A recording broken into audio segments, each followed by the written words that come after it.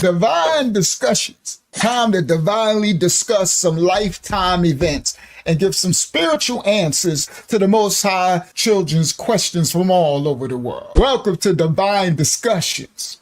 Facts. Divine discussions. Time to divinely discuss some lifetime events and give some spiritual answers to the Most High children's questions from all over the world. Welcome to Divine Discussions. Fact.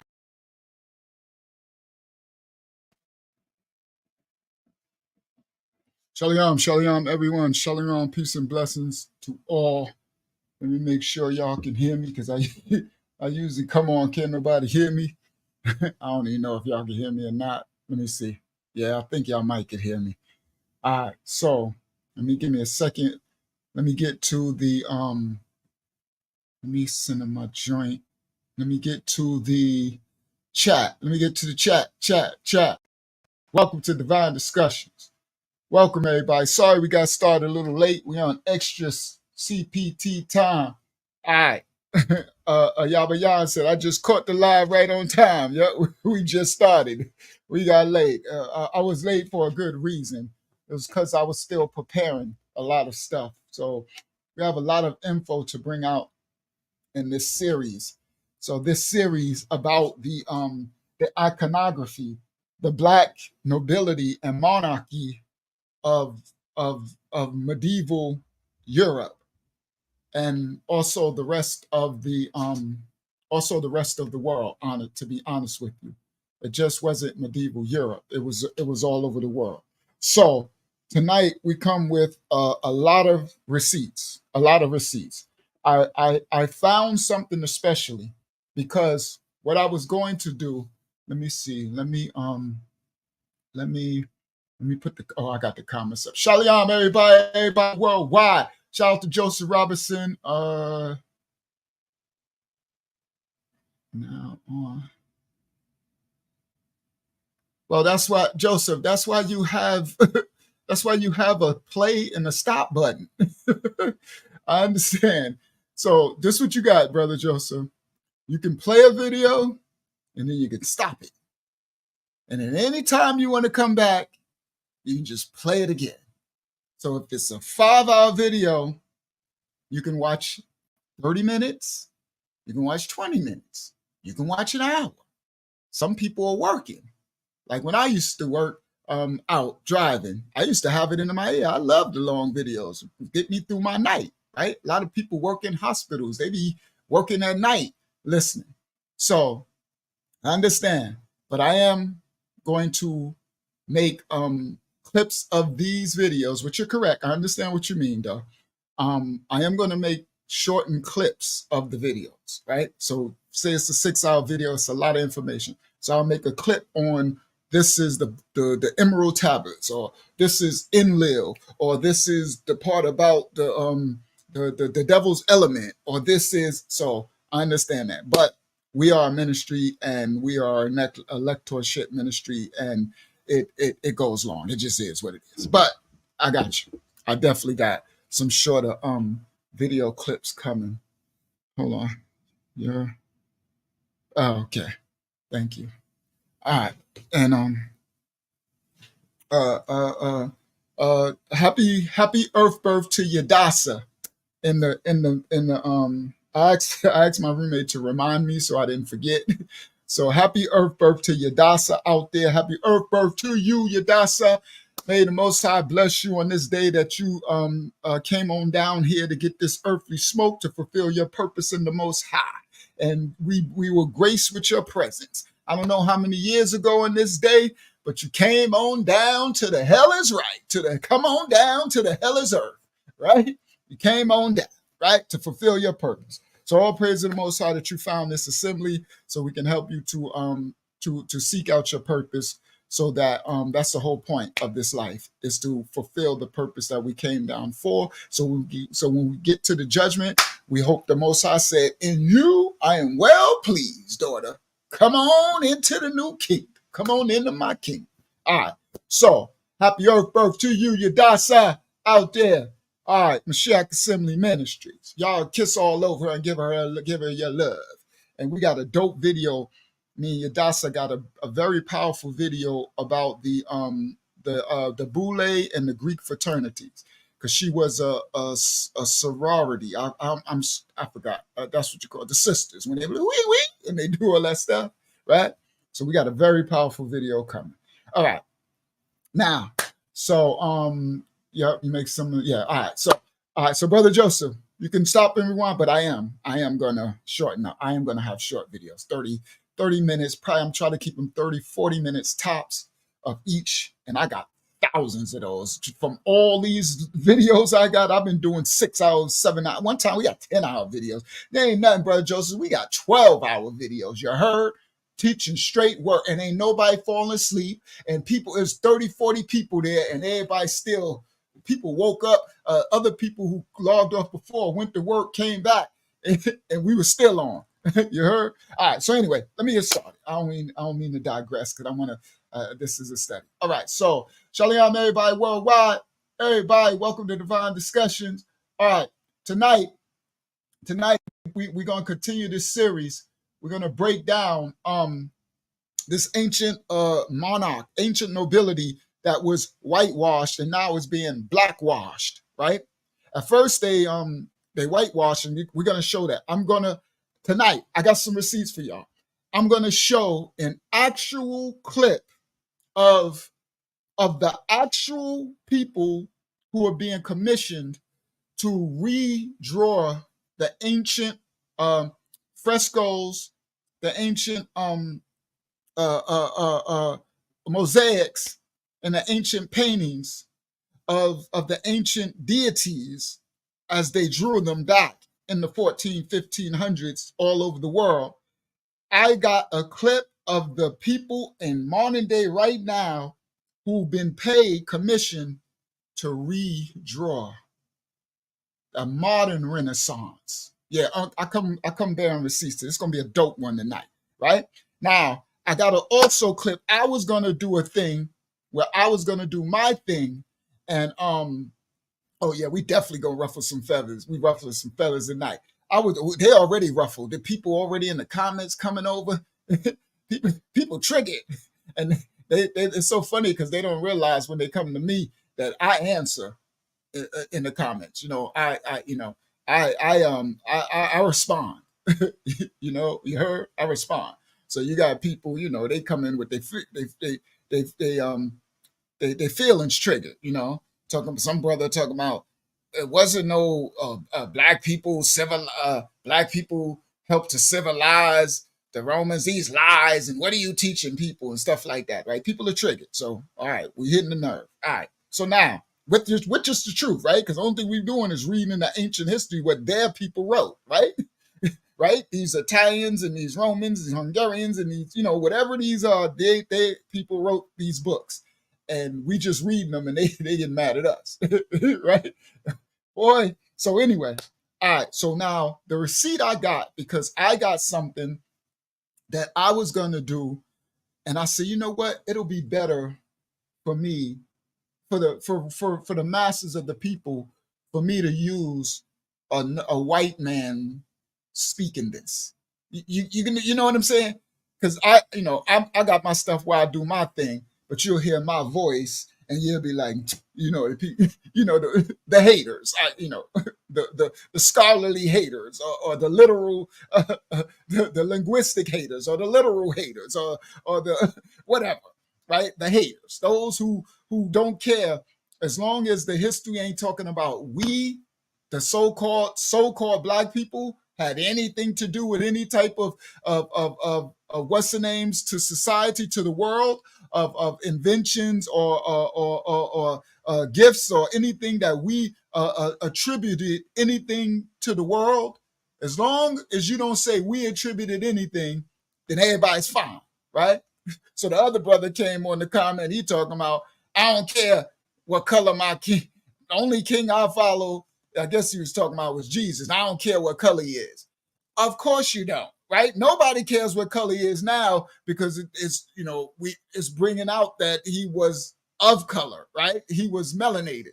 So nobody cares now, right? Before, when we all just thought he was, the white guy. No disrespect to my white brothers and sisters, but you know, but now nobody cares. Now he don't care, right? So again, they're triggered. So I'm like, man, this is really hitting the nerve. So Taj, you came out with some dope info that helped. So what I'm coming out. I might got something you might not have known tonight, Taj, but you probably know a lot of it. Oh no, I think I do got something you might not have known. I think I got one for you, Taj. I think I got one for you tonight. This series, you're gonna love this. So now, guys, I got a clip, and it's a white brother, all right, who's reading and telling our history, so that they can't, come on, guys, they can't be like, oh, y'all on that blackity black stuff, and y'all just trying to be this and that, and y'all was kings, and y'all was this, and y'all just want to be everything. Now listen, y'all know they always tell my son, we want to be everything, right? We want to be Jews, we want to be this, we want to be that. Oh, uh-oh, it's going down. Going down. We don't want to be nothing, because we ain't writing none of this stuff that's coming up. All right, let me know if I start clipping. I might need to turn my mic down, because I don't want to be clipping all on this tonight. Let me see my mic. Yeah, if I get loud, yeah, that's kind of loud. But I'll turn it down. I'm probably going to get loud tonight. Let me turn it down already, because y'all know this stuff here. Let me just turn it on down so it don't peak out. All right, so we ain't write none of this. We ain't did nothing. Y'all can't blame so-called black people for all the receipts you about to see tonight. Everything you about to see wasn't nothing FUBU in this. Wasn't nothing for us, by us. We ain't FUBU none of this. Okay? So y'all gonna have to get mad at your own ancestors. Okay? Because we ain't do this. We ain't had nothing to do with this. Shout out to Fatima, y'all in the building. Sorry, I'm scrolling down a little bit. All right. Shout out to everybody in the building. If I missed your name, I'm so sorry. Shout out to Pincy Lola. Y'all bless the whole Mashiach Assembly Ministries. Let's get this party started. Hopefully, Yasha is here and he's rested. Let me put the link, invite. Let me put the link so the children, the Most High's children, can join me on the screen, because we got some work to do. We got some work to put in tonight, Yasha. We 13 minutes in, so I'm not too. Yeah, it is about us, right? It's for us, not for us, not by us, but it is about us, all right? And they're telling, shout out to the so-called white people, the so-called yellow people, the so-called red people, the so-called brown people, the so-called black people. Shout out to the Gentiles. Shout out to anybody who is a purveyor of truth, regardless of the color or whatever. It ain't got nothing to do with no doggone color. Truth is truth. I want to know what really happened in history. All right? I don't need y'all to blackwash my history, whitewash my history, yellow wash my history, or green wash my history, or none of that. Just give me the true history. Give me the story, not his story. Give me the story. Right? Shout out to Hakyama, shout out to Taj Balaya and Yana Pop. All right, let me make this group layout so it can be big. There we go. Hopefully y'all should come in. If not, Hakyama, we got a lot of reading to do. All right. So, all right. So now, here we go. Let me see. Where am I going to start this? All right. Let's we got a lot. It's going down tonight. Going down tonight. All right. Oh, my thing finished downloading too. Thank you, y'all. Right on time. Right. So let me check it. Make sure everything. There go. Proof. All right. Let me open that up. Oh, did it finish? I probably didn't finish yet. It's still not 100%. Oh, it did finish. So why didn't it? Let's just see what happened. Let's see what happened. Where are you? Where are you, buddy? Go to here. Open file location. Give me 1 second, guys. Where are you at? It's under P's. I don't see no P. Give me a P. Proof. Where you at? Where you at? Where you at? Where you at? I'm live. I'm live. I'm live. I'm live. I ain't got no time to be making no empty space. I want to keep this. Brother Joseph said I got to keep it short. Come on. Where you at? All right. I don't know where it's at. Let me go back to here. Quick access. It should be That was quick access. Proof. Where you at, buddy? I know it had to work because it's finished. It's in there somewhere, guys. It's in there like Prego. I just don't see the P's. Okay. There we go. There we go. Let me make sure I play. We got action. Okay, so I'm gonna pull that up. We rocking and rolling. We rocking and rolling, cooking with olive oil, Taj Balaya.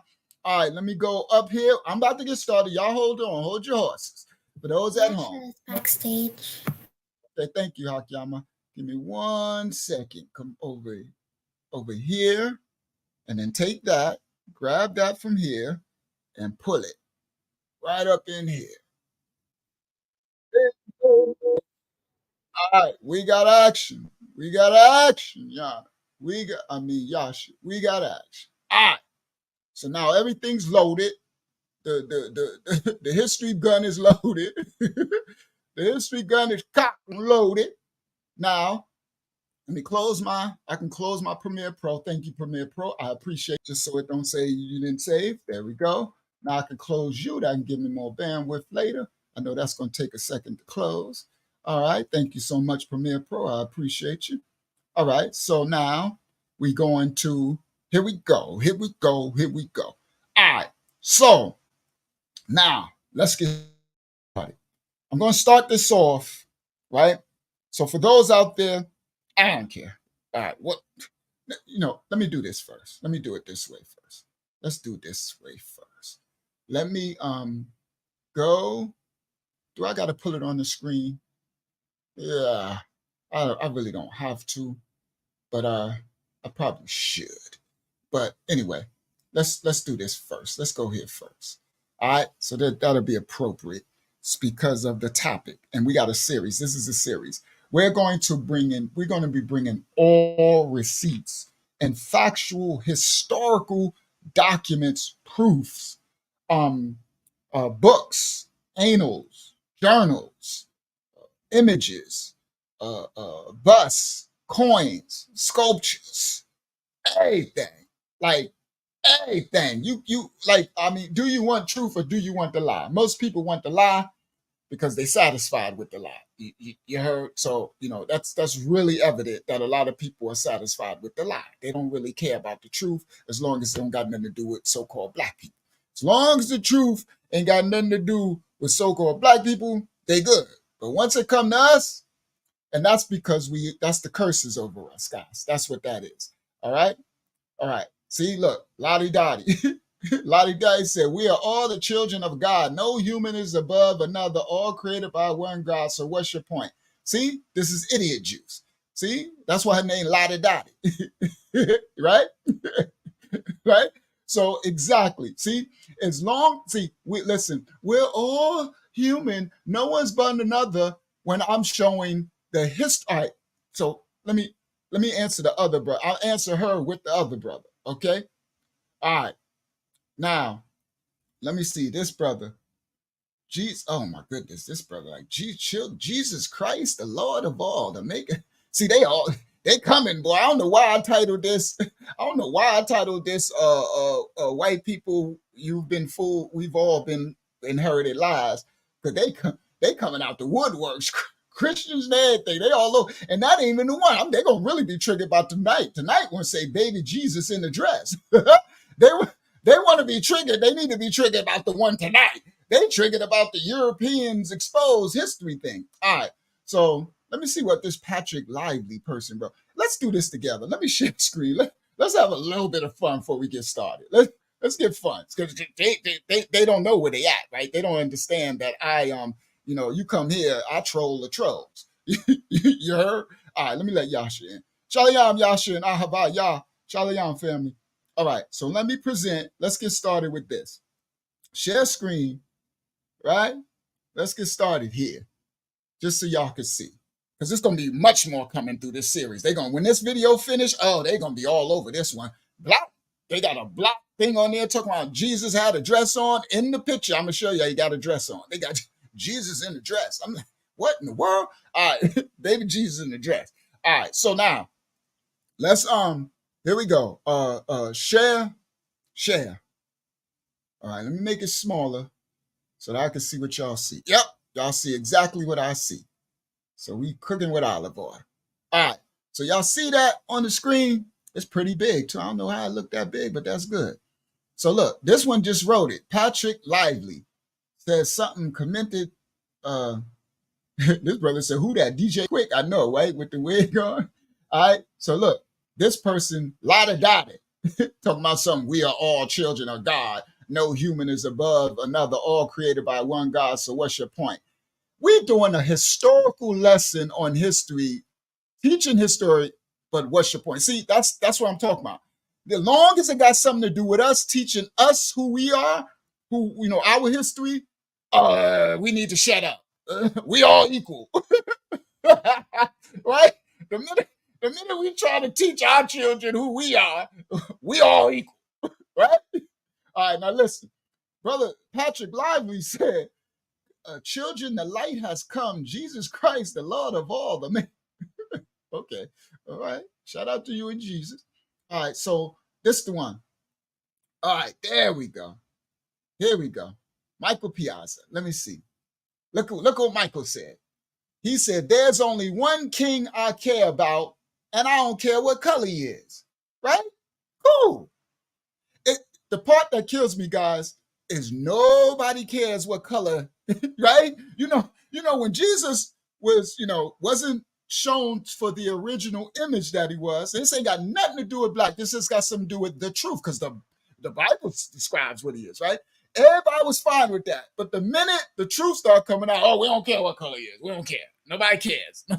No, there's no racism in the world. There's no discrimination. There's no rewriting history. There's no whitewashing history. None of that.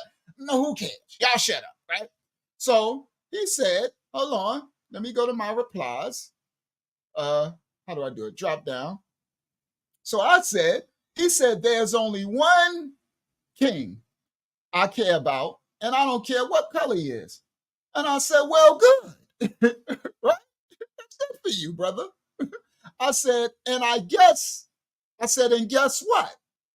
So he said, there's only one king, and he don't care what the color he is. And I said, well, good. And guess what?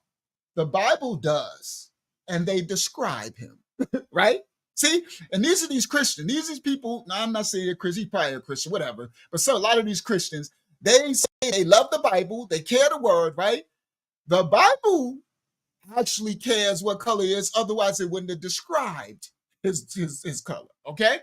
Now, the Bible talks about nationalities of people and gives descriptions for a reason. There's all nationalities of people, all children of God and children of the serpent, right? And so you have white children of God, black children of God, yellow children of God, brownish children of God, reddy children of God, yellow, brown, whatever you want to name these colors, right? They're all different children of God and serpent seed, and they got all colors and Nephilim mixed with other beings and all animals and all that crazy stuff, right? So there's children of the Most High, what they call God, as well as children of the serpent, and they come in all different nationalities, different cultures, understand, different languages. Okay, now, once the Most High confounded the tongue. So let's get going. So the brother or whatever said, yeah, I think it's Michael Piazza. He said, there's only one king I care about, and I don't care what color he is. I said, well, good. And guess what? The Bible does, and they describe him. And this is a video about the black kings and monarchs of Europe. It's called History. And apparently you do care, Brother Michael, because if not, then what do you do here? Like this that's YouTube. This social media is a mess, right? These people, they literally come in there. I don't care about this stuff. So why you click on the video? You get it? If you really don't care, then you would see the title and keep it moving. That's what people who really don't care do. But again, you can't. These people are crazy, right? And the typos, don't worry about the typos, right? So I said, apparently. It's called History, and apparently you do care, because if not, then why are you here, right? So then he wrote back and said, as interesting as it is, I honestly don't care what color any of them were. So he don't care what color any of the kings were. Sorry, I just can't. If they were righteous kings or not, color changes nothing. As always, we bleed red. Cool. I'm rocking with that, Mike.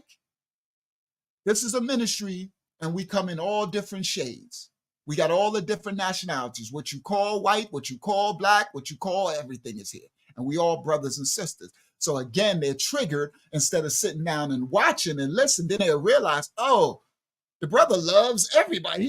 He's not racist. He's not prejudiced.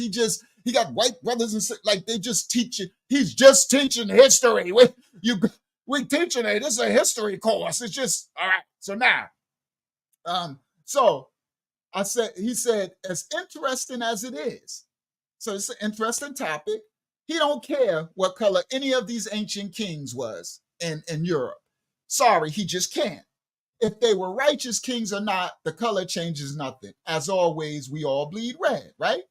And I said, okay, so Brother Michael, revealing to a people that they were lied to all through history and told that they had no history other than being servants and slaves, and showing the truth, which your king, which he's talking about, his king is Jesus, his Christ, no matter what color he was, Christ, Jesus, whatever you want to name him, YAHSHUAH, right?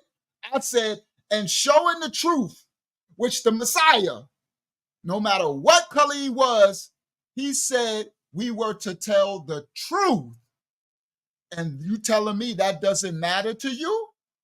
I said, right. Exactly. Typical. Just like the rest of the so-called believers of this Christ, of Jesus, of the Messiah, of the Mashiach, just typical like the rest of them who do nothing about it. But we here, we teach the truth. So you have the right to keep doing nothing and worshiping your clear, no identity, no nationality Messiah. Because, they'd be like, they don't care what color he is. So I guess he's see-through, right? I guess he's clear, right? They don't care. Nobody cares what color he is once, it comes out that he actually, had woolly hair and stuff, right? So again, this ain't even about that. Like this teaching wasn't even about Jesus. This is about the Black Europe kings, the monarchy, okay? Just history books. Now, so I said, we teach the truth just as the Messiah said we were to do.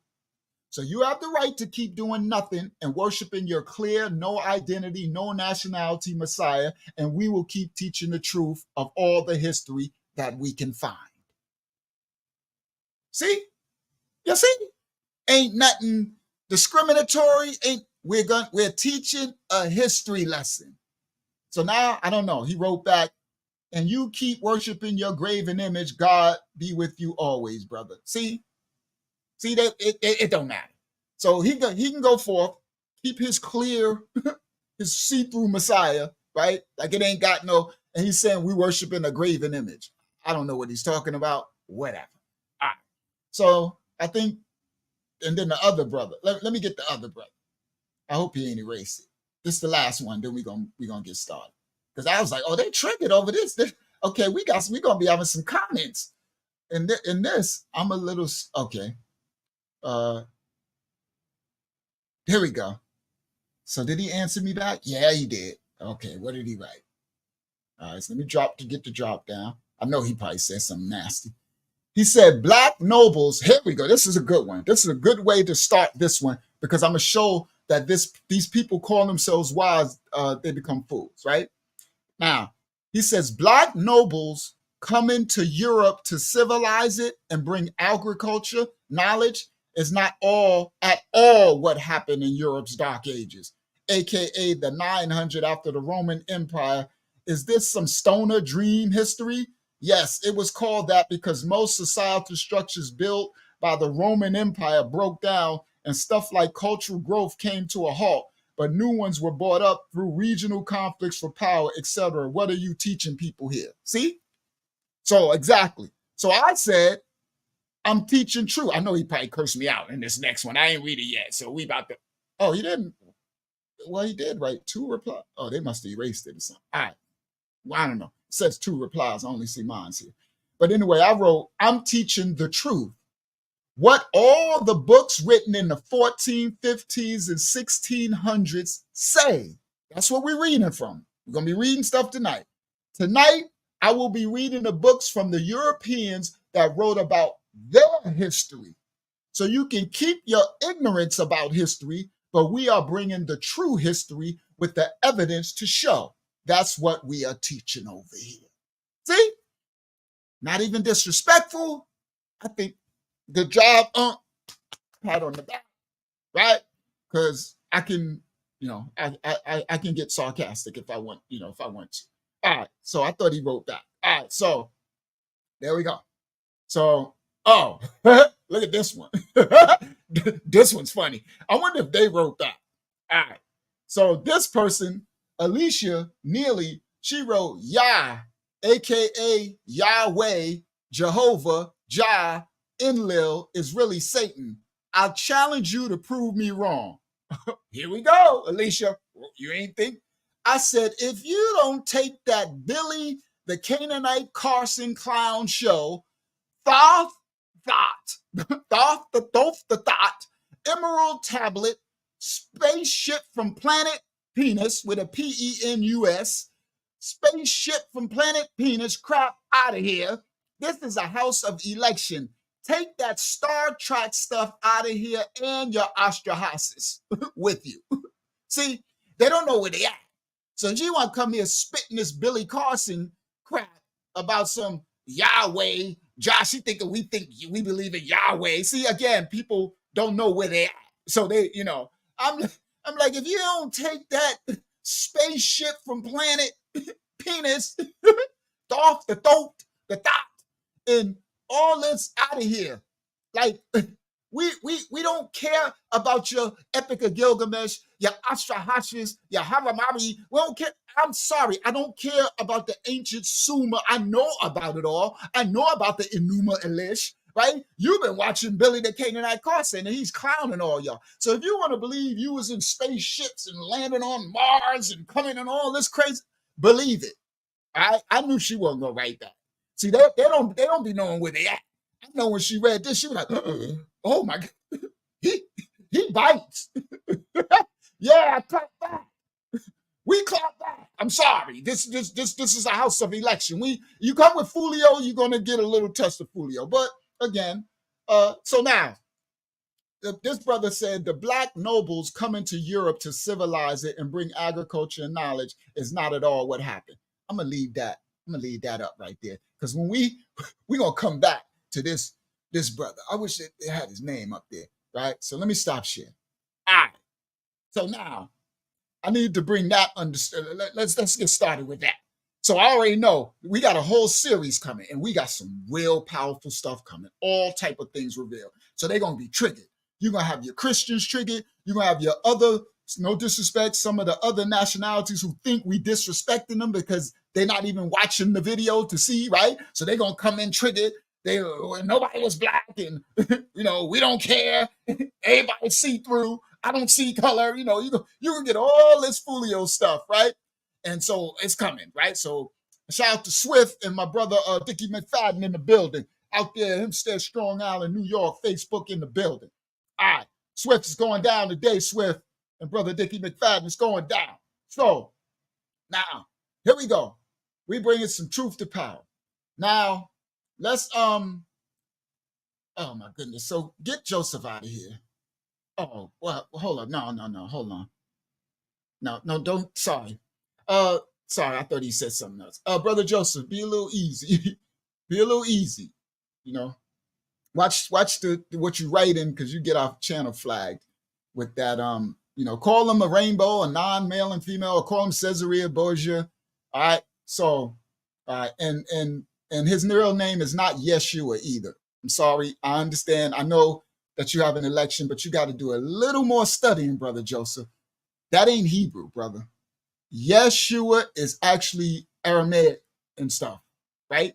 And that ain't Hebrew. It's no Yah. It was Yah. If you want to say, you have to put Yah in it because that's the Father's name. So again, that's the transliteration. That's the another desecration of coming from the original. So I respect, I respect your election. Just be careful with the call them rainbow or non-male and female for the fruity. I call it fruity tooty McNudie, right? They're Jesus or whatever. That's Caesarea Borgia. But no disrespect, but his name was not Yeshua. And the father's name was not Yahweh, because neither one of those are Hebrew. And he was a Hebrew from the tribe of Yaada, right? Yaada, okay? The original Hebrew, right? You could say Yahuda for later, but there was no Yeh. His name is not Yeshua, and his name is not, and the father's attribute was not Yahweh. Those are a different land. That's a different language. That's when we went to Armenia, Acadia, Syria, Syriac, all those places, right? So it changed. That's where you get Yahweh from. That ain't even Hebrew either. Okay. So just to clarify that. No disrespect to you, Brother Joe. No disrespect. All right. So now let's get started. Let's get this started. Let's get this party started. All right.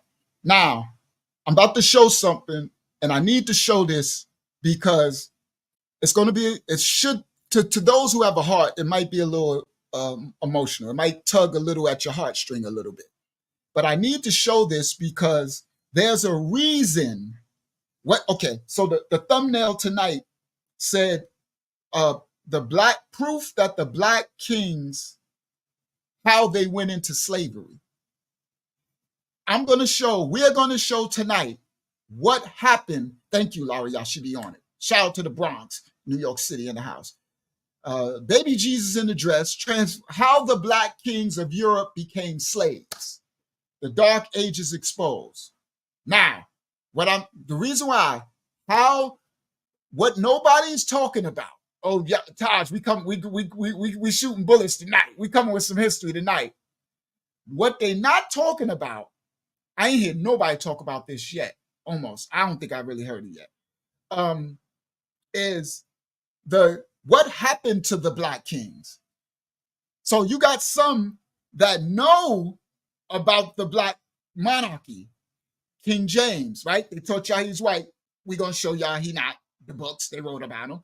King Charles, King, the Stuart, all his nobility, right? Nobody tells what happened to them.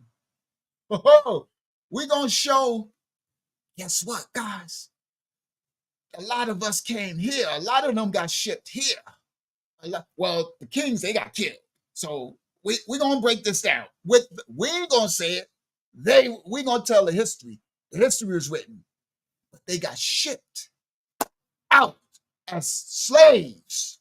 They came to America. They came to the Caribbean, Jamaica. They came to all these. And the other ones got shipped back to the west coast of Africa. Oh, we coming tonight. We're going to drop them tonight. Yabayan, it's going down. Go ahead, Yasha. Let's go. Let's go. Let's go. It's going down. I had 2 hours of sleep, just so y'all know. That's so interesting, because if you think about it, if you're just like scripture only, you would think that they were inserting their likeness only into scripture, not into the entirety of society, civilization, history, the world as we know it. Like they inserted their likeness into royalty. They did it. They weren't like birthed that way. It was an identity that was stolen. Mm-hmm. All and of still it being done. And I'm sure they still doing it right now. That's what's crazy right now. Good word, Yasha. Now, I'm going to point out, and the reason why I'm going to show the first clip is because the monarchy, even those who talk about, there was black kings, right? You see the crests in Germany and you see them all over the world, right? All over the Eastern Europe, all over the world, the crest, the black, the Moors and all the nobility, right? For those who know, who know history. But one thing I've never seen nobody talk about is what happened to them. Now, we know the Renaissance, right? We know they changed the image, they whitewashed them, right? So they erased their images. But where the people at?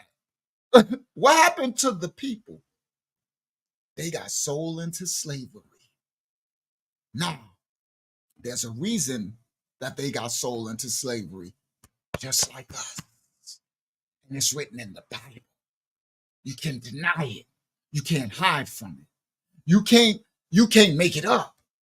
And so I put together this, and we're going to start this study tonight with this. But I want to show something before we start, because there's a thumbnail, and let me show the thumbnail and talk and get that out the way first. So window, where is this? So this is the image in the thumbnail, right? So the reason why you see this, that's in Europe and stuff, what they worship as the Mother Mary and the baby Jesus. But if you can see, this little Jesus right here got a dress on, right? You see the crown on the head, right? That's really Semiramis and Nimrod, but we ain't gonna do that right now, right? But this is what they worship as the Mother Mary and Jesus. Now, we didn't make this. Y'all see the image, right? So you know how people come in, I don't care what color it is. Well, the people who made this stuff apparently did, right? I'm not saying, who cares, right? But I'm just saying we bring in the truth. Now, let me scroll over. That's I took the image, I cut it out of this picture and put it here. So this is, that's Jesus. I don't know what in the Jesus, what kind of Tinkerbell, what in the Tinkerbell of the Joseph Robinson, you talk about Fruity McNuty. Okay, here you go, right? So that's why I was like, was they trying to transform? Was they making him a transformer? Like, so I ain't never seen Jesus in the dress before, so I'm like, oh my goodness, right? So there you go. Now that's the thumbnail, right? So now, let me stop share. Now let me get to the Black kings of all of Eastern Europe. We're going to explain how that the white brother is going to break down how, because I could have did it, but I don't want nobody to be like, oh, these Black people always want to be something. So I'm going to let the white brother is going to break it down.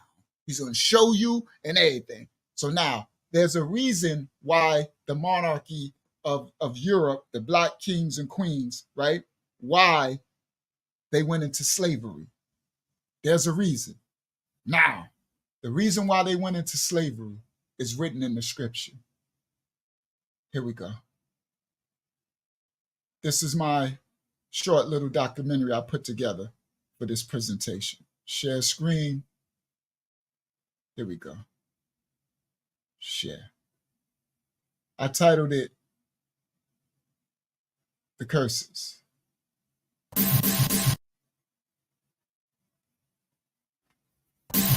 But it shall come to pass that if thou wilt not hearken unto the voice of YAHSHUAH to observe and do all his commandments and statutes which he command this day, that all these curses shall come upon thee and overtake thee. Yea, all YAHSHUAH has transgressed thy law. Cursed shalt thou be in the city, and cursed shalt thou be in the field. Cursed shalt thou be thy basket and thy store. Cursed shall be the fruit of thy body and the fruit of thy land, the increase of thy kind, and the flocks of thy sheep. Cursed shalt thou be when thou comest in, and cursed shalt thou be when thou goest out. Cursing, vexation, and rebuke, until thou be destroyed because of the wickedness of thy doings, whereby thou hast forsaken me. YAHSHUAH shall smite thee with a consumption. YAHSHUAH shall smite thee with a consumption and with a fever. YAHSHUAH shall smite thee with a consumption and with a fever, and with an extreme burning, and with the sword, and with blasting, and with mildew. And they shall pursue thee until thou perish. YAHSHUAH shall cause thee to be smitten before thine enemies. Thou shalt go out one way against thee, and flee 7 ways before them, and shall be removed unto all the kingdoms of the earth.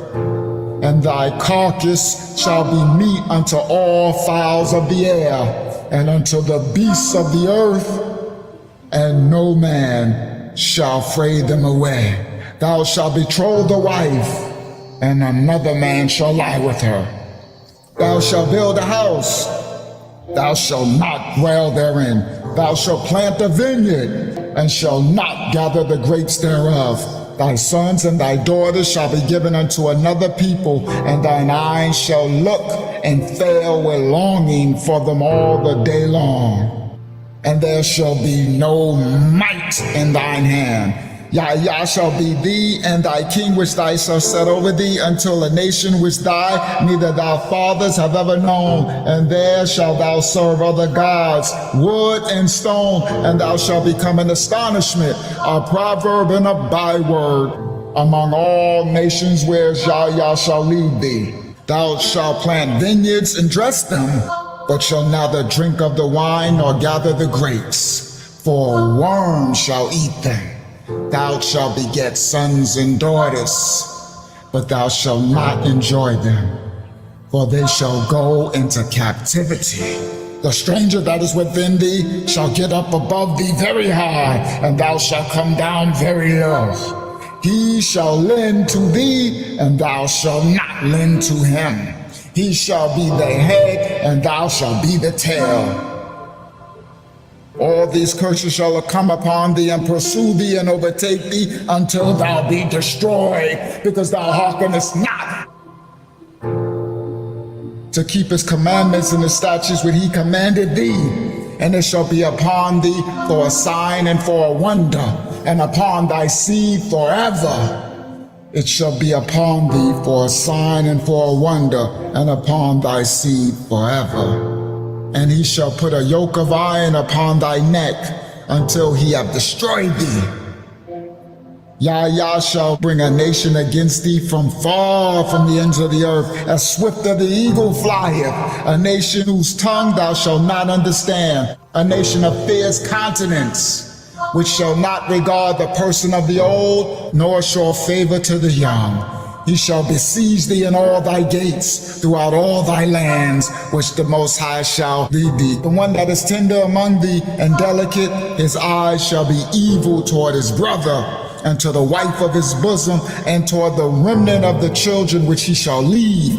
Tender and delicate woman among you, which would not adventure to set the sole of her foot upon the ground for delicacy and tenderness, her eyes shall be evil towards her husband of her bosom, and towards her son, and towards her daughter, and toward her young one becomest thou from between her feet. Moreover, he shall bring upon thee all the diseases of Egypt, which thou was afraid of, and they shall cleave unto thee. Also every sickness and every plague which is not written in the book of this law, then shall bring upon thee until thou be destroyed, and you shall be left few in number, whereas you were as the stars of the heaven for the multitude. And YAHSHUAH shall scatter thee among all people, from one end of the earth unto the other.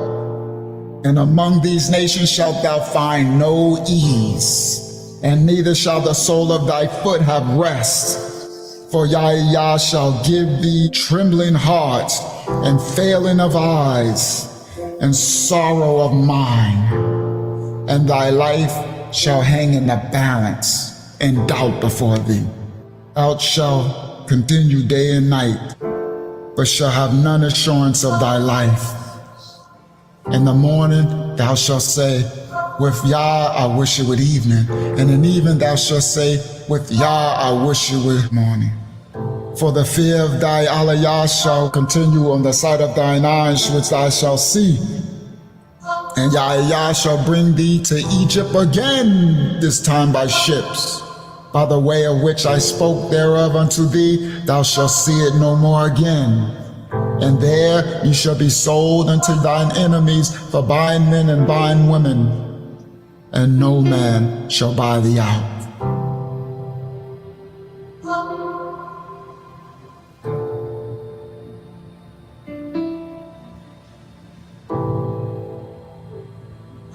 Thus says YAHSHUAH, feed the flock of the slaughter, who possesses slay them, who hold themselves not guilty, and they themselves shall say, blessed be YAHSHUAH, for I am rich, and their own shepherds. Till the punishment of thy iniquity is accomplished, O daughter of Zion, we will no longer carry thee away into captivity.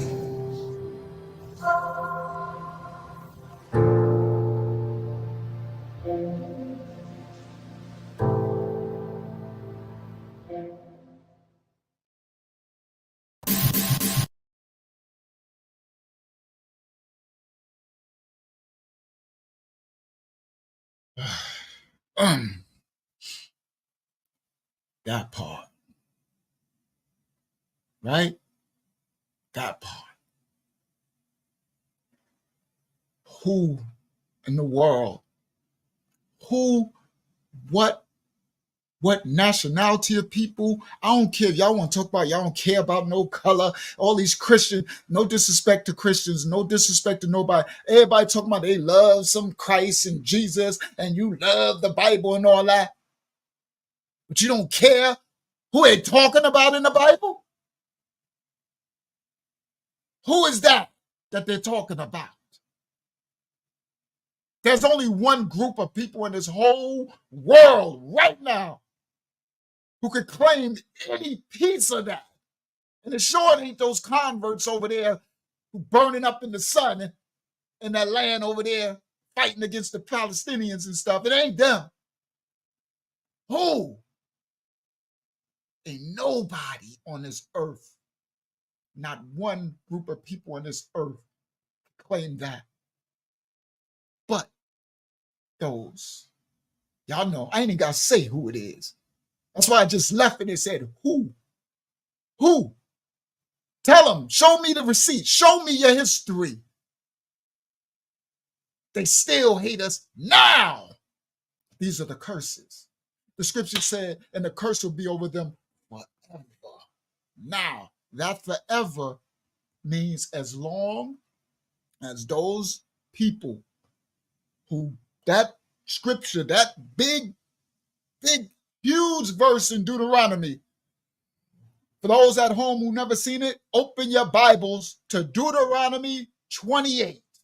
Start at 1. You're going to see where the Most High made a covenant with our ancestors, the people who that happened to. He made a covenant. He said, you will be blessed. He gave all these blessings. But then he said, but if you do not hearken and do what I speak, all these curses, this covenant, because our ancestors chose the covenant.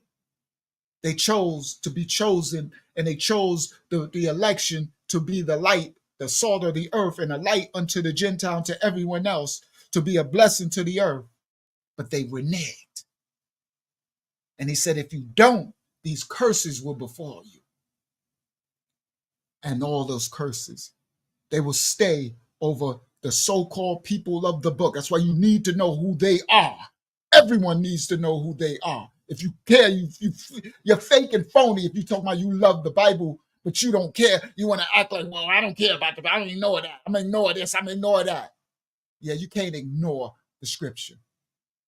Now, the scripture says they will be cursed forever. That curse lasts as long as we stay out of covenant with the Most High. There was a time frame for this curse for 400 years. But once it's lifted, the curse is still over the children and will constantly pursue them as long as they stay out of the righteousness of the Most High. As long as those children and the other nations all know it.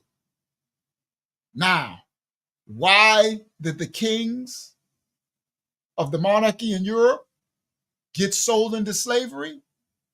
Same reason why they were our ancestors. Because of the scripture, because of the prophecy. You'll get some that'll slide through, but you can't continue to slide through. It's over the bloodline of generation until they come back and surname themselves. So if you want to know why, when you come here, you see all these names. One of the brothers said, he said, man, he was talking about something, one breakdown of the study. He said, I noticed something that everybody name on the screen said, Yah. He said, that is dope, kind of in a way. He was like, everybody name got Yah in it. Because that's what the scripture said. The children will surname themselves back to the Father. And will be righteous. We'll remember his statutes, his commandments. Now I ain't talking about just the 613 Mosaic laws, Levitical priesthood? No, because under the order of Melchizedek, there's a spiritual priesthood back to the Father. But this ain't about that. We're going to stay on the kings. We got to stay on topic. The kings of Europe, the nobility, the monarchs. Okay? There's two. There was the Moors and there was the Hebrews. We're going to break it down. Watch this one. Oh, it's going down, y'all. Taj Bala, y'all. We're going to show. I'm going to show y'all tonight. We about to do it. I might just do that quickly. I'll see which way. I'm going to show y'all tonight.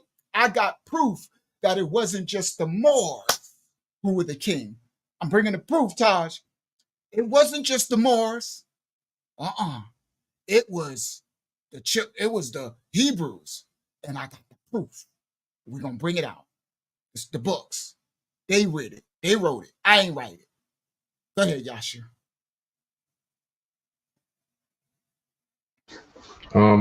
You put that together so well. It's like when you really think about it, how they transgressed or broke the covenant that they made with the Father. It's like once you get to know the Father, and like know his character, it's like how do you? How could you choose anything but like the amount of ahaba that he has for you, love. The amount of love he has for you, like the way he gives you the eyes to see, he changes your heart, his patience, builds you up, his long suffering, his grace, right? All these things, and you chose the world. You chose these other painters. You chose Thoth and the Emerald Talents and Armenian Yahweh and Yeshua. Sorry, I'm just getting y'all to understand. These are other Phoenicia, Syria, Babylon, Egypt, Mitzrayim. You choose any. Y'all is dope. The Father is dope. Like, how could you? He the dopest of them all, bro. His continents, his characteristics that he manifests to us are fire. He's the dopest father of them to me. And like even when now you read the scripture, it's like you can hear he's pleading with us, like, please, I have so much good in store for you. Just do this. Just listen. I'm going to give you everything. Just listen to me. That's all I'm asking you to do. Don't go sin. Don't go do any of those things. Don't choose these people. They don't care about you. Don't choose that life. It doesn't care for you. Don't worship that thing. It's not real. It can't do anything for you. He's pleading, like you could feel how much he cares for you. How do you choose otherwise? Oh my goodness. It's like we deserved it. Mm-hmm. We deserved every bit. Sometimes I see the video and I'm like, before it used to make me sad and feel bad, for I do feel bad because the ones that experienced it weren't the ones that committed the transgressions. Exactly. Don't get me wrong. But it's like, yeah, and they inherited it. But it's like we were warned. We chose it. And are still choosing. And still choosing it. Mm-hmm. So the ones it wasn't warranted, we inherited it, but we still got free will to choose now. See the difference? Now. To choose now. That's why I choose the Father. That's why this house choose to be a righteous assembly of royal priesthood in the modern times under the order of Melchizedek, consecrated to the Most High. Now, Brother Benny, thank you so much. Brother Benny said, he's talking about our channel is so heavily shadow banned, I don't even see your new uploads anymore. Luckily, I just woke up from a deep sleep to finding you live. Praise Yah. Thank you, Brother Benny. We are one of the most shadow, and that's why people don't, that's why I said they look at my 2,000 subscribers. Let me tell you, this thing would be millions over millions by now, my shadow man. Like I said, when I first dropped the curses, it went up 100,000. Wiped that channel, came back. Brother Jag one said one of the lives, it was like 1,400, 1,500 likes, but it only said it was 40 people here. Only like, again. So yes, Brother Benny, shadow ban beyond belief, but it is what it is, right? I got to keep teaching the word, keep bringing truth to power. All right. So now I created that video because I needed to set the stage, guys, to understand. We're about to explain what happened to the Black kings, to the dark ages in all Europe, in Eastern Europe, the monarchy, the nobles, the nobility. What happened to them? Beside the erasing of their images, right? Which they call the iconograph, the iconography, the iconographical age, right? So it's called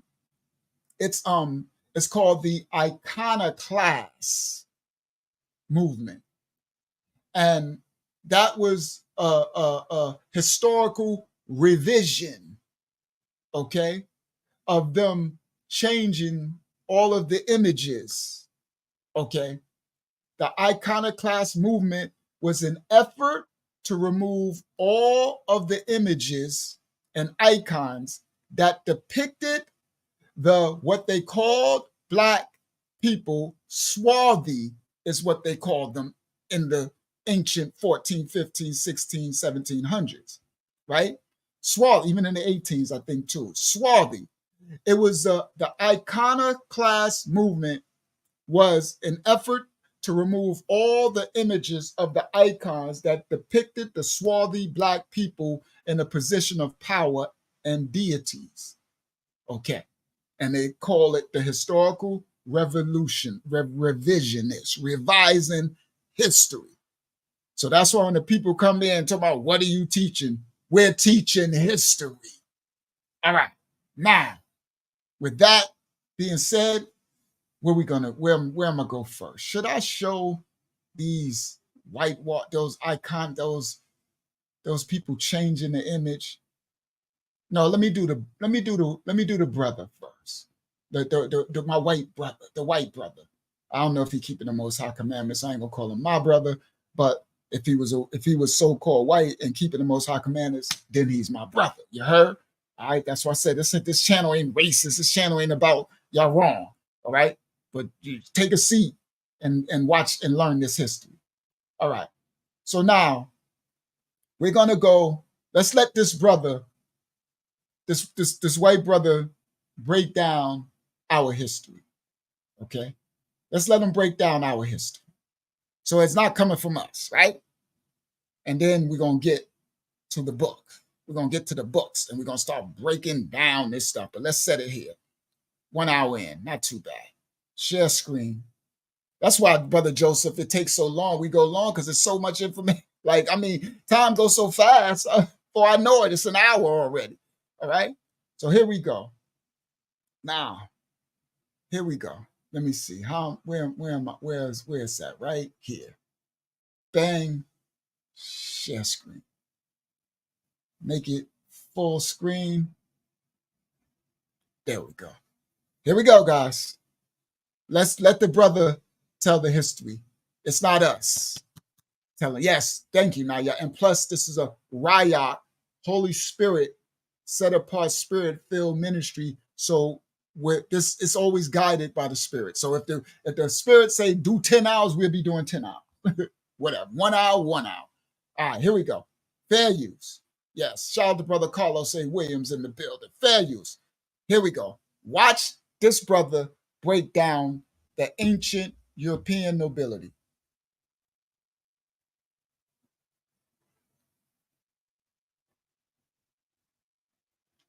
Hold up. Oh, is that the wrong one? Give me a second. Oh, that's wrong. This is what we're gonna do. When we start reading, these are the books. We about to break this down. All right, let me share this tab. It's this tab. Share this tab. Here we go. Watch the brother. Historical revisionists, in fact, are those who have closed their eyes to the abundance of evidence showing that black people, in a second wave of civilizing influence, revived Europe and gave it the foundation for its renaissance. Did you? What was that, brother? the brother on my comment section? What did he say? Oh, black people came and taught them agriculture up. Yeah, right. What do you teach? Right? See, call themselves wise, they become fools. What did the white brother just say? Hold on. Say that one more time. One more again. Historical revisionists, in fact, are those who have closed their eyes to the abundance of evidence showing that black people, in a second wave of civilizing influence, revived Europe and gave it the foundation for its renaissance. After having invented agriculture in 9500 BC, and after having spawned the two most influential... That's the Duke Charles Louis Frederick of Mecklenburg. Y'all see him? All right, hold on. See that picture back down there?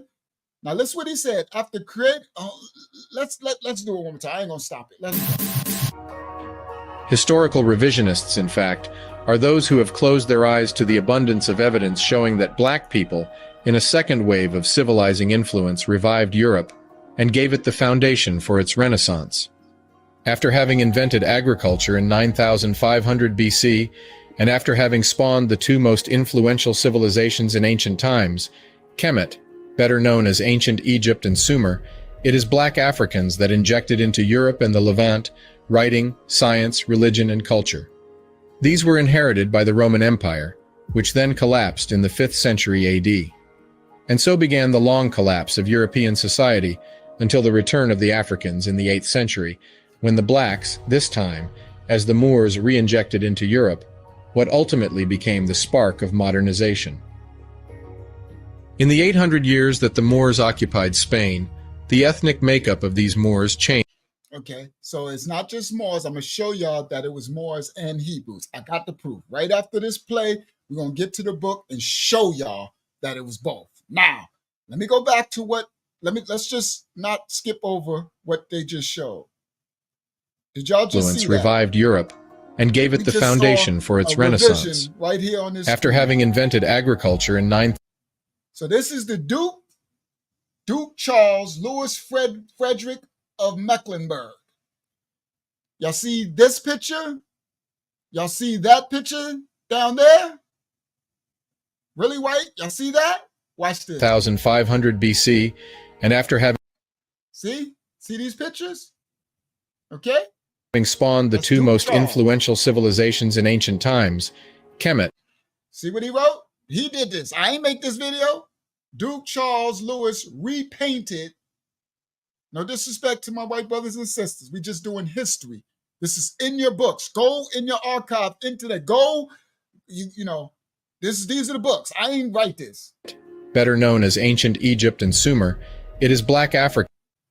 Here we go. That injected into Europe and the Levant writing, science, religion. Wikipedia.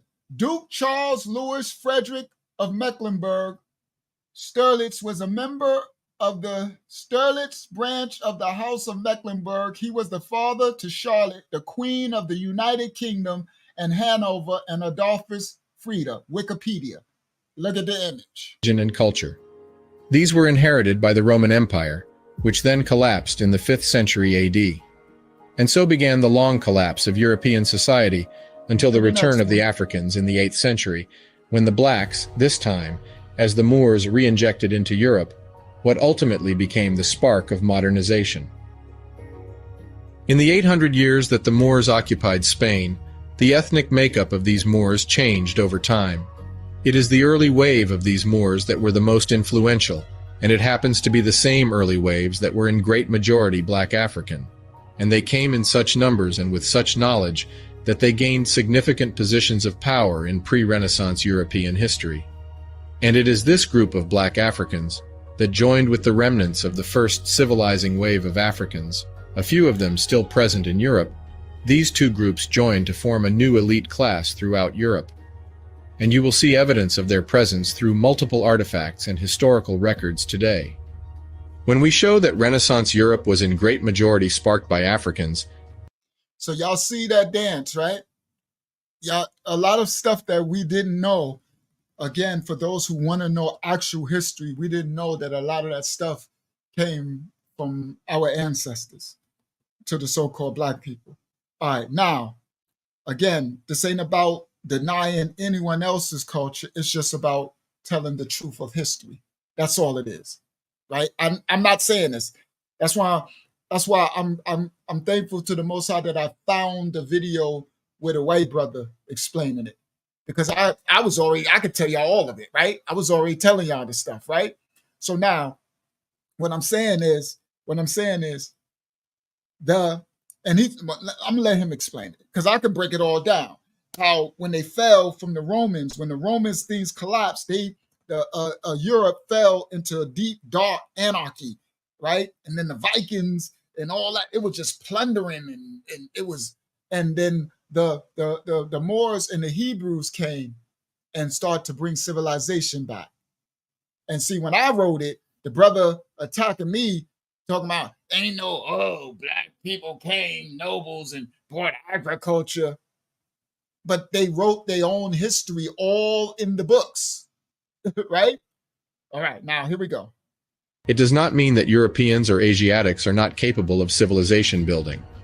What we are showing, however, is that Europe of the Dark Ages benefited from the technology, science, philosophy, medicine, and architecture that were reintroduced by a majority Black Africans elite in the early periods of the Moors, which transformed over the centuries into a nobility class with evidence littered all over medieval texts.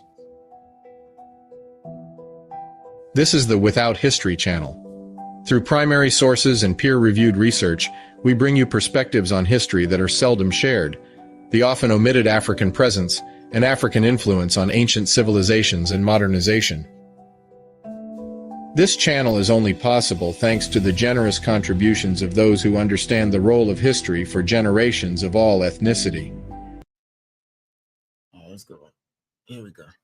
They came as Moors. In the book Memoirs of the Secret Service of John Mackey, he provides meticulous descriptions of many of the influential figures of his time. Of these, one of most interesting description is that of Mr. Methuen, ambassador to the King of Portugal. He is said to be a man of intrigue, but very muddy in his complexion. In his complexion and... Okay. He is a man of intrigue. YAHSHUAH, would you mind helping me read some things? Because there's going to be things going through this that I'm going to get you to help me read too. All right? So I'll be calling on you. It says, he is a man of intrigue, but very muddy in his conceptions and not quickly understood in anything. In his complexion and his manners, much of a Spaniard. Okay. No disrespect to my Spanish people, Italians, or anything who want to just, keep it one complexion. I'm sorry, but all the ancient books says what, okay, let's let the books, right? Let's let the books speak, the history that the people from that place wrote about themselves. In his complexion and manners, he was much of a Spaniard in his complexion. A tall, black man, 50 years old. In his complexion and his manners, much a Spaniard. Okay? You're going to see that a lot. All right. Manners, much of a Spaniard. A tall, black man, 50 years old. Here the author gives us the general description of the man living in Spain, the one we call the Moors. In his own words of his first account, they are tall men of black complexion. And this description of the Moors is not unique. As we saw, it shows up in paintings. So this is going to show a lot of busts, a lot of paintings, a lot of drawings. But when the brother keeps saying Moors, I want y'all to know, because I'm going to show it after this play. I'm going to show y'all they wasn't all Moors. All right? I'm going to show y'all exactly in the books that they weren't all Moors. So they were Moors and they were Hebrews. So he gonna call everybody Moors because he doesn't know. Right. So all praise to the Most High for those who do history, try to find the ancient history, like this brother and Kermayu and some of these other brothers, right? These are especially, our Gentile, the Gentile brothers and sisters. I'm grateful that they go and try to find, the ancient books and do all this stuff. But I want y'all to understand they can only get so far, because it's actually the natural branch that get the information, and then the Holy Spirit.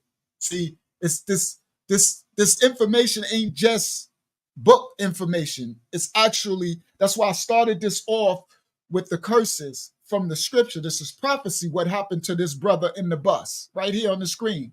What happened to him, this rich man, and his line of people, right? His kingdom or whatever, and they got slaughtered and sent into slavery.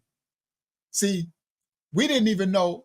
I'm gonna show y'all tonight that a lot of us in America and the Caribbean didn't know we came from England and Spain and all the literally. I got another one. Blew my mind. We actually came over with these names, a lot of them. A lot of these names, we got Welsh names, Danish names, Dutch names. We had those names there. Well, anyway, let's let this do its thing. This stuff gonna blow y'all mind tonight, right? And it's only part 2. We got probably like 5 parts. I ain't gonna keep going in this succession, like break it up, but we got some stuff coming. So this brother on the screen, if you look at him, look at his hat, right? And his hat is to the side, right? He got the 45 tilt, right? He got the hat cocked. This looked like a Detroit hustler, San Francisco Fillmore Slim, a New York. This looked like, look at his chain. This dude got a Gucci link. I swear I could put a picture of me up here with this same chain with the piece on it. He got the piece. He got his wells on. See, y'all think we didn't understand where we get this stuff from, right? Sisters with the big hoop earrings. We got headbands. You heard, he got a derby on his head to the side. This the 1500s, the 1400s. But listen, they told us we was savages. See, that's why I'm not with these people coming to the channel and say, I don't care about no history. I don't care what color they're. Why I care? You know why I care? Because we need to teach who we were so we could come out of this foolishness. We could come out of this thinking that we were nothing and we don't got no history and we were nobodies, never in history, just always servants and slaves. See, I remember on Friday when I put the video with that sister talking about, yes, they were sold and they came to Europe as slaves, and some of them, they got lucky and they were able to make it to a house slave. She was like, some of them, they got lucky and they was able to make it to house slaves, and they used to entertain, right?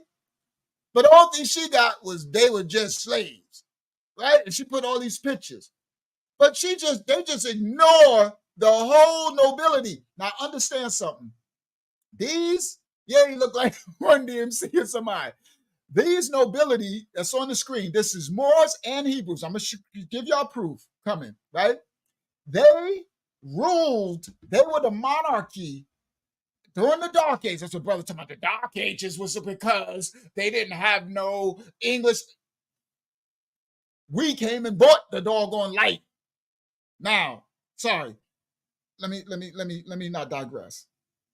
Now, these nobility in all through Europe, right? And that's Rome and all that. I'm gonna show y'all stuff.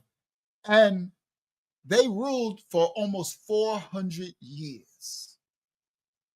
This nobility.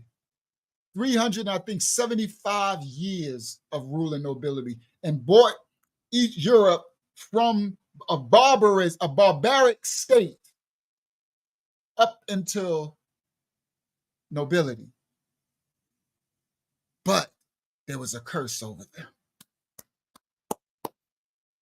You can't run from the prophecy. Now the Moors, see, the Moors don't have that curse over them, but the Hebrews did. Let me explain something to y'all. Y'all gonna get something tonight. Y'all gonna learn. Y'all gonna learn stuff tonight. The Moors, who were there too, they still had to fight because it was hard to tell the difference between the Moors and the Hebrews. They dressed a little different.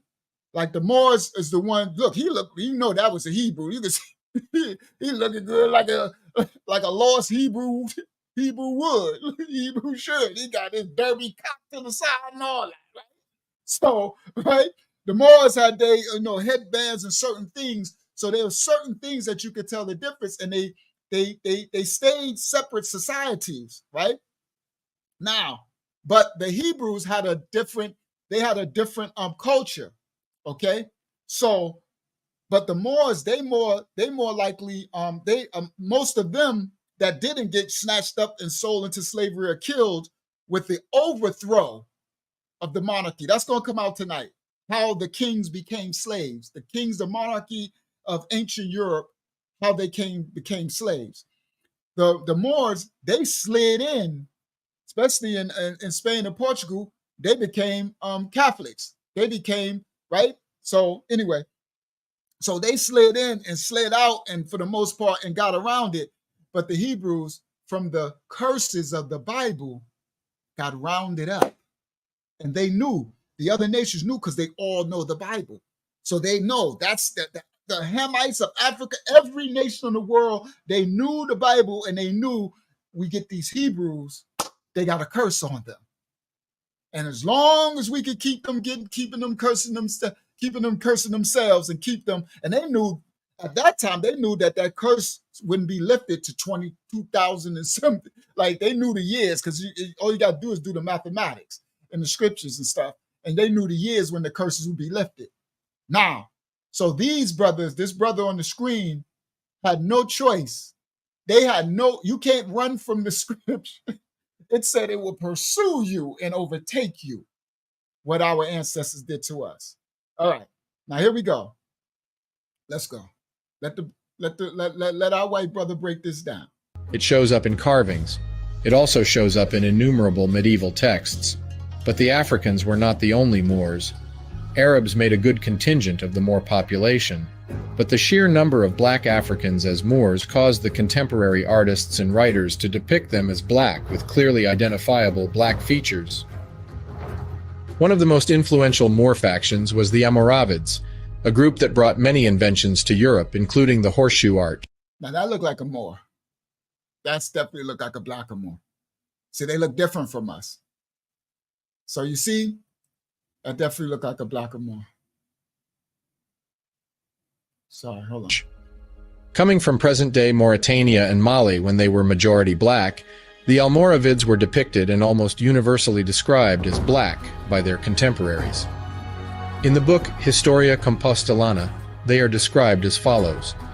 Quote, after almost 3 years, the Almoravids, Moabite, whom the heat of the sun makes them similar to the Ethiopians, invaded the fortresses and dependent towns of Toledo and attacked with more force than usual.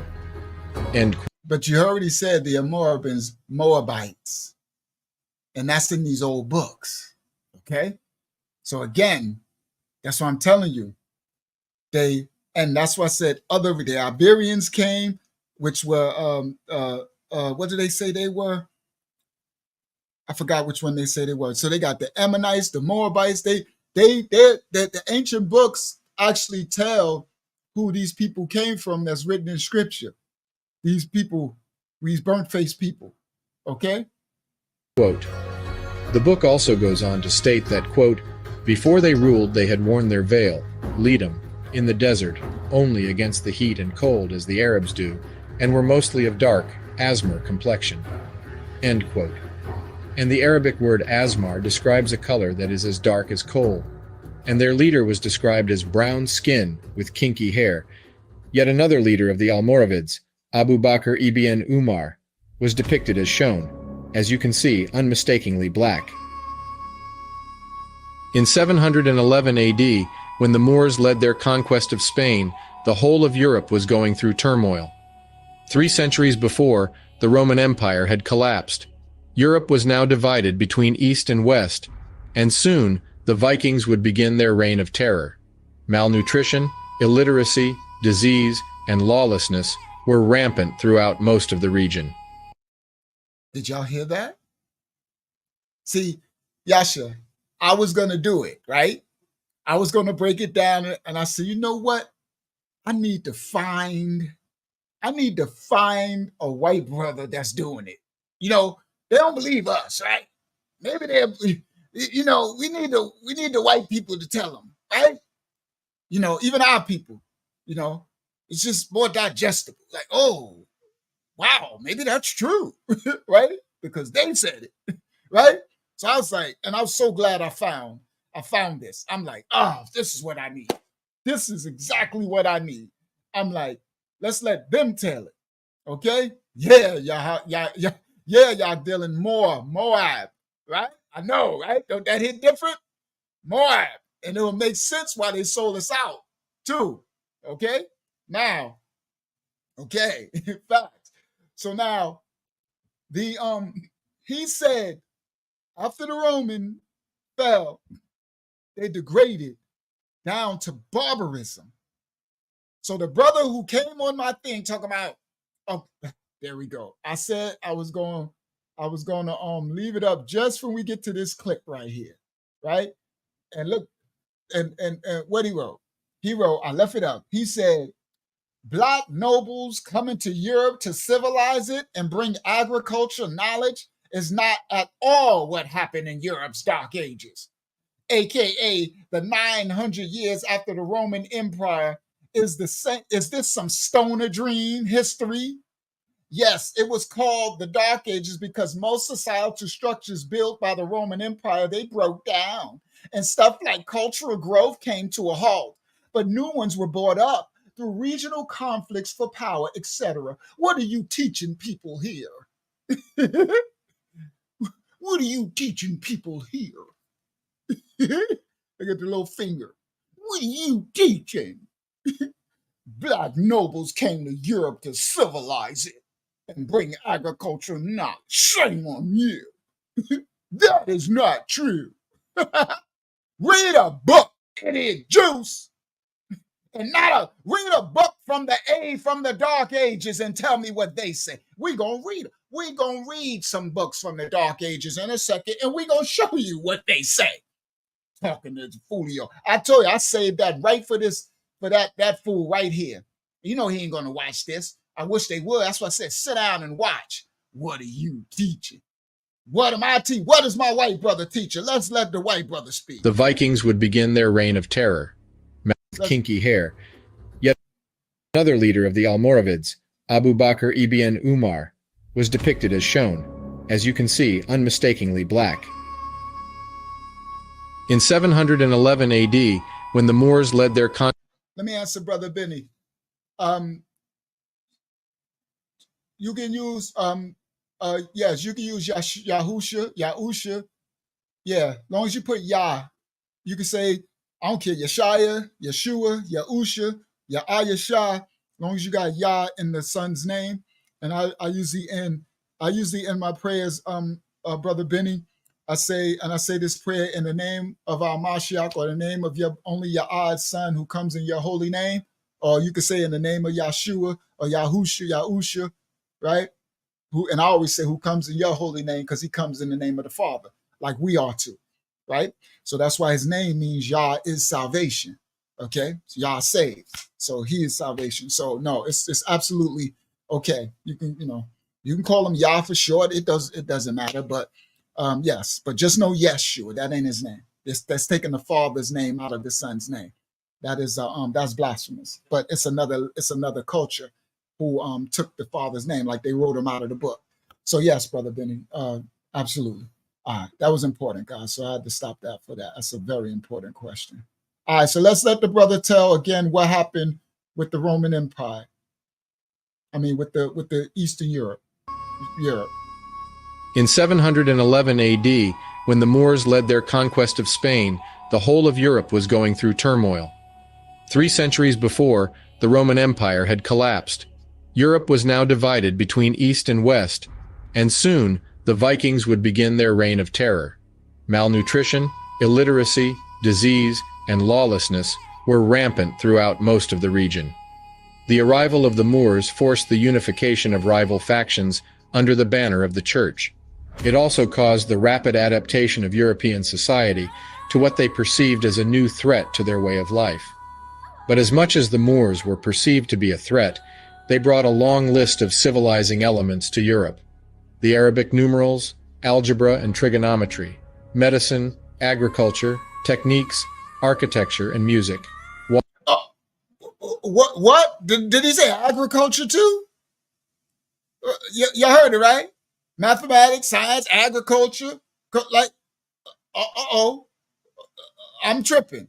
And this is their artwork that they drew of Europe before our ancestors in the Moors came to bring some civilization.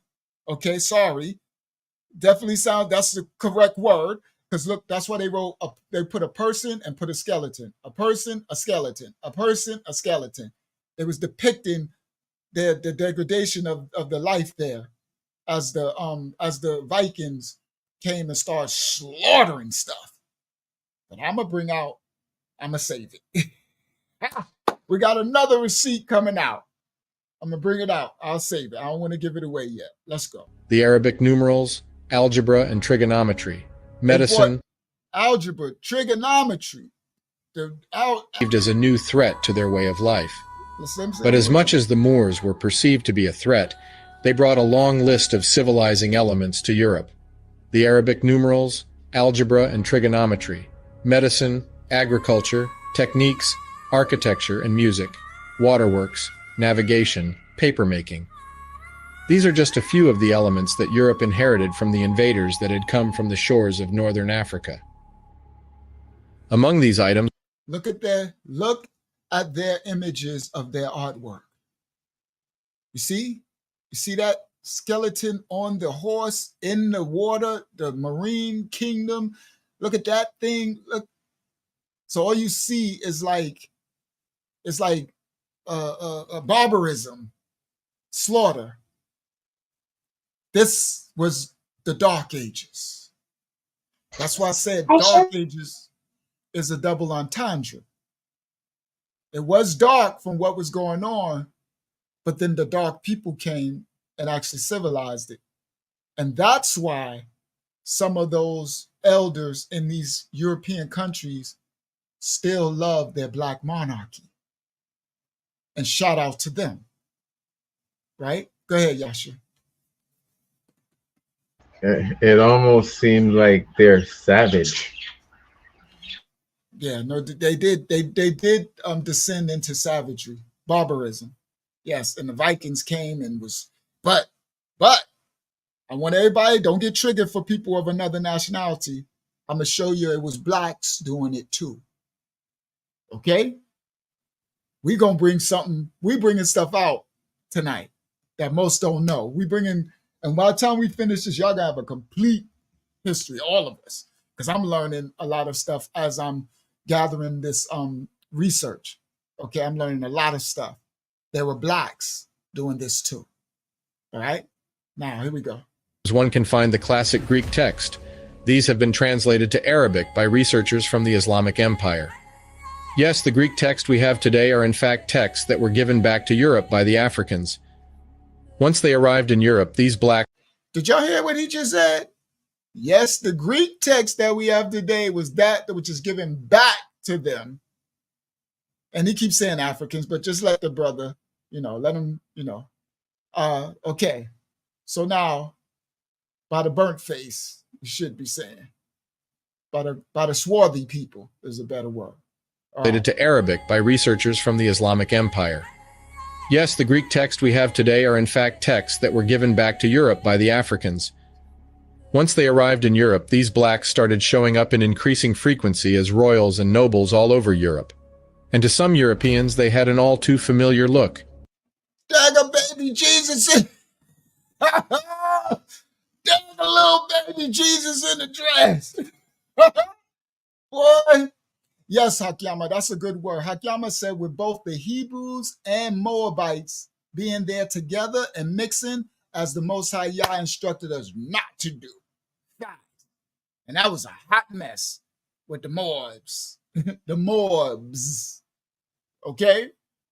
See, once you start to really understand history and understand how the linguistics change, right? You understand the Moabs, right? Okay? The Moabs, all right? That of their deity. They got baby Jesus in the dress. What in the, who put Jesus in the dress? All right, here we go. Because of the consistent iconoclast efforts, Henry Lord, let's get to some it is difficult for most to realize the true presence of Africans as nobles in Europe. Henry Lord Delaney. Okay? The Lord. It is even more difficult to admit the role of Africans as venerated deities. But that was precisely the intended outcome. Okay. So now when you go to Wikipedia, this is Henry Stewart, Lord Darnley. But did y'all just see what Lord Darnley looked like? And look what they whitewashed him to be. Of the iconoclast movement. Masquerading as an exercise to remove icons altogether, its real objective was to redefine them. And I argue that this movement never... All right, let me go back. He's spoken on, I taught y'all what the iconoclast movement is, right? This brother's sources is good. This is the image of Lord Darnley. Right? Of Africans as venerated deities. But that was precisely the intended outcome of the iconoclast movement. Masquerading as an exercise to remove icons altogether, its real objective was to redefine them. And I argue that this movement never really ended. It went from the destruction of black icons as early as the 8th century AD to a new form where historians are knowingly hiding notable black presence in medieval Europe. And what they will instead focus on are exceptions that happen to reinforce the narrative that black people only had a role of servitude. There is no better example for this than the transformation of Queen Elizabeth I from her first-hand accounts to her repainted figures. Okay, so this book, The State Papers and Manuscripts Relating to English Affairs, Venice, Northern Italy, 1527 to 1533. That's why I was like, so the brother talking about, what are you teaching here? History. I didn't write this. This is history. All right, let's see what this book says about Queen Elizabeth. In the Calendar of State Papers and Manuscripts Relating to English Affairs on page 1058, when Ambassador Giovanni Michel writes, quote, "Of this sister of hers, I must remind your serenity that after the repudiation of Queen Catherine, the present Queen's mother, she was born of Henry VIII, and of his second wife, Anne Boleyn, an Englishwoman and of noble birth, although 2 years..." Yasha, can you do me a favor? Can we read this? I don't need the white brother to read. Yes, sir. Where do you want me to start from? Start from, of this sister of hers, I must remind you. It's about Queen Elizabeth. All right, y'all heard of Queen Elizabeth? Right? Lady Elizabeth? Learn your history. Read. I'm sorry, pardon me. Please read. From Of This Sister. No worries. Of this sister of hers, I must remind your serenity that after the repudiation of Queen Catherine, the present Queen's mother, she was born of Henry VIII, and of his second wife, Anne Boleyn, an Englishwoman and of noble birth, although 2 years afterwards, she was beheaded for adultery. My Lady Elizabeth was born in September 1533, so she is now 23 years old. She is a young woman whose mind is considered no less excellent bellow than her person, although her face is comely, graciosa, rather than handsome. But she is a tall and well formed, with good skin, although swarthy. Pause. Although swarthy. What is swarth? It says being of dark hue, moderately black, tawny. Swarth is swarthiness, tawniness, a dusky or dark complexion. Dark complexion, guys. Swarthy, as black as the swarthy African, it says. Black as the swarthy African. Black. Swartiness is a tawny color. Swartish, somewhat dark or tawny. Swarty, tawny. So swarthy is black or tawny. So Queen Elizabeth was swarthy. Tawny is my complexion. Swarthy is dark brown, dark skin, black. Okay? And then they got a ruddy, which is my complexion too, but a little lighter, a little redder, right? A little redder. Now, she was tall, well-formed, with good skin, although she was black. That's what swarthy is, dark skin. Although she was dark skinned, she has fine eyes and above all, a beautiful hand of which she makes a display. And her intellect and understanding are wonderful, as she showed very plainly by her conduct when in danger and under suspicion. As a linguist, she excels the queen. For besides her speaking Latin, she has no slight knowledge of speaking Greek as well. And she probably goes on for more languages. But let's go up. Of this sister of hers, I must remind your serenity that after the repudiation of Queen Catherine, the present queen's mother, okay? All right, so now, these are all swarthy people. This is the nobility in this time, okay? Now, she was born of King Henry VIII and of his second wife, Anne Boleyn, an English woman and of noble birth, although 2 years afterwards she was beheaded for her adultery, okay? My lady Queen Elizabeth was born September 1533, all right? Swarthy. All right, now, let's continue. Years afterwards, she was beheaded for adultery. My Lady Elizabeth was born in September 1533, so she is now 23 years old. She is a young woman whose mind is considered no less excellent than her person. Good skin, although swarthy, end quote. And if you wondered what swarthy means in Old English, it means of dark complexion or black. And yet when we look at portraits and paintings for Elizabeth, she is depicted with the white. Look what they picked. Look how they painted Queen Elizabeth. So you hear what the books describe her as in the 1500s when they was there. Dark skin, not just tawny, not ruddy, not yellow. Y'all gonna find out that they call that yellow later. We're gonna bring these receipts. But swarthy. This is everything but swarthy. But they always throw the hair. They like to try to, and he's gonna break the YAHSHUAH. I ain't have to do the brother hitting on cylinders, right? I'm like, I'm gonna let the brother do it, right? Because I can do it all day, and I can show y'all all the receipts. I could do it all, but I'm like, you know what? It's gonna be better doing it this way. You know what I mean? Let's hear from a Gentile's mouth, from one of my white brothers. Let's let the white brother do it. Of white skins with what happens to be curly red. She is depicted with the whitest of white skins with what happens to be curly red hair. Now, I meant to take a screenshot. I was doing so much. This is the coin. Look at her in this coin. You see the nose? Look at the lips. Okay? See, again, all of the receipts. This is Queen Elizabeth. You see the other picture?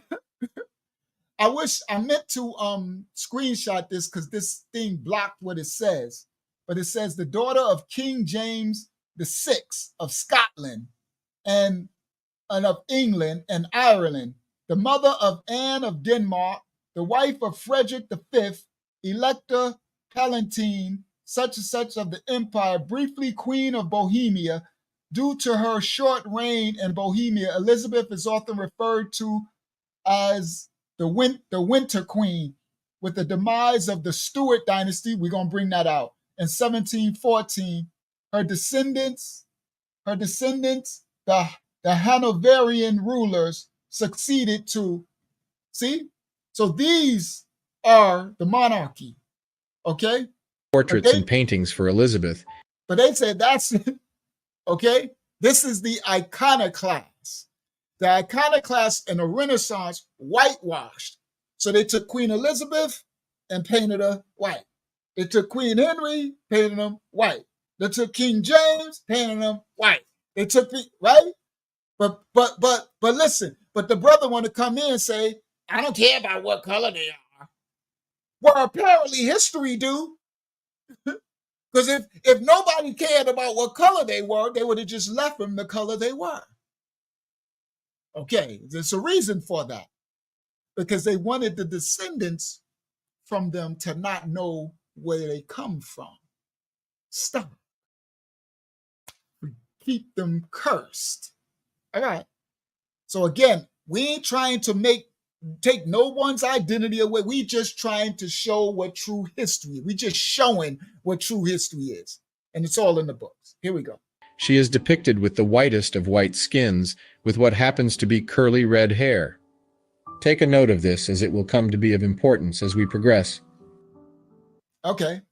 This book, Beauties of English and Scottish History, Roman History, so far as it is connected with their residences and government in the country. Okay? English, Scottish, Roman history, beauties of them. The beauties. In yet another account of Elizabeth in the book English and Scottish History, she is described by Sir James Melvin as follows, quote, "Her hair was more reddish than yellow, curled in appearance naturally. She desired to know of me what color of hair was reputed best, and whether my queen's hair or hers were best, and which of them two was the fairest." End quote. Well, it is not uncommon at all for black women to be born with curly red hair, as you can see in these many examples, swarthy, of dark complexion with curly red hair. This is ruddy. Everyone, this is what Esau looked like. So you Israelite folios, you traumatized watching these camps and watching that Sister Melanin and all these other channels with their trauma. Esau's the white man, and Esau, we know you Esau white. This is what Esau looks like. Ruddy. This is what David looked like. King Dayad. Ruddy. Do y'all understand? This is not what Noah looked like. He wasn't ruddy. Noah was like albino. They scared. Noah scared people. Nyack scared people. All right? This is ruddy. And again, swarthy dark complexion with curly red hair. And if you are still doubting that iconoclasm erased as many images of black nobility as they could find, here is yet another example. In the book Queen Elizabeth by Alison Weir, Sir Francis Walsingham is spoken of by the Queen as follows. Yasha, can you read that? Yes, sir. Walsingham was nearing 40. He had been educated at Cambridge, Gray's Inn, and Padua, and become an MP. Later, he had come under the patronage of Cecil, who had offered him a post at a court, later placed him in charge of his secret agents. Because of his swarthy complexion and black clothes, Elizabeth nicknamed Walsingham her Moor, and although she liked him and was an occasional guest at his house in Barn Elms in Surrey, she sometimes found him more than a match for her intellectually. He was a serious, disciplined, and cultivated man with deep convictions and formidable abilities, and was drawn to Leicester because of their shared religious beliefs. He spoke 4 languages besides English and was a skillful diplomat with a wide knowledge of. Exactly. So, again, learn. He was swarthy, dark. She called him Hamor. He was disciplined, cultivated, deep convictions, formidable abilities. Spoke 4 languages besides English. Skillful diplomat with a wide knowledge of international knowledge or whatever. Okay? All right. Now. Quote, Walsingham was nearing 40. He had been educated in charge of his secret agents. Because of his swarthy complexion and black. Let me go back a little. It wasn't, end quote, end quote. As we have just seen, Sir Francis Walsingham was a Moor and was swarthy of complexion, but if you search for his images, this is what you get. See?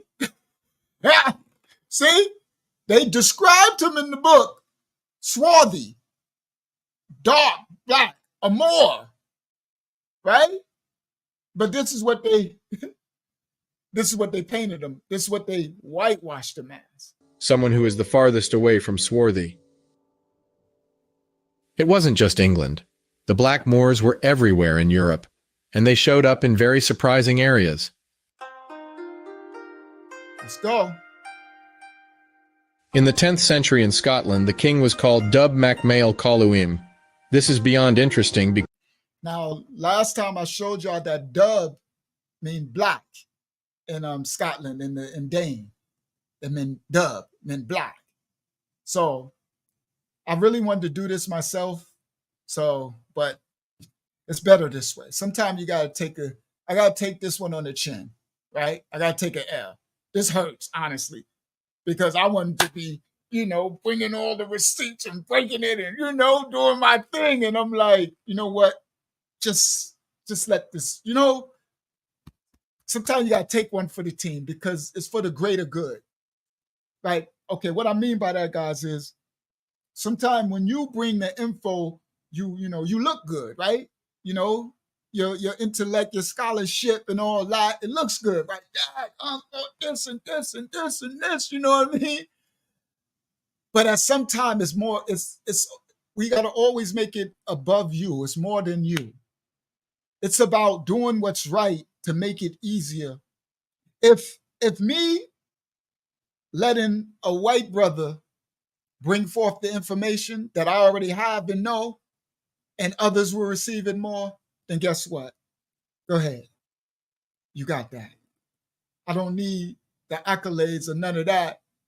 But it does as an intellectual and a scholarship and a elder and a teacher, it is very frustrating to have the brother bringing out the information. I'm like, bro, I got all this. But, take one for the team. All right. So now let's let the brother go. I just had to let that out. In the 10th century in Scotland, the king was called Dub Mac Mael Coluim. This is beyond interesting because the old Scottish meaning of dub is black, as you can see from this old dictionary, and in old Wikipedia depictions of the man he was shown as follows. But this has since been replaced. Okay, so now look, Dub, the king of Scotland. Dub is black. That's saying the black king of Scotland. Dub Mac Mael Coluim, sometimes anglicized as Duff Mac Malcolm, called Din the Vehement, and Niger the Black, was king of Alba. Okay? He was son of Malcolm I and succeeded to throne when Indulf was killed in 962, born in Scotland in the United Kingdom. Okay? Dubbed the King of Scotland. If you read on, you'll see that he was called the Black. Further to this, in the book The Mystery of Legends of Scotland, the author confirms the existence of purely black people. We see one of them in the person of Kenneth the Niger. During the 10th century, Kenneth the Niger ruled over 3 provinces in Scotland. The archaeologist and writer David McRitchie declared that the Moors dominated Scotland as late as the time of the Saxon kings. So, King Charles, look at the hands. Y'all see the whitewashing about to start? Right? Look at the face. Right? I wish I could read that. Charles V, Holy Roman Empire. I can't read that, it's too small. All right. So late as the 10th century, 3 of the provinces. Oh, you saw that? Oh, yeah, man, I saw the big screen. I was about to say, read it. Oh, let me get it back for you. Of purely black people. We see one of them in the person of Kenneth the Niger. During the 10th century, Kenneth the Niger ruled over 3 provinces in Scotland. It says probably Charles V, Holy Roman Emperor, by virtue of the time frame and his Habsburg jaw, mandibular prognatism in pragmatism in typical lying albino fashion. Oh my goodness. This painting is falsely called Balthazar, the Moorish king, circa 1525 by the Dutchman Jos van Cleve, and the bottom part is not really legible. Thank you, King. Yeah. The archaeologist and writer David McRitchie declared that the Moors dominated Scotland as late as the time of the Saxon. What'd you say? When you unpause it, it's because when you pause it, the line it covers it. Yeah. Yeah. Kings. So late as the 10th century, 3 of the provinces of Scotland were wholly black, and the supreme ruler of these were the Black Kings of Scotland.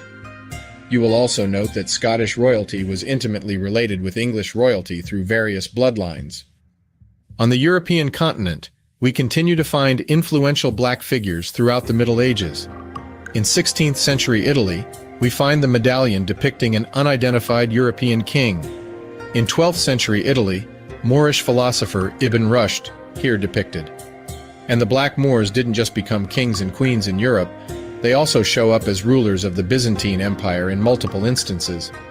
Like Nikephoros II Phocas, Emperor of Byzantium from 912 to 969, he is described in the Relatio of Luitprand of Cremona as, quote, very bristly through the length and thickness of his hair, in color an Ethiopian, one whom it would not be pleasant to meet in the middle of the night, end quote. And yet this is his depiction, really nothing like the man. Here again we see the iconoclast at work, but where they changed some icons, they could not get all the references. So remember, the iconoclasts are them who changes, straighten out, aquiline the nose, tighten the lips, and started painting them white. John II Komnenos, viewed by many as one of the greatest emperors of Byzantium who ruled from 1118 to 1143, described as, quote, a man of medium height, with black hair and black skin, and for this reason he is still called the Moor, end quote. The reference can be found in William of Tyre Chronicon 1523. As you can see again, his post-iconoclast depictions look nothing like the written first-hand accounts. So too goes the description of his son, who followed him on the throne. Manuel Komnenos, Emperor of Byzantium. He was described by his contemporary Nicetas Choniates as follows, quote, a certain black-skinned Ethiopian. They acclaimed him Emperor of the Romans and led him about in procession with splendid crown on his head, end quote. But unlike his...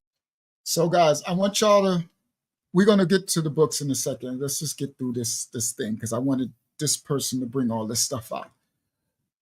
We didn't know that we were ruling the Roman Empire either.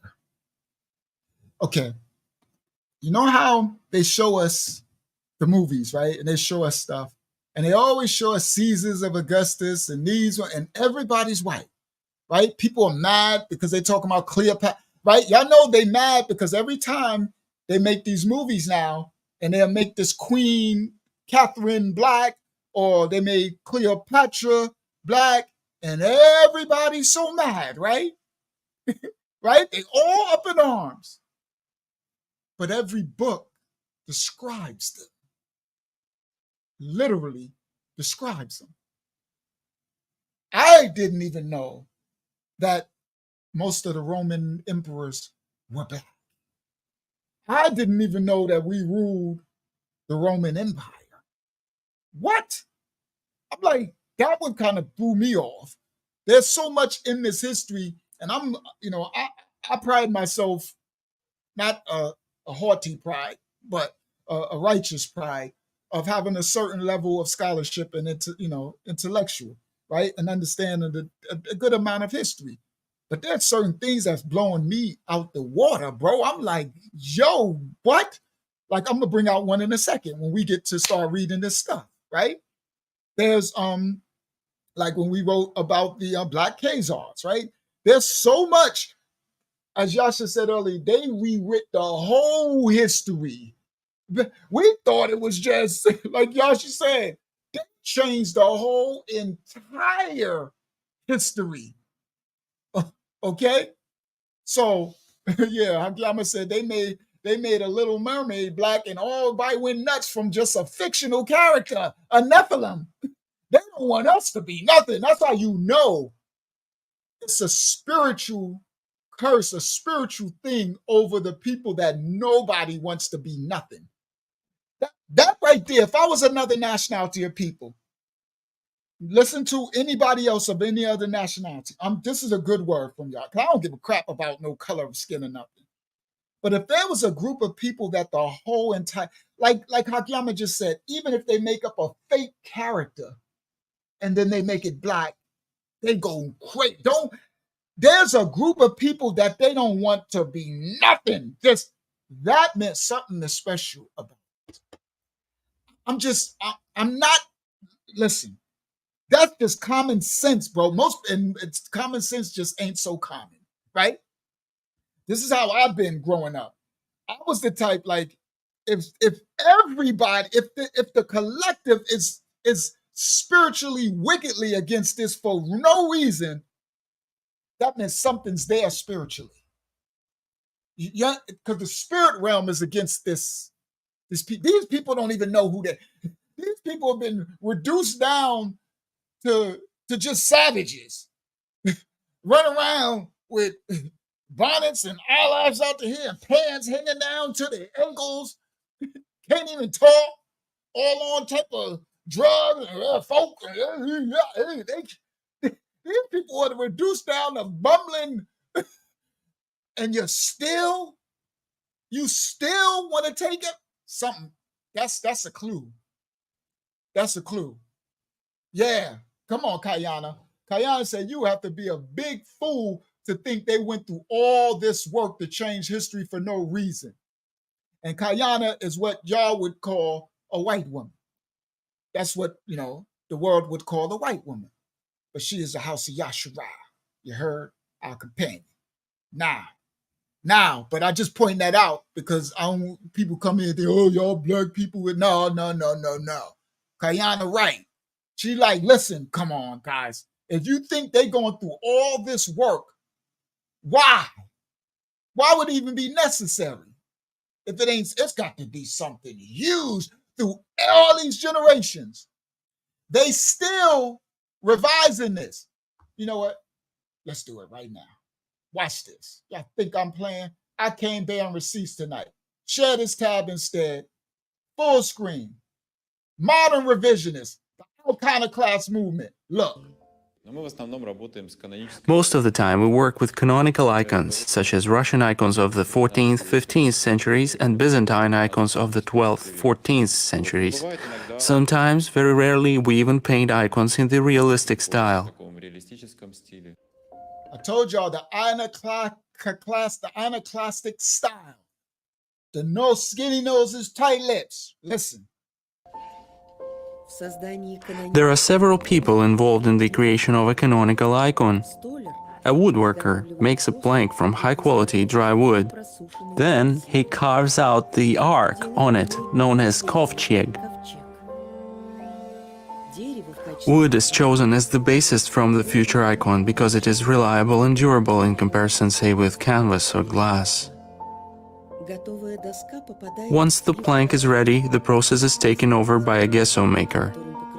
Gesso is a coat used to cover the plank before painting an icon on it. First, a gesso maker covers the wooden plank with canvas in order to provide better adhesive capacity of the gesso. Then he covers the plank with... This is nowadays, they about to make the icon. Let me fast forward. Let's get to them making the icon. Here we go, look. И красоту церковную от юности возлюбив, во обители Спасову, я же на Яузерице притекал еси, Андрея блажение. Apart from high professional skills, an icon painter needs great spiritual effort to paint a good icon. We start our daily work with prayer, the Ekathist to Saint Andrei Rublev.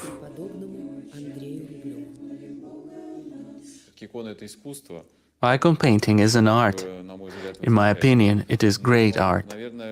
People become deeply interested in icons. It becomes the way they live, as far as I can tell. The studio is run by the convent. There is... Look. Do y'all see? Y'all see that? Y'all see the pictures I showed last time? Watch this. A church nearby where the liturgy is celebrated. We take part in the spiritual life, and it cannot help making an influence on us. First of all, an icon painter makes a sketch of the icon he is about to paint. After the contours and the main lines of the image are ready, the background is covered. Let's get to them painting. So look at the outline. Look at that. See? So they making the icon. This is now. Watch this. They're showing their paints. Here we go. So let's let them paint. See?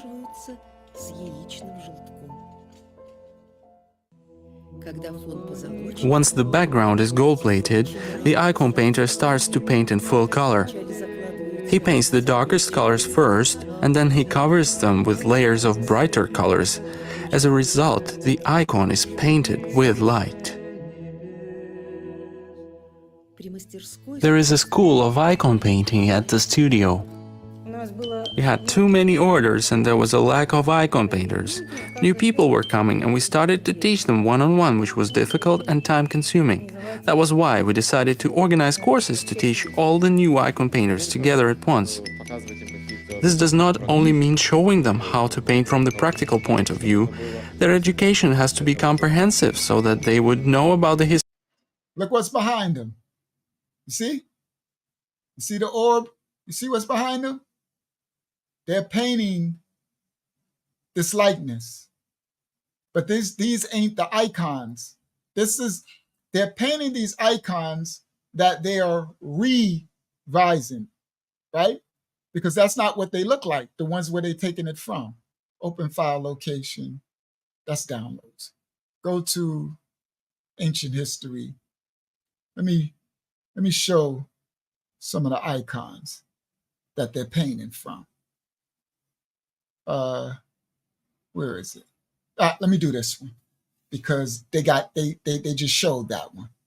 So let me do this one because they literally just showed this one. All right. So come back, stop share. Now I could pull it over there. Let's do it that way. Let me pull it over there so that I won't have to stop sharing. I can switch screens. Share this tab. See? So they literally just showed this one with all the crosses, right? So they're making them, they're literally, see the orb? They're literally whitewashing right before your face now, today. There you go. Look. That's that with the crosses. Okay? So they're still doing it right now. Right? So let me see. Let them go.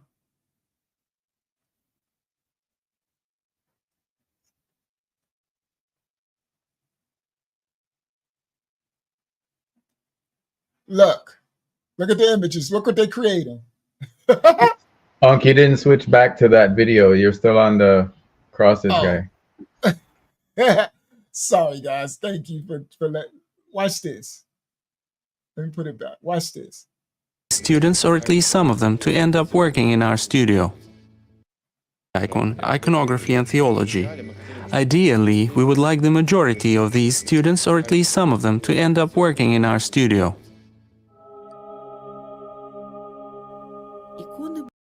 Look at their work. We see? Look what they're doing. This is iconography. Paint namesake icons, the icons of the saint whose name one bears, wedding icons of the Holy Savior and the Look. See? But the baby got a little afro. See, they took the Mother of God are used to bless the newlyweds during the sacrament of matrimony. Measure icons are crafted according to the height of a newborn baby. Look. See, this is the whitewash. And they're doing it now. At birth. So they're showing His or her heavenly patron is full-figured on them. Family icons are painted for a whole family, featuring the saints whose names the members of that family bear. See? So they change all of the actual icons where they get it from look nothing like that. Okay? They actually changing it to all of these images. When we paint family icons, we think about those people. We choose the images of their saints, create a sketch, and this icon is painted specially for this family, and no one else will have an icon like that. So we'll order an icon for a church as a sign of their gratitude. We paint such icons and they are placed in the church, some having the plaques with the names of the benefactor on them and some not. Look, there you go again. You see? You see? So they take him,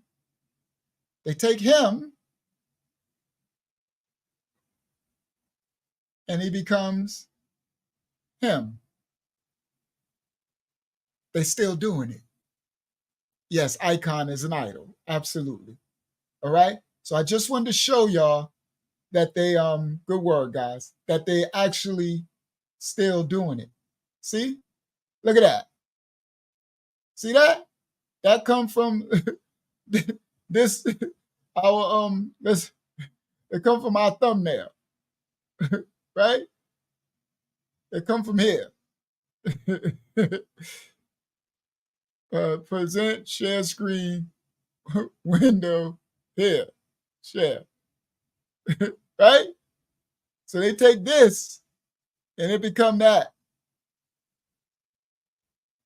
Okay? So again, idol worship. So I just wanted to show y'all that they're still doing it. Okay? Now, yeah, he got a little afro. So they start over the time, they'll start straightening out the afro. Because another one, they got a little curlier afro. Hold on, let me present, share screen, and look, we're gonna get to the. We need to get to the proof. I don't want to wait until it get too late. I'm a pause that other stuff. We need to get to the fruit. I don't want to wait to be 4 hours before I get to the real stuff. All right, so let me do that one, share, and then we're gonna get to knocking this stuff out. Right? So look at that. You see? So they change the icons to fit their narrative. So this right here, which is an icon, this one right here is an icon. Right? This becomes this. See? This is the icon in all of Europe and stuff. But it becomes this once they're done with it. And Renaissance is okay. So let me see. Look at them. Painted icons are the best option. An icon painter creates such icons with prayer and emotion. Sometimes our clients tell us, "This icon is for my daughter." All right. So there we go. So they painting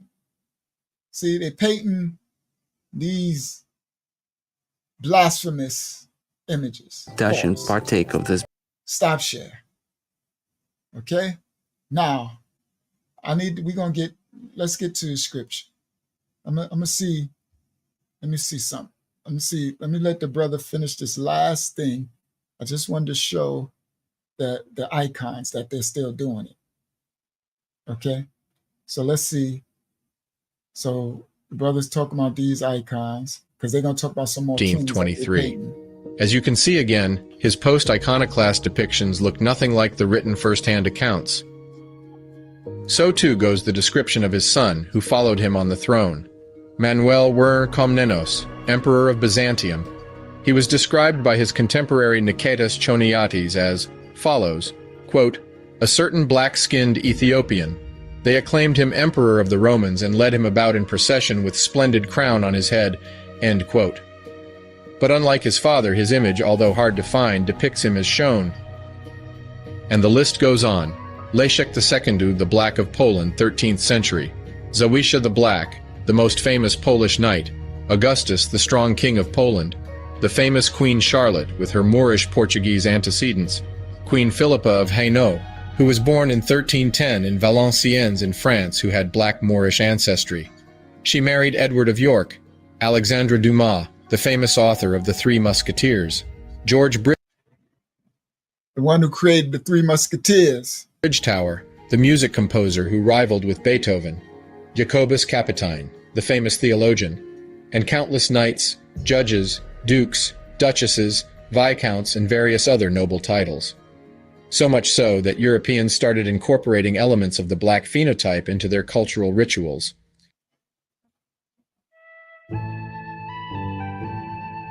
Here we go. Now we about to cook with some olive oil. Let me let him do it. Let me just let him do it. This is stuff I was gonna bring out. When one takes a look at the enduring cultural elements that were started in medieval Europe, some interesting practices emerge. The first one being the wearing of the wig.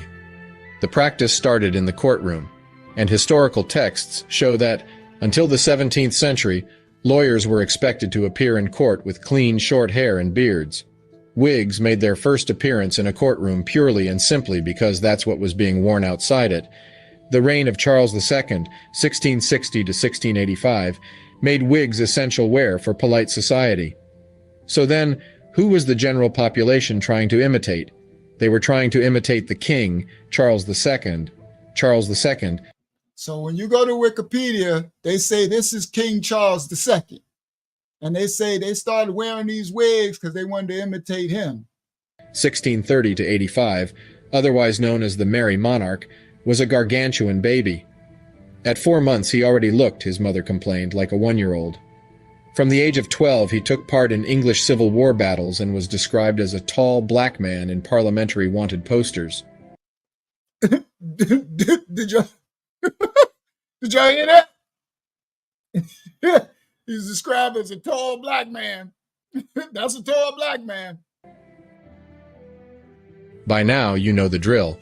If Charles II was described as a tall black man, why would he be depicted as such on his painting shown in Wikipedia? Nevertheless, the imitation of his natural hair and that of traditional black nobility started to influence the very aspects of European culture. In these pictures, we can even see how the medieval wigs imitate comedic. You see?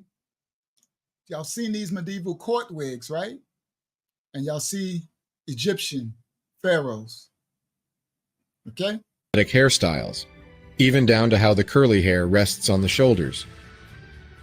So here it is important to ask, if these wigs were not made to mimic or copy African hairstyle, whose hair were they imitating? Thank you, Lady Mary Sydney. Royalty. Surely not the natural European hairstyle, as the tight curly nature of the wigs cannot be found in that population. And there is only one people on earth with this type of kinky hair, and it is the Black African. As the YouTube channel straight up said, if they could choose any type of hairstyle, why would they choose these particular African hairstyles? Here we go. Look, this is the real Mary Sydney, Henrietta Marie. So look at the choosing the wigs. These are wigs that they wear. They wear Afro wigs, okay? Because they wanted to look like the monarchy. As we do as a cultural people, no matter what, we want to look like what the power look like, right? Okay, so here we go. Hairstyles in so many instances, and especially in royalty and high society. Another Black and History Channel gem. Along with the already mentioned The Debunker and Mr. Theory on X, do check them out. But women of medieval and late medieval Europe also copied another defining feature of Black women. One feature that was, in recent time, denied or mocked, but that has become so sought after today that women are now paying large sums of money to imitate and obtain: the large posterior. And now they got the sisters mimicking them.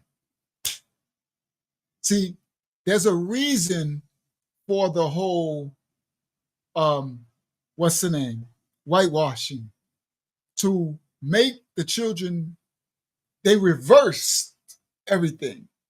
So in the 1500s, they was putting on the Afro wigs, the men and the women, to mimic the nobility.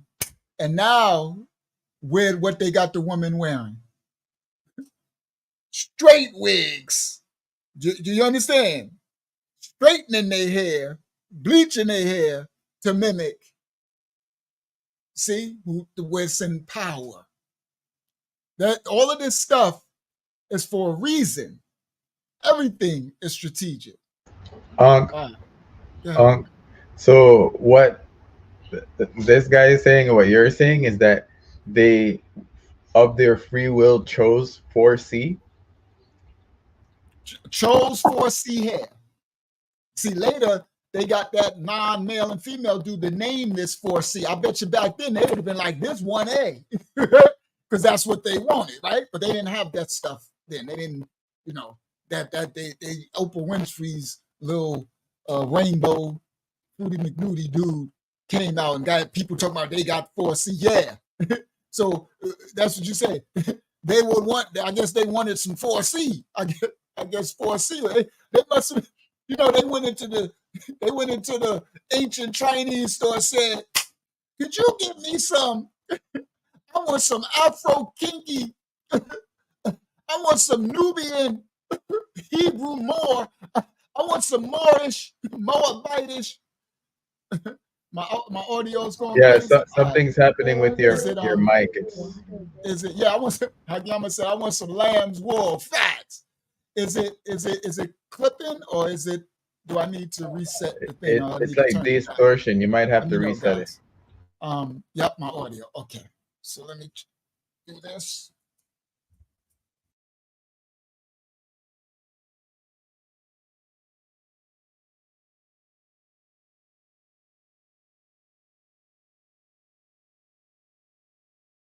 You're muted.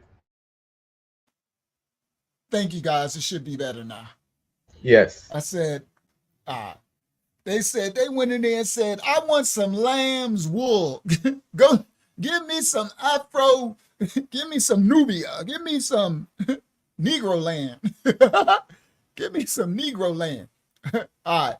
So let me know if the mic messed up again. All right, let's continue. And in Europe, they went as far as creating appendages such as the bustle to specifically amplify the woman's posterior. The sole purpose of... So look at the things, all these things. See, that goes around the waist, and all that goes under the dress to puff up the booty. They wanted the booty, right? The device was to give European women the appearance of having a larger behind, just to give you an idea of how popular this body augmentation procedure has become. Wow, look at that. They need to make that nowadays. Save everybody getting themselves cut up. They need to just go on and sell this. Anybody who got any type of innovative skills, y'all need to make this. Y'all going to take this and get that together and sell. Y'all be millionaires. Go on, sell that where sister can just put that on. And, they can just walk around because they're spending a lot of money on this, on that painting caulk they shooting into people's butts. All right. In 2020. Oh, YAHSHUAH said, oh, you forgot, Unc. No more. They naked now. I know they all took off their clothes now. You're right. 397,000 women underwent butt lift procedures. And that's not counting the large number of women who spend countless hours in the gym to gain more mass in that specific area. I strongly suspect that lipstick was also in. So this what was popping in Europe in the look. That is hilarious right there. Right? You see it in those old movies. Look at they wanted their thing way down the street. They had their stuff way down the street. Like, that's hilarious. Invented for the same reasons. That is, to imitate the black woman's natural luscious lips. This is something I will look into later. Let me put that back again. This doesn't In 2020, 397,000 women underwent butt lift procedures. And that's not counting the large number of women who spend countless hours in the gym to gain more mass in that specific area. I strongly suspect that lipstick was also invented for the same reasons. That is, to imitate the black woman's natural luscious lips. This is something I will look into later. The white... the white brother got him a thing. I caught that. I don't know what y'all... I know ain't other sisters missed that either. I know y'all ain't missed that. He said to mimic the black woman's luscious lips. He luscious lucious over here. Yo, the white brother, I would have told him. I would have said, all right. I would say, listen, my white brother, don't put that in your documentary because now you just gonna, you just lost all. They all say, oh well, he an igga lover. He said the luscious lips of the in luscious lucious boy. Ain't nothing wrong with that. Go on, brother. Go on, get you. Make sure you get a good one, though. Don't you get you one of the 304s. You be messed up. She had you all messed up. She had you tore up in the hood. For real. She robbed you, messed up your credit and everything. You be all messed up. All right. So you make sure you get you a right sister, man. You better. Oh, that's hilarious. The brother said luscious lucious. This doesn't mean that black women are more beautiful than their counterparts, or vice versa. It just shows that black women in positions of power influenced medieval European society to a point where their features were associated with beauty and power, and were thus imitated. In the same way that the reverse is now becoming true for many black women who have for some time tried to imitate the hairstyle of white women. I strongly suspect that lipstick was also invented for the same reasons. That is, to imitate the black woman's natural luscious lips. This is something I will look into later. When Benjamin Franklin of all people said the following, then we must understand that the situation we have been portrayed by mainstream historians is at least inaccurate. All right, we're going to get to that. That's when we get to break that. Shout out to Brother Rohan in the building. We're going to get to that in a second. All right, so we don't need... No, we'll get to that once we get to his book. All right, let me see what he said right here. Yeah, I can say he's going to research the luscious lips of the black woman later. he said, I'm going to research that later. I got to dig into that research later. It wasn't just one event that reduced the number of black Europeans to such low levels, it was the compounding effect of multiple trends: the Reconquista, the Inquisition, the forced exodus, and the fleeing of the Jacobites. After the invasion of the Iberian Peninsula by the predominantly black Moors, Europe rebelled against Islam, the new religion brought in by the Africans and the Arabs, the Reconquista. And so, from the 8th century to the 15th century, war and cultural reversal had become the trend. And it is during this... All right, here we go. Now we about to start. He's about to start and I'm about to start. We're about to break down the fall of the black nobility, the reversal, right? After they came, the script, the books state that they came and brought more civilization back to Europe from the fall of the Roman Empire that fell into barbarism with the Vikings and all this stuff. And they got everything back civilized and everybody's up following the traditions of the Moors and the Hebrews. I'm getting there in a second. We're getting there in a second. I'm gonna show y'all what I'm talking about. It's in the books. And now they've been more cultural and everything. Now they starting to take over. Now the curse is about to come in. Now they're gonna start to kill the Hebrews and the Moors and take the monarchy. This is how the Europe monarchy from the 1300s up until the 1700s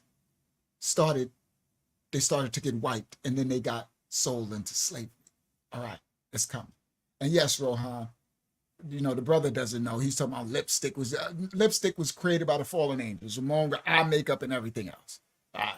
So that's why I just let him slide. You know, gotta give him, you know, give the brothers doing history their credit. You know what I mean? All the other, shout out to the Gentiles that's doing this history, good. And then we take the history that helps out and we bring the spiritual understanding and the fullness of, you know what I mean? So I'm always thankful wherever the most period that the brutal inquisitions took place. Right. Their aim was to root out he's going to talk about Spain the Iberian and Peninsula by the predominantly black Moors. Europe rebelled against Islam, the new religion brought in by the Africans and the Arabs, the Reconquista.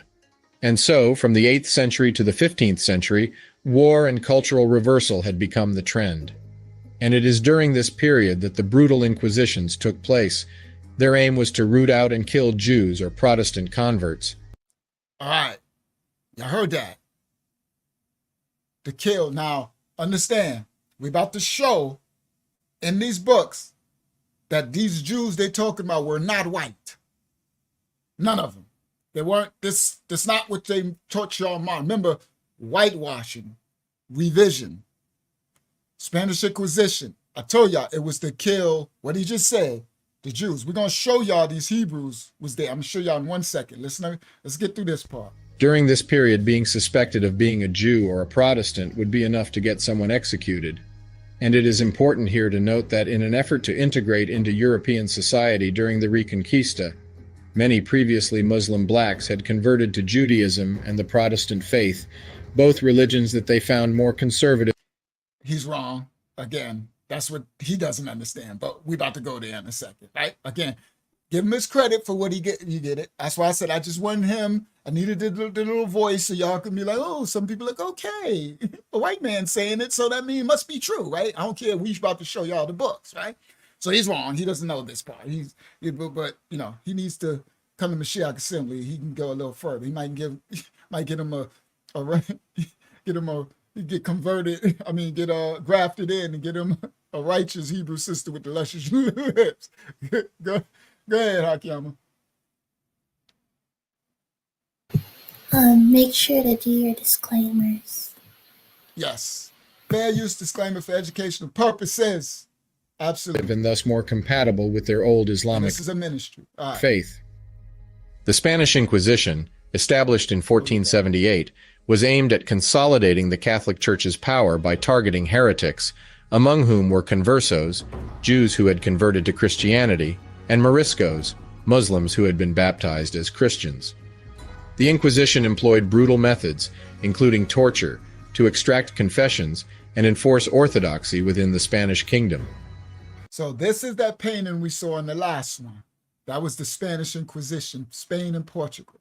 Okay, but he's gonna say some false stuff, but I'm gonna correct. During this period, many Jews declared their conversion to Christianity to escape persecution, but these conversos remained targets of suspicion and violence. During this, see, this is where he's mixed up. During this Spanish Inquisition, many of the Moors converted to Catholicism to escape persecution. But the Yahudans, I'm about to show y'all in a second, 1 second, who they were. The books tell you who they were. They did not escape persecution. Listen clearly. They got killed and murdered and shipped off and sold into slavery. Elder Taj says something really good. You taught me something, Elder Taj, that you said something else you wrote. You wrote a couple of things in those comments. You said one about the godchildren. They made the godchildren that they took from the parents hunt down the parents and chase them down. Then the other thing you said about Crete, about the Roman gods. Now I'm gonna bring that up when we get to we're about to get to the script, to the books in a second. And you said the Roman, the Cretes, and they made the 12 tribes into their gods, and that's how good that you gave me. You got me. You gave me something, Taj. You gave me some good stuff, Elder. So I'll bring that out when we get to the books and stuff, because now that filled in a great piece for me. That was a good one, Taj. That makes all the sense in the world, because I'm like, how all these Roman gods get to be black, and Taj got it, because the island of Crete, and that makes all the sense. Good stuff, Elder, and I'll bring that out, right? Because we got a series this going on. All right, and anything else you got? Any other lecture you got? Let it fly, Elder. All right, so let's continue with this. Leading to widespread fear and eventual expulsion. In 1492, the Catholic monarchs Ferdinand and Isabella issued an edict that forced Jews to either convert to Christianity. So I'll put the picture. I put this here because he don't got this. I put this picture here, right? Because this brother, he doesn't know what he's talking about now, but he's correct. Ferdinand and the Portugal and Spanish king and queen start expelling. That's what this painting is. This is the Spanish Inquisition. Or leave Spain. This expulsion had a catastrophic impact on the Jewish community, stripping many of their possessions and forcing them into exile. Many of these Jews were Moors that had converted to Judaism to escape. See, that's where he's wrong. See, again, he doesn't have he doesn't understand. Many of the Yahudim were not Moors. They were Yahudans. The Moors were there too. There's two separates. I'm about to show y'all in this 1 second. Let me let him get through this. Persecution. The Inquisition also targeted the Moriscos, baptized Muslims, who were expelled in the early 17th century, further emphasizing the Inquisition's role in religious and ethnic cleansing. All right, let me help you out. Let me help you out, brother. Let me help out, brother Rohan, for a second. Yes, because he didn't got the fullness of what we was talking about. So when the elder was talking about in Crete, they worship Yaakov's sons, Yahshuah's sons, the 12 tribes, and they made them into gods. And the Romans got their stuff, their civilized, their power and influence from the Cretes, and the Nephilic gods, they all Nephilis, Adonis, Hercules, all that, but they were in the image of the tribes. And I actually have the tablets actually showing that they were black. I got it. So yeah, so I just wanted to explain to Brother Rohan, because he just came in. He don't really know what he's doing. It's more Brother Rohan, a lot more is being revealed now, and receipts, books, and reliefs, and all of it, stone carvings, and all of it. Blow your mind of these Greek gods, but they were black. And I was like, how in the world are they black? And then Elder Taj explained. And I was like, damn, thank you. Because I'm like, how in the world are they black? And then the Roman, and then we're going to find in the books, the emperors and stuff, a lot of them were. Okay, so look at this. Whence the Black Irish of Jamaica. YAHSHUAH of Jamaica. I know he's still listening. Yes, sir. All right. I'm gonna try to get us to get to the reading. All right. Yes, that's why they were trying to worship Paul. Absolutely, Rohan. Moors that had converted to Judaism to escape persecution.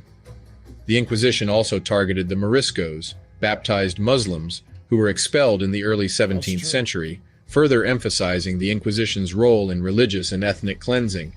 But many of the blacks from Ireland to Spain chose exile to the new land, especially islands such as Jamaica.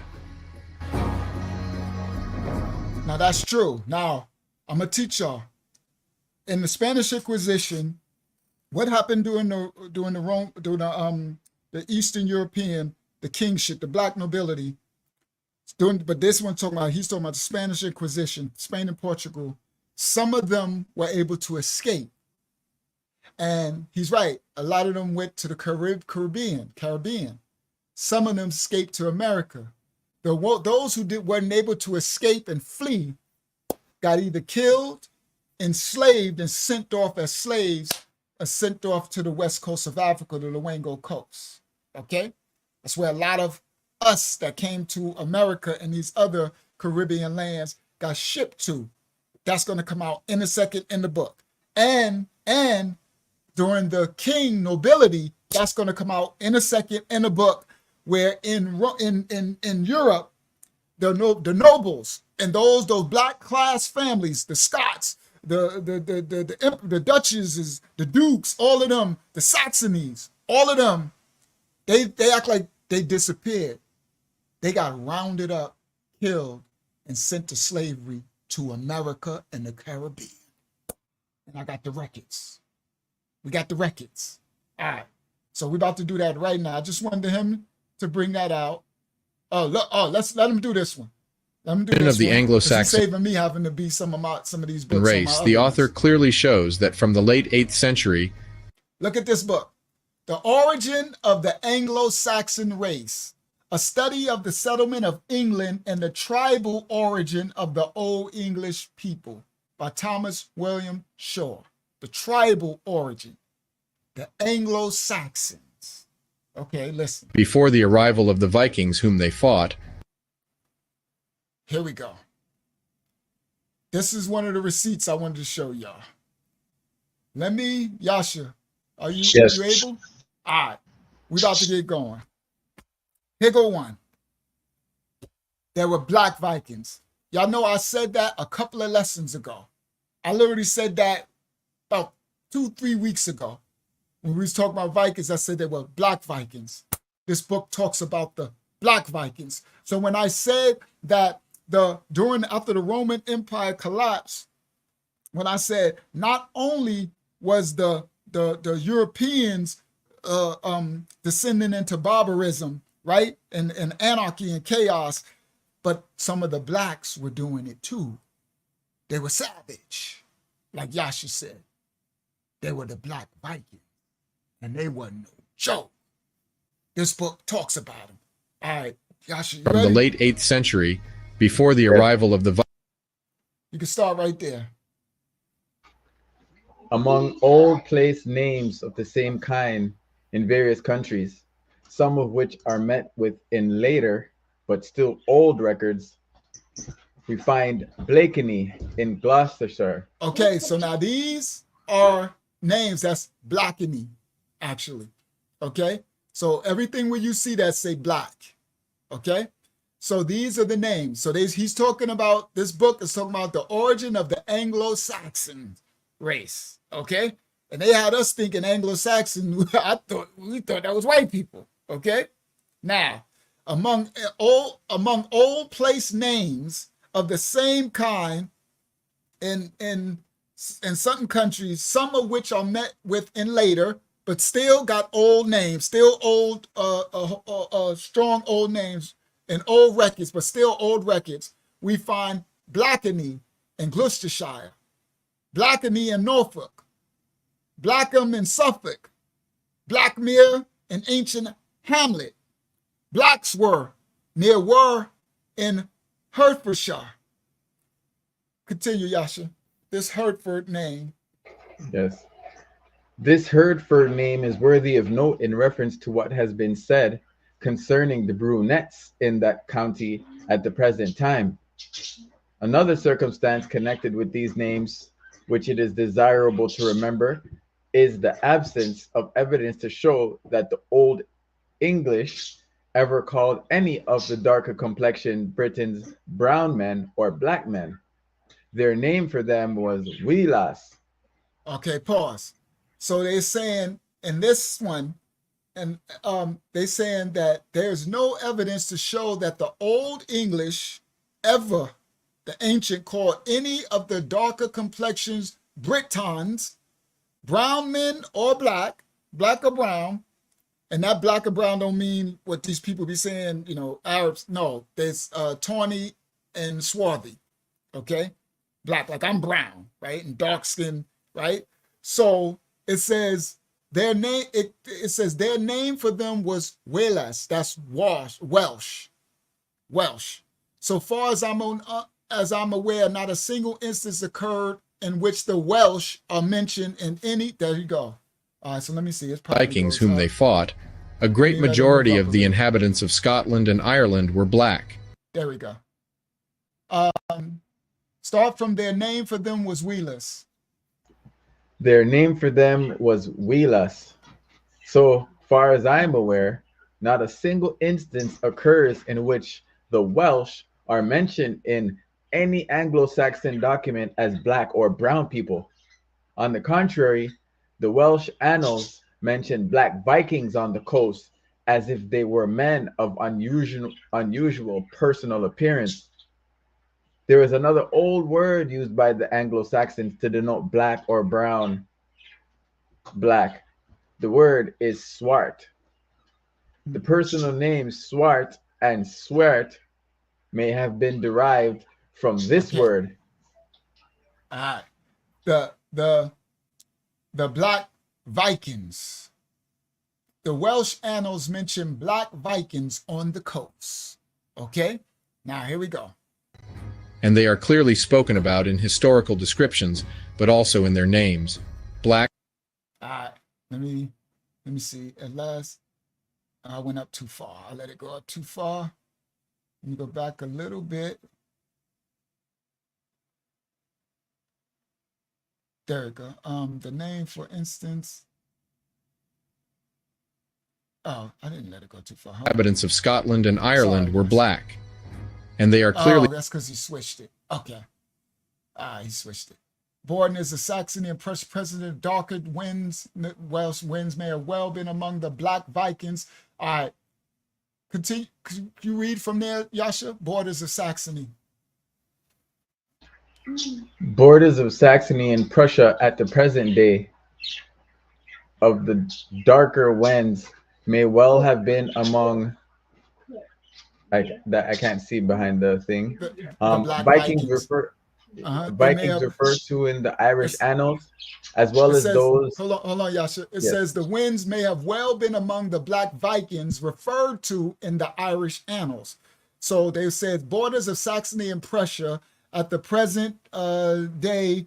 Some of the darker winds, that's the Welsh, the winds may have well been among the black Vikings referred to in the Irish annals. So the Irish annals talked about these black Vikings. These black Vikings were no joke. And it's so funny because I did a 25 light lesson and I called my son the Black Viking. That's hilarious, my oldest son.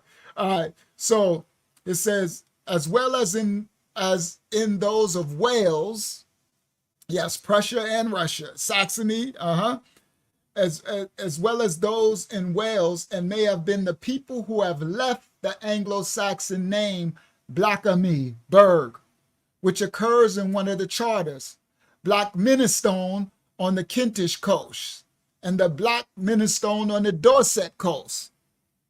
As late as the time of the Domesday Survey, we meet with records of people apparently named after their dark complexions. In Buckinghamshire, Blackman, Swartinus, that's Swarty, that's black, and others are mentioned in Sussex, England, one named Black in Suffolk, Blackamanus and Swartingus, and others at Lincoln, The invasion of the coast of the British Isles by Vikings of a dark or black complexion rests on historical evidence which is too circumstantial to admit any doubt. In the Irish annals, the Black Vikings, hold on, I'm gonna let you read, Yasha. Let me Be spoken about in historical descriptions, but also in their This names. one- Black, Blackman, Black. Oh, shoot, he went away. All right.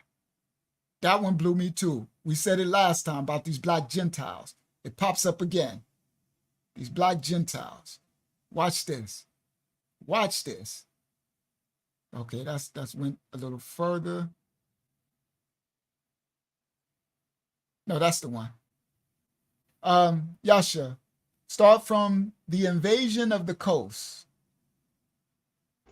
The invasion of the coast of the British Isles by Vikings of a dark or black complexion rests on historical evidence which is too circumstantial to admit of doubt. In the Irish annals of Black Vikings are called Dub Genti or Black Gentiles. Pause. Because Dub is black and Dane and Welsh in Scotland, right? So he said, in the Irish annals, these are the Irish annals, their legends, their journals, the Black Vikings are called Dub Genti, Black Gentiles.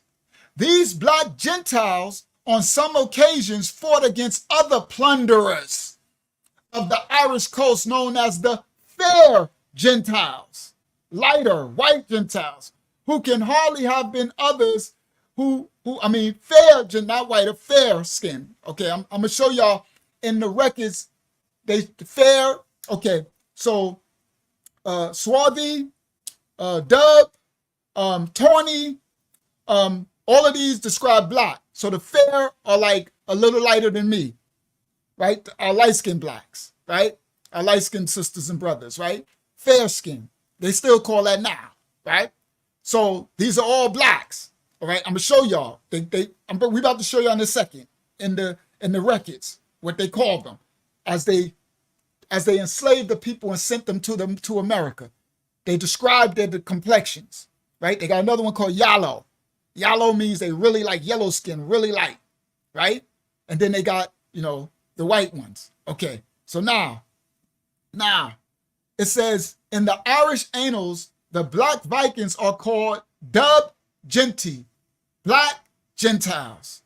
These Black Gentiles on some occasion fought against other plunderers of the Irish coast known as the fair Gentiles, who can hardly have been others than the fair Danes. And y'all know the Danes were from the other lesson, the Danes were the swarthy, right? But they're the fair Danes or North. Now, this literally says the Irish annals of the Black Vikings are called Black Gentiles. The reason why they separate and call them Black Gentiles is because they are Black Hebrews. So they're saying, they're denoting, and I'm about to show y'all we're about to show y'all in the books, that they say these Black Yahudim, Jews. So they're saying these Black Vikings are Black Gentiles, and they're savage, they're plunderers, okay? We always thought the Vikings were all white. That's why I said, boy, they wrote us out of everything. They even wrote us out the bad stuff. I'm like, bro, they are very thorough. That's smart, though. It's like, we got to write them out of everything, because if you leave them over there, they can find themselves in it. They even wrote us out the bad stuff. I'm like, all right. So let me see. But also in their names. Black, Blackman, Blackman, Blake, Suar. Oh, crap. He moved that too fast. I wanted to read that last bottom thing. That's why I don't like doing it like this. But this is the last thing. We got our own books. We're going to get to that in once. Invasion of a Dark. Okay, we did that one already. I just wanted to get that last part. Nope. That's the one he on now. Nope. That's the one.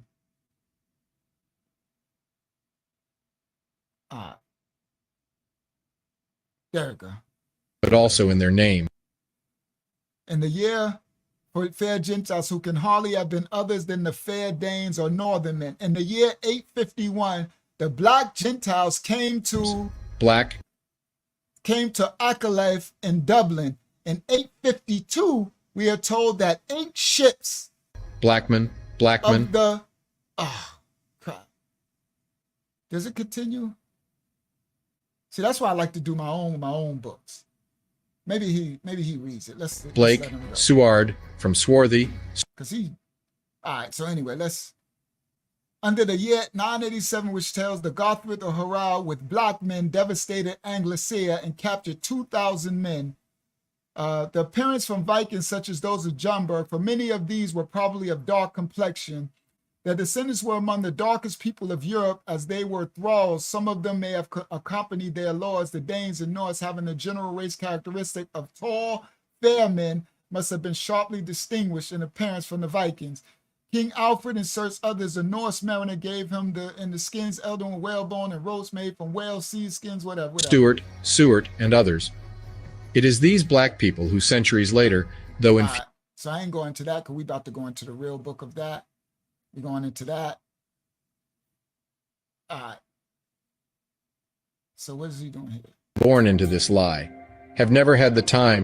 Okay, let's let him wrap up his little thing. He got a message to us. Land. And it is these forces, Reconquista, Inquisition, forced exile, that decimated the large number of blacks in Europe. And their traces were then systematically removed from all icons and representation of influence, creating an illusion of an exclusively European medieval history. One where the Afro-descendant can no longer see himself or herself in the nobility of days past. But equally as damaging, they have created a circle of people who have been born into this lie, have never had the time nor the courage to question it, and who now use it as a justification for ethnic supremacy. And yet, as history shows us, nothing could be further from the truth. And that once again, as they did in 9500 BC when the black Natufians shared the secret of agriculture with all, as they did in from 3000 BC to 500 BC when they taught the Greeks everything they know, the Africans, this time wearing turbans, gave to the struggling Europeans the seeds of civilization once more. And for this, as we shall see in this next section, they were once more venerated as deities. There we go. Let's go. I want to get to my books, but let the brother thing show. In the book Russian Icons by Father Vladimir Ivanov, recently rediscovered. See how they was. This is where they remaking. When that's why I showed y'all the modern revising these and making them all white iconoclast. We find the most interesting collection of Christian icons. It is of high interest for 2 reasons. Number 1, it depicts the various Christian icons as black. And number 2, this is not found in Western Europe, but well in Eastern Europe and Russia. This means that black people were venerated as deities from Spain to France, Italy, Germany, and all the way to Russia. In some, all over Europe. There are at least 5. Look at these images. Let's let the white brother tell it. Right, Taj? Right, Taj? Let me put my foot up. Let's let the white brother tell it, Taj. Let's let him tell it. 500 black Madonnas in Europe, not counting the ones hidden in the Vatican. 128 in France alone. And you need to remember that these icons survived multiple waves of iconoclasm. This means that in the past, they would have been ubiquitous throughout Europe. Look at King David. All right, hold on. Let's let them do it. Sister Malakia Angela YAHSHUAH, she said it's very interesting, that during all the Nazi invasion, World War II in Germany, through all the wars in Prussia and Russia and all this, how did all of these paintings and busts and all these black iconography things survive? She was like, very interesting. She said, especially how racist they try to say some of those regimes was. Why do they got all these black icons up all through Germany, all over the place and all in the streets and the all paved into the concrete? I'm like, yeah, that's very interesting. How that survived? Yeah, Taj, let's let this young man speak, Taj. Let me put it back a little bit. Let's let this young man do his thing. Go ahead, young man. In this next section, they were once more venerated as deities.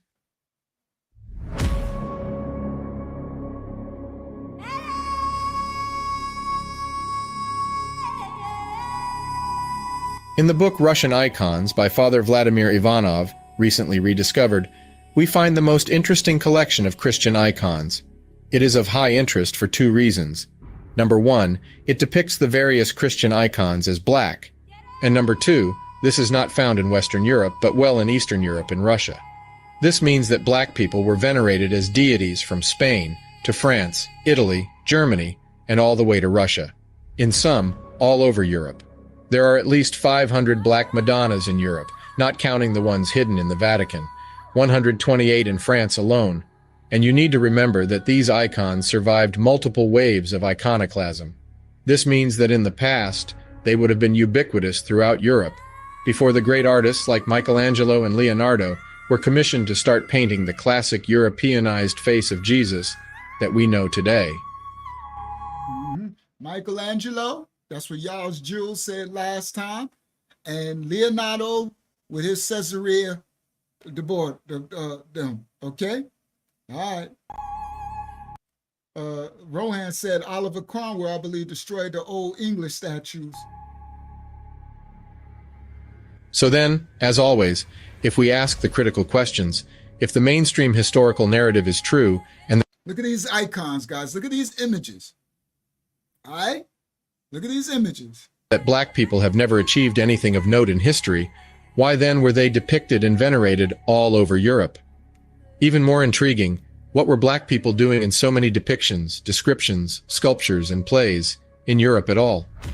For those who have been listening, it is simply because they were present in such numbers, and it yielded such influence that even the planned erasure and systematic destruction of the icon survived from Western Europe to Eastern Europe. White woolly hair. Huh? White as From wool. Germany to Italy. Before we leave you, here are a few more notable figures of black Africans in medieval Europe. Look at these This is a spots. statue of Philip II of Spain. Philip was no ordinary man. His father was Charles V, Holy Roman Emperor. The Holy Roman Emperor Charles V. I got this image. I got that image right there. I got this coin right here. I just showed y'all that coin In this the portrait, other we have day. a count depicting Christian, John George and Augustus. Christian was a Scandinavian monarch. We have John George, Elector of Saxony. The last one to the right is Augustus, also Elector of Saxony. Their names are engraved on the coin, as you can see. All right. So, we're going to read some of this. Yasha, you ready? Yes. Let me go back a little bit, and then we're going to get to my receipts. A description of the Western Islands of Scotland containing a full account of their situation extent. All right.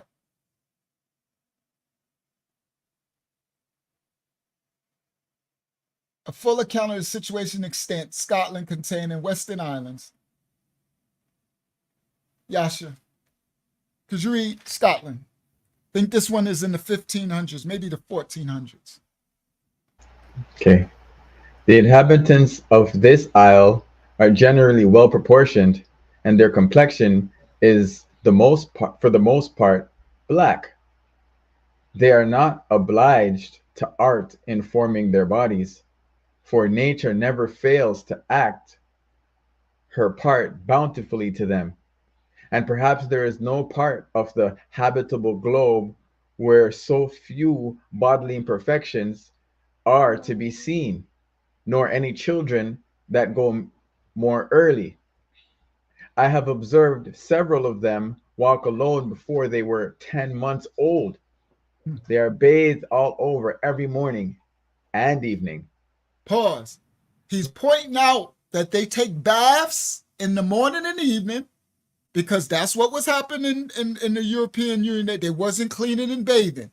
So we bought the cleaning and bathing, got them back cleaning and bathing. So he's pointing out, now you know this is the Old English.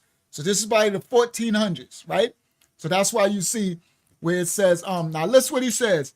He says, the inhabitants of this islands or isles are generally well proportioned. They always describe that they were like, our ancestors were like muscular just in proportion, right? They do that all the time in all these ancient books. It says, in their complexion, for the most part, black, right? So mostly swarthy, darker. They are not obliged to art in forming their bodies, meaning they don't have to make, so when the artists make a bust of them or a statue, they don't have to make the statue to make them look like they was Diesel and like to accentuate their body. He said they don't gotta have the art informing their bodies, for nature never fails to act her part bountifully for them. So he like, nature ain't let them down. they Diesel. They just naturally, they ain't got to make the art thing work to make their bodies look good, okay? It says, and perhaps there is no part of the habitable globe. He said, there's no part over the whole globe that's inhabited by people where too few bodily imperfections are to be seen. Guys, this is when we were our ancestors was in their healthy state. Before being enslaved and beaten and starved and fed swine and just, you see, and bred down. Even when they came to America, we about to go there in 1 second. We going there about America. When they came to America, the natives here, they described them as their calf muscles and their muscular stance, and they run fast and strong and all of that stuff in our natural state. So it says, no part of the whole world will you see so few bodily imperfections are to be seen, nor are any children that go more early. I observed several of their babies walk alone before they were 10 months old. My babies walked at 6 months. Benito, Star walked at about 8. Shemaiah walked at 7. Joshua about an 8, 9. But Benito was like 6. Christy, whole family tripped out and did it on his own. And what I mean by pushed himself up off the ground. And I said, what is he? We was all night. I said, what is he doing? Pushed himself up. And they're like, I know that baby. He too young. He can't. And he stood there and started and fell. And he pushed himself back up and fell. But he taught himself to walk. Rashawn did too. Rashawn taught himself how. 6 months. Shemaiah was 7 months, the one who come on here. 7 months. My ex's adopted parents was tripping out. How in the world is baby going to walking at 7 months? And little Azariah started to speak. Well, I can say it now because he's later and gone, but I was hiding it because I thought the men in black would come take him away. Honestly, I was smart. Like I don't be on social media. Like I wasn't on social media before the Most High got me teaching ministry. So I was keeping it to myself. I think did I ever record it? I don't think I did because I'm like, I don't want this to get out because they'll come. He started talking. He had to be like something like 3-4 months or less. He was speaking words he knew, and he was talking. It was crazy, Weirdoville stuff, right? Yeah, because it was really, but anyway, I like Men in Black gonna come get this baby. This boy talking clear words and know what he's saying at this a little infant stage. I'm like, this Weirdoville stuff. So anyway, so it says the children walk early. I have observed several of them walk alone before they were 10 months old. They are bathed all over every morning and evening. Yes. All right. So let me, we're going to let it go a little more forward. Let's see. I think that was they're going to another crest. Yeah. So this is a crest. These are the royal crests of the ancient land. Coat of arms of Ive or Ivory Williams, 1485. This is when the black nobility, the black monarchy of Europe, Description of the Western Islands of Scotland. All right, here we go. The islands of Iran, the island of Iran. The inhabitants of this island are well proportioned. They always say that, generally brown, some of black complexion. They enjoy a good rate of health and have genius for all callings. Genius. Okay? We ain't not one black person wrote these books. These are the annals and the books of the 1400s and the 1300s saying what they observed. Okay? And after this, we're gonna go to our books where we're gonna go to my books that I got saved for tonight. I want to bring out something. All right. So let's see, what's the next one? Okay, there's some more of the nobility. All right, John Mackey memoirs. All right, I'm gonna go through my John Mackey stuff another time, but we're gonna read what this says right here just for a second. All right, because it's gonna talk about King Charles.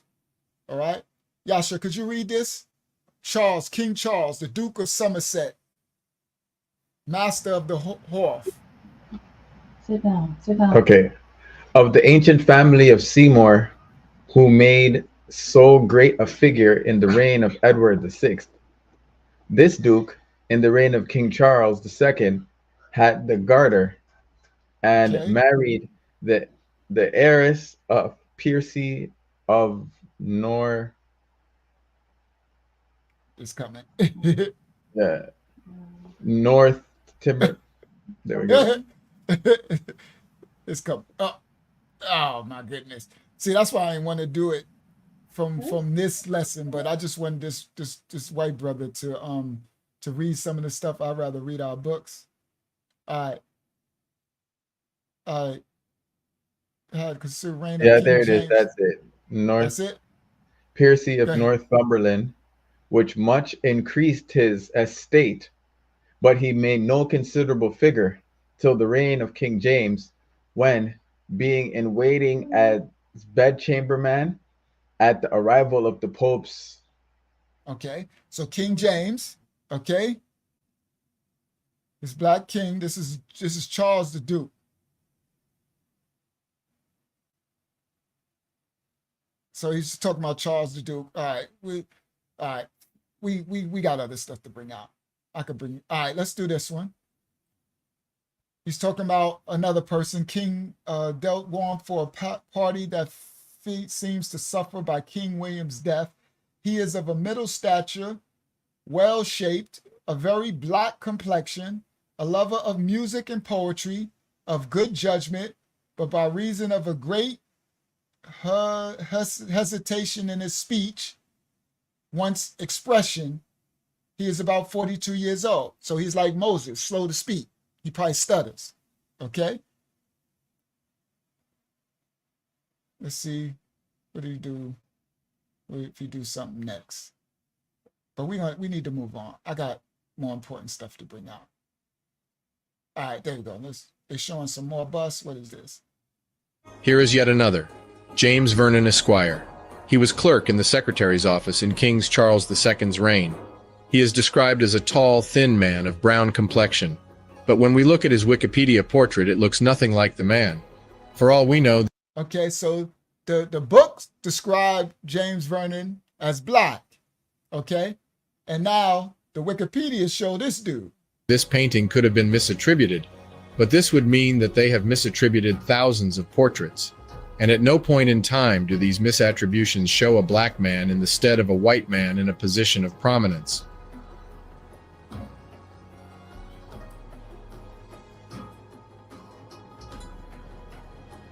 And here we have another coin depicting Augustus, Elector of Saxony. The Saxons were Lutherans, a major branch of Protestantism. And as we mentioned before, many Moors converted to Protestantism to escape persecution during the Reconquista and the Inquisitions. Yes, that was correct. During the Spanish Inquisition, many of the Moors became Catholics, Protestants.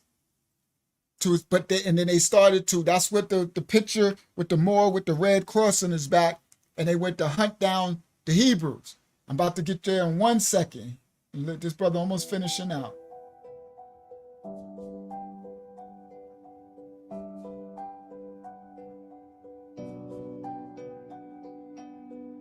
Alessandro de' Medici, also called the Moor due to his dark complexion. He was ruler of Florence from 1530 to his death in 1537. Ruler of Italy, Florence, Italy.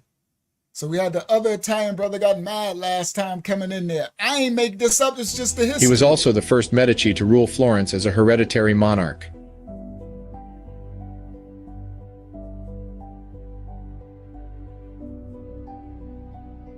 Nah, Rohan, they were Moabites. They were actually Moabites. And here we have a fresco depicting a tournament of knights. No comments.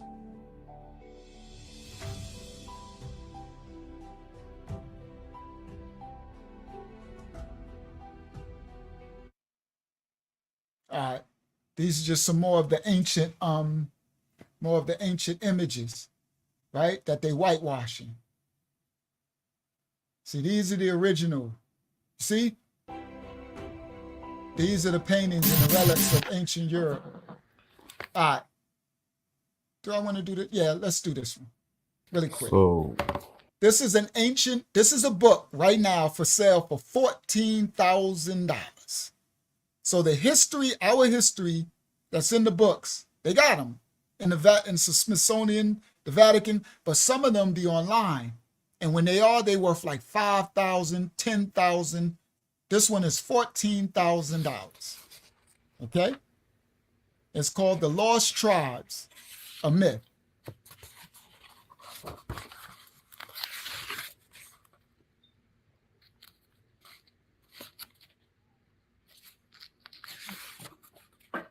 I'm not going to go into detail in this book.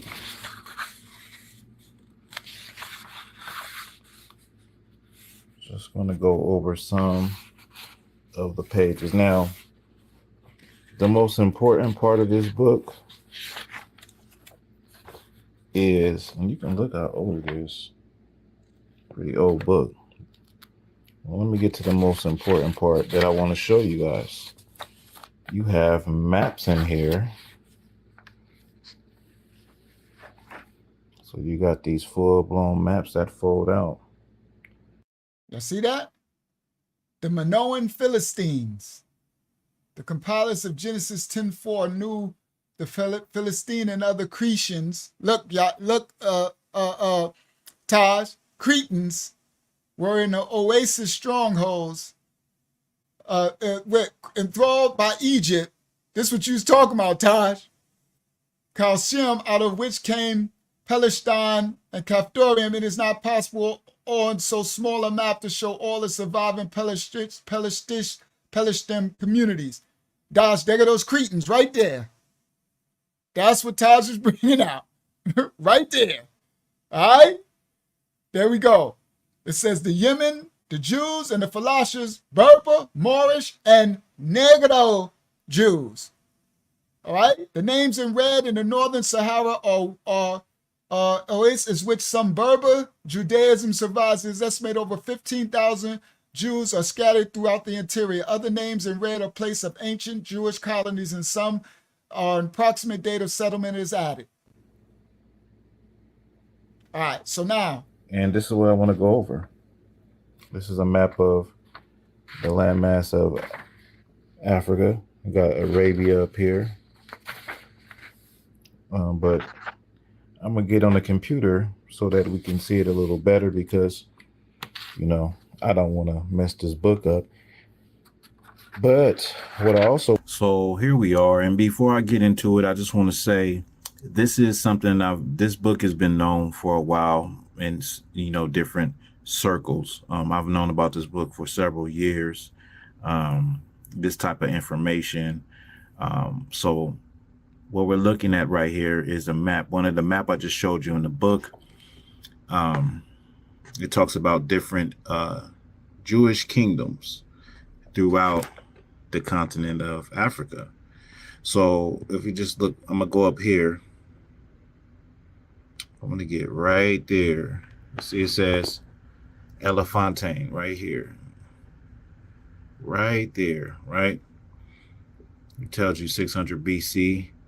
It was a Jewish garrison. Now you can read in history that there were Jews, Israelites that were used as soldiers, and they set a garrison in Elephantine in Egypt by the Egyptians.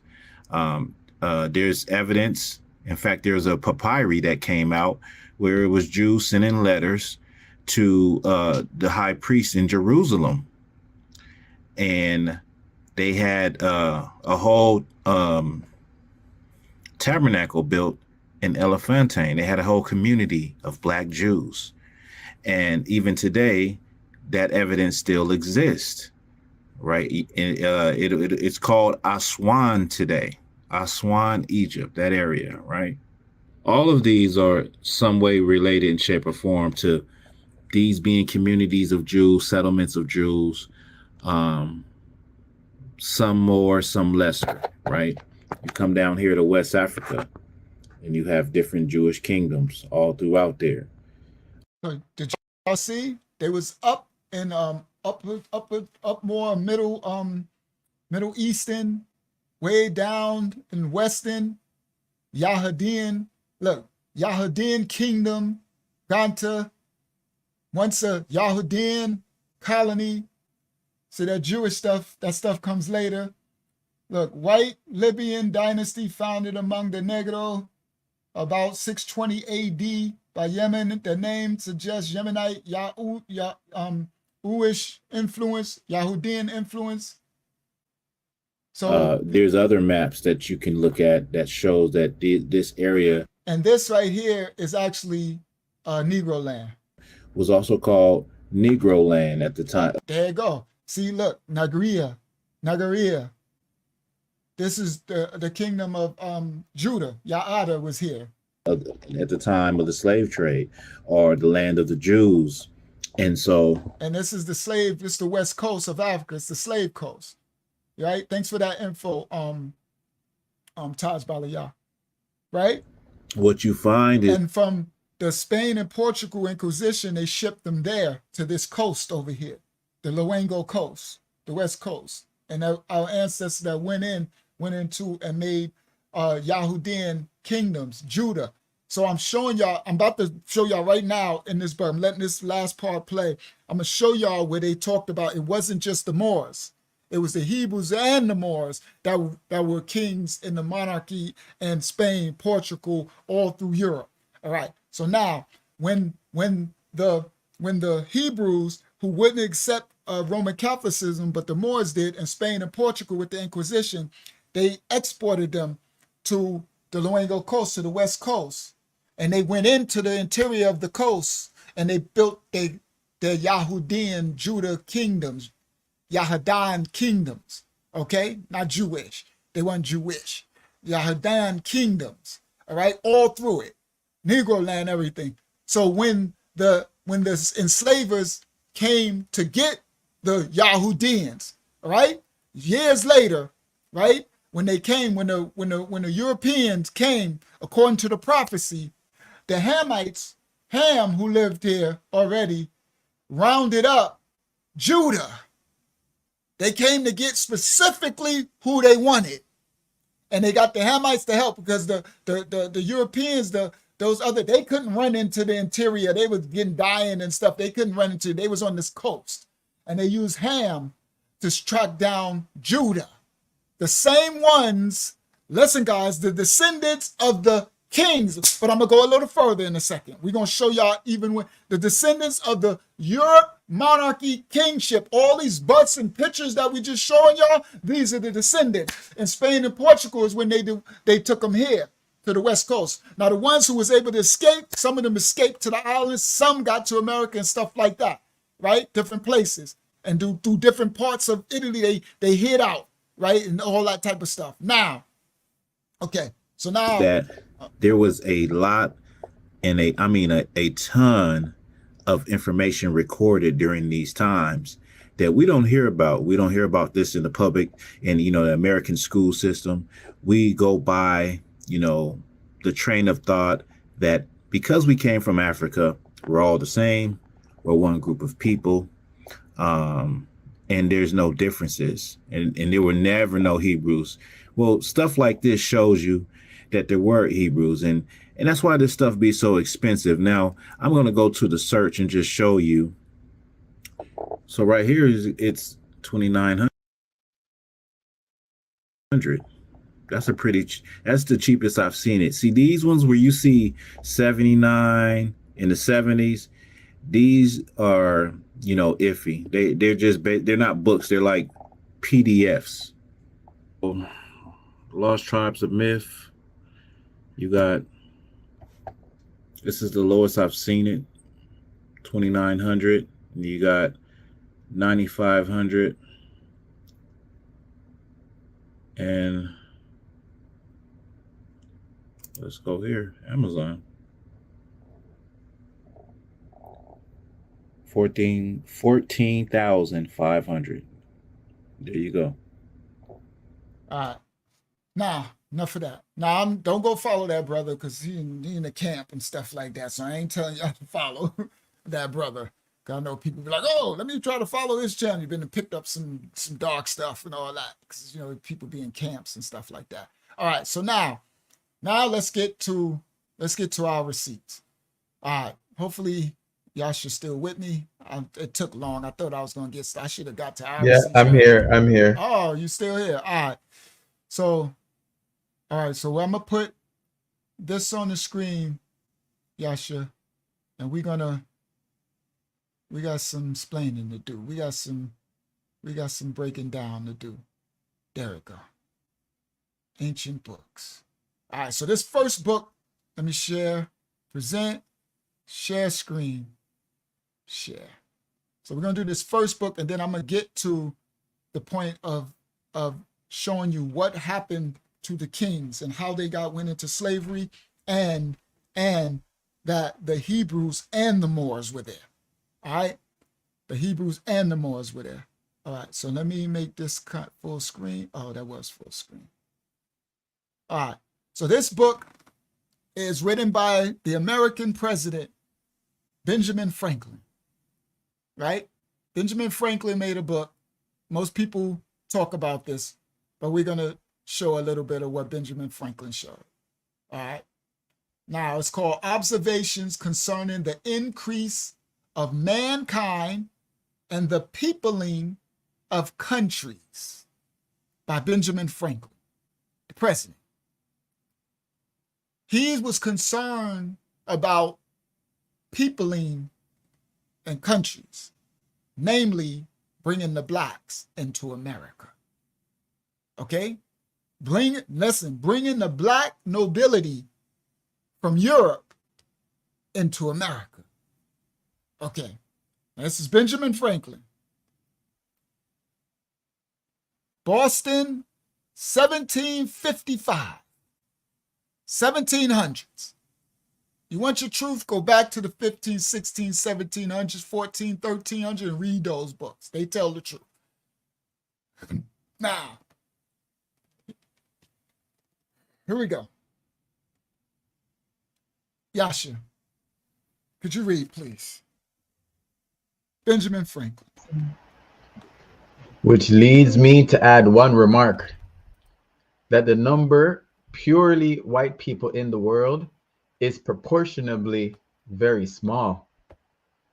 Africa is black or tawny. Asia, chiefly tawny. America, exclusive of the newcomers, wholly so. Pause. And in Europe... Pause. Okay. The number of just purely white people in the world, Benjamin Franklin said, is proportionately very small. Africa is black or tawny. Okay. Black or tawny. All right?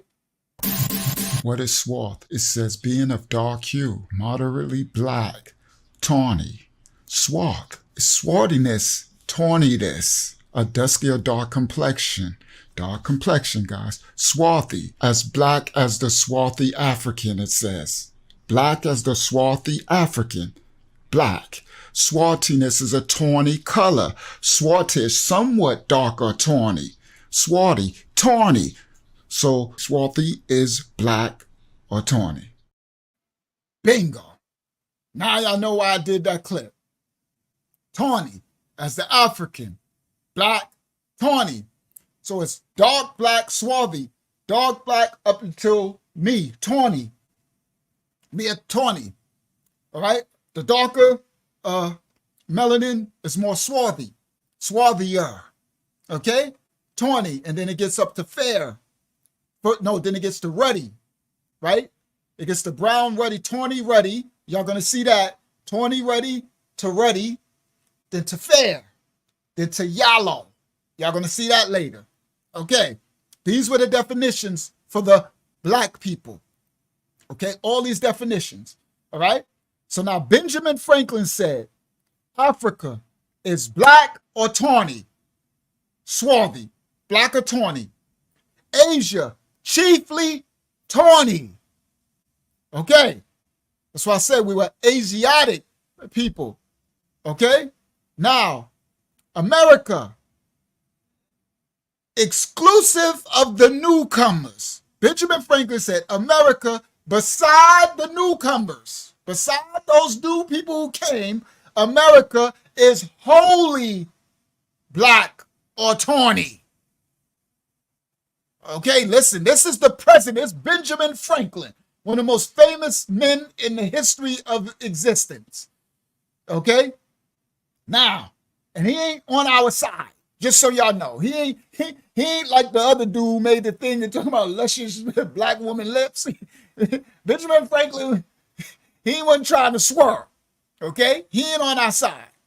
Listen, he said America, excluding these new people who came to America, is wholly black or tawny. And in Europe, they black or tawny. The Spaniards, Italians, French, Russians, Swedes are generally of what we call swarthy complexion. All right, let's go. Time to wake up, everybody. I should have did this nice and early, but it's okay. I'm going to make separate videos for it. Like Brother Joseph said, our video's long. I'm going to be pulling stuff, right? Should have just grabbed this nice and early, but it is what it is. All right. In Europe, Spain, Italians, he said Spaniards, Italians, French, Russians, Swedes are generally of what we call black complexion, swarthy, as are the Germans, also the Saxons, wholly an exception. So the Anglo-Saxons were swarthy, were black. We just learned that in the other book. But the Saxons are wholly accepted from being swarthy, tawny, who with the English make up the principal body of white people on the face of the earth. So Benjamin Franklin in 1755, I think that was the year this book said, that the English and the Saxons made up the whole principle of all white people on the earth. And he just said, Africa, black and tawny, Asia, chiefly tawny, America, wholly tawny, except the newcomers, Europe, the Spaniards, the Italians, French, Russia, Swedes, all swarthy, all black, all black. What is swarth? It says being of dark hue, moderately black. Okay? We about to drop these receipts now, right? Oh, he wasn't a president, he was a founder. Thank you. Benjamin Franklin, he was a founding father. Sorry, he wasn't a president. He might as well be. I know he did the electricity and all that. Yeah, Benjamin Franklin was no joke. Thank you, YAHSHUAH, for correcting my history, though. He wasn't a president. He on our money. Yeah. I know. That's why I thought he was a president. I don't know, I don't know. I thought he on our paper. I know that much. He made himself on our, what are you on our $5 bill? No, Franklin on 100, right? Yeah. Benjamin. Nothing but the Benjamins, baby. Ba-dum, ba-dum, ba-dum. Facts. Franklin on the big bill. we all need some Franklins. All right. So thank you, Yahakana. All right. Now, he said, now y'all understand, again, the history. So they want to get mad at me, and the brother gonna write, I don't care what color, no. Apparently history do, because they literally talking about it in all the books and everything. Yasha, could you read again? Start from Africa is black or tawny. Africa is black or tawny. Asia, chiefly tawny. America, exclusive of the newcomers, wholly so. And in Europe, the Spaniards, Italians, French, Russians, and Swedes are generally of what we call a swarthy complexion, as are the Germans also, the Saxons wholly accepted, who, with the English, make the principal body of the white people on the face of the earth. I could wish their numbers were increased. And while we are, as I may call it, scouring our planet by, is that what that says, planet? I guess. Yes, I think so. By clearing America of woods, and so making this side of our globe reflect a brighter light to the eyes of the inhabitants in Mars and Venus. Why should we, in the sight of superior beings, darken its people? Why increase the sons of Africa by planting them in America, where we have so fair an opportunity by excluding all blacks and tawnies of increasing their lovely white and red? But perhaps I am partial to the complexion of my country for such kind of... Okay. Benjamin Franklin. All right. Now, I'll tell you, he ain't on our side. Benjamin Franklin said, listen, don't bring them here. He said, don't bring them here. I said, he ain't on a Bitcoin. No, that's right. They got a dog on the Bitcoin. Sorry. Okay. So now let me go a little forward, right? So he said, why would we why would we bring them here? By clearing America of the woods. Now remember what he said. America, but listen what he said.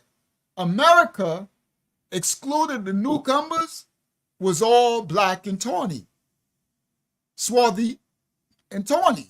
Black and brown. Us. But then he said, we come in here and clearing the woods, and because they trying to take America. They taking it from the black, the swarthies who are here.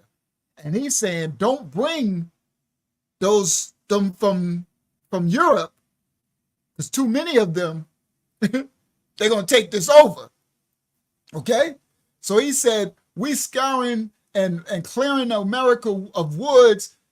You know what clearing it of woods, you know what that means, right? Clearing out all the Most High's creation, the trees and the herbs and the healing, right? Clearing all the vegetation, all right? He said, and making this side of the globe reflect a brighter light to the eyes of inhabitants in Mars and Venus. So Benjamin Franklin was with Billy the Carson Canaanite. He was with Thoth. That makes all the sense in the world, right?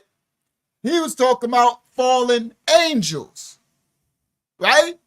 He's saying making this the sight of inhabit and making this side of the globe reflect a brighter light in the eyes of the aliens. He said, why should we, in the sight of superior beings, darken its people? Why increase the sons of Africa by planting them in America, where we have so fair an opportunity? Yeah, it definitely sounds like Pharaoh, okay?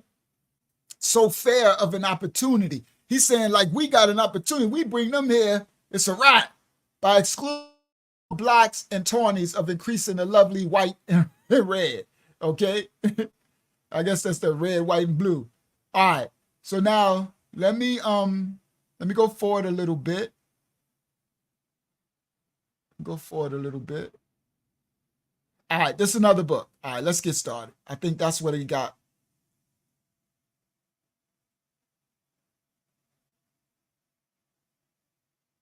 There we go, a little more. By excluding all blacks, tawnies, increasing the lovely white and red, but perhaps I'm partial to the complexion. Oh, to complexion of my country. That finished. All right, so now we're gonna go to another book.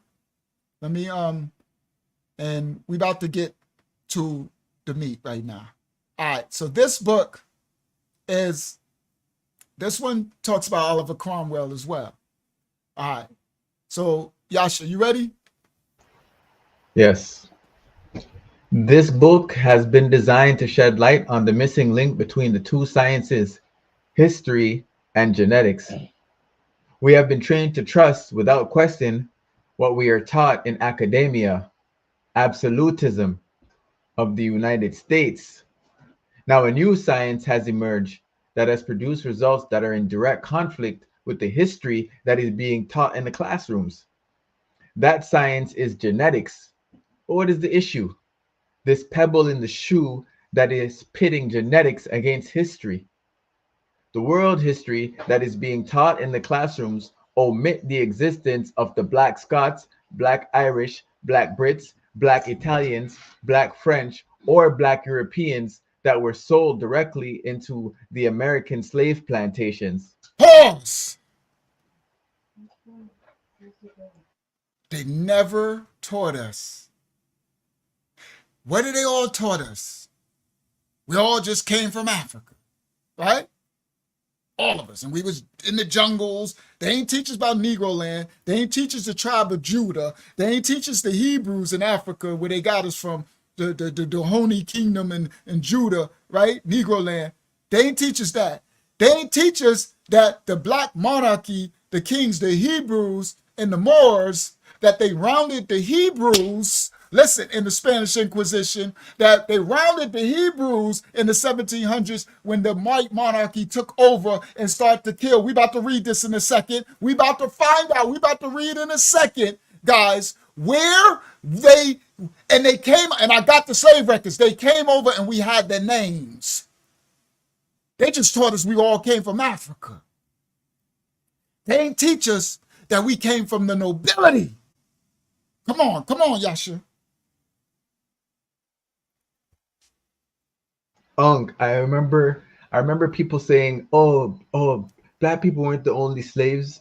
White people were slaves too. They enslaved the Irish, but they didn't know that those Irish were black. Hello. My goodness, the whole time. And they tried to make us connect with these white Irish people saying, yeah, we were slaves too. We were slaves. And then the Welsh said, and the Danes said, and they all said it was none of them. Even the Italians said it wasn't them. It was the monarchy. Listen, we about to read the books. We about to read it. Come on. That's why I said I should have probably just did this first, but it's okay. I needed to. It's good. It's all right. It is what it is, right? We just getting started, y'all. This about to get funky. We about to bring the receipts now. All right. Now listen. It says the Black Scottish, the Black Irish, the Black British, the Black Italians, the Black French, the Black Europeans that were sold directly, and I'm gonna show y'all directly the records. I'm gonna show you the records into the American slave plantations. That history is being taught in the class. That history that is being taught in the classroom is in direct conflict with the eyewitnesses, the artifacts, the genetic DNA, and the surnames of the blacks in America. So we thought all of us, shout out to Jazz, Down Pets, oh yes, it's about to go down, Jazz. Jazz said, I heard this before, but this is the first time I've seen the evidence. Can't wait to show this to these hardcore drums. Jazz, you about to get some real, it's about to get really funky right now, Jazz. Real evidence for you. You're going to have a whole collection of it. You can just take the video and chop up the pieces you need and do what you got to do. Listen, guys, but we about to, this, soon as we finish this, I'm going to go to it. But this is the walk down to the real, the straight receipts, right? Now, it says the surnames of the blacks in the country. Now, we all thought that we got all of these names just from the American slave masters. We never knew that we came over with these names. I had no idea. So some of us are named, like L'Oreal says, she has a Danish last name, right? We got all these Ireland, Badowi, and we got all these last names, and we thinking that we got it from the slave master. I'm going to show y'all the records where we came with these names. Oh my goodness, bro. I'm like, now the ones that they picked up, yes, Francis, the ones that they picked up from the West Luengo coast, from Portugal and Spain, that's the Spanish Inquisition. I'll break that down to you. Those Hebrews, they have the names of Ya'ada, because they was in Negro land and Judah. So they have those names. I got those slave records annals, but nobody, I ain't know we had the slave records of our ancestors, ours that came from Europe, the king nobility, the monarchs. Go ahead, Hakyama. Oh, it's about, we getting funky now. We about to cook with some grease now, olive oil now.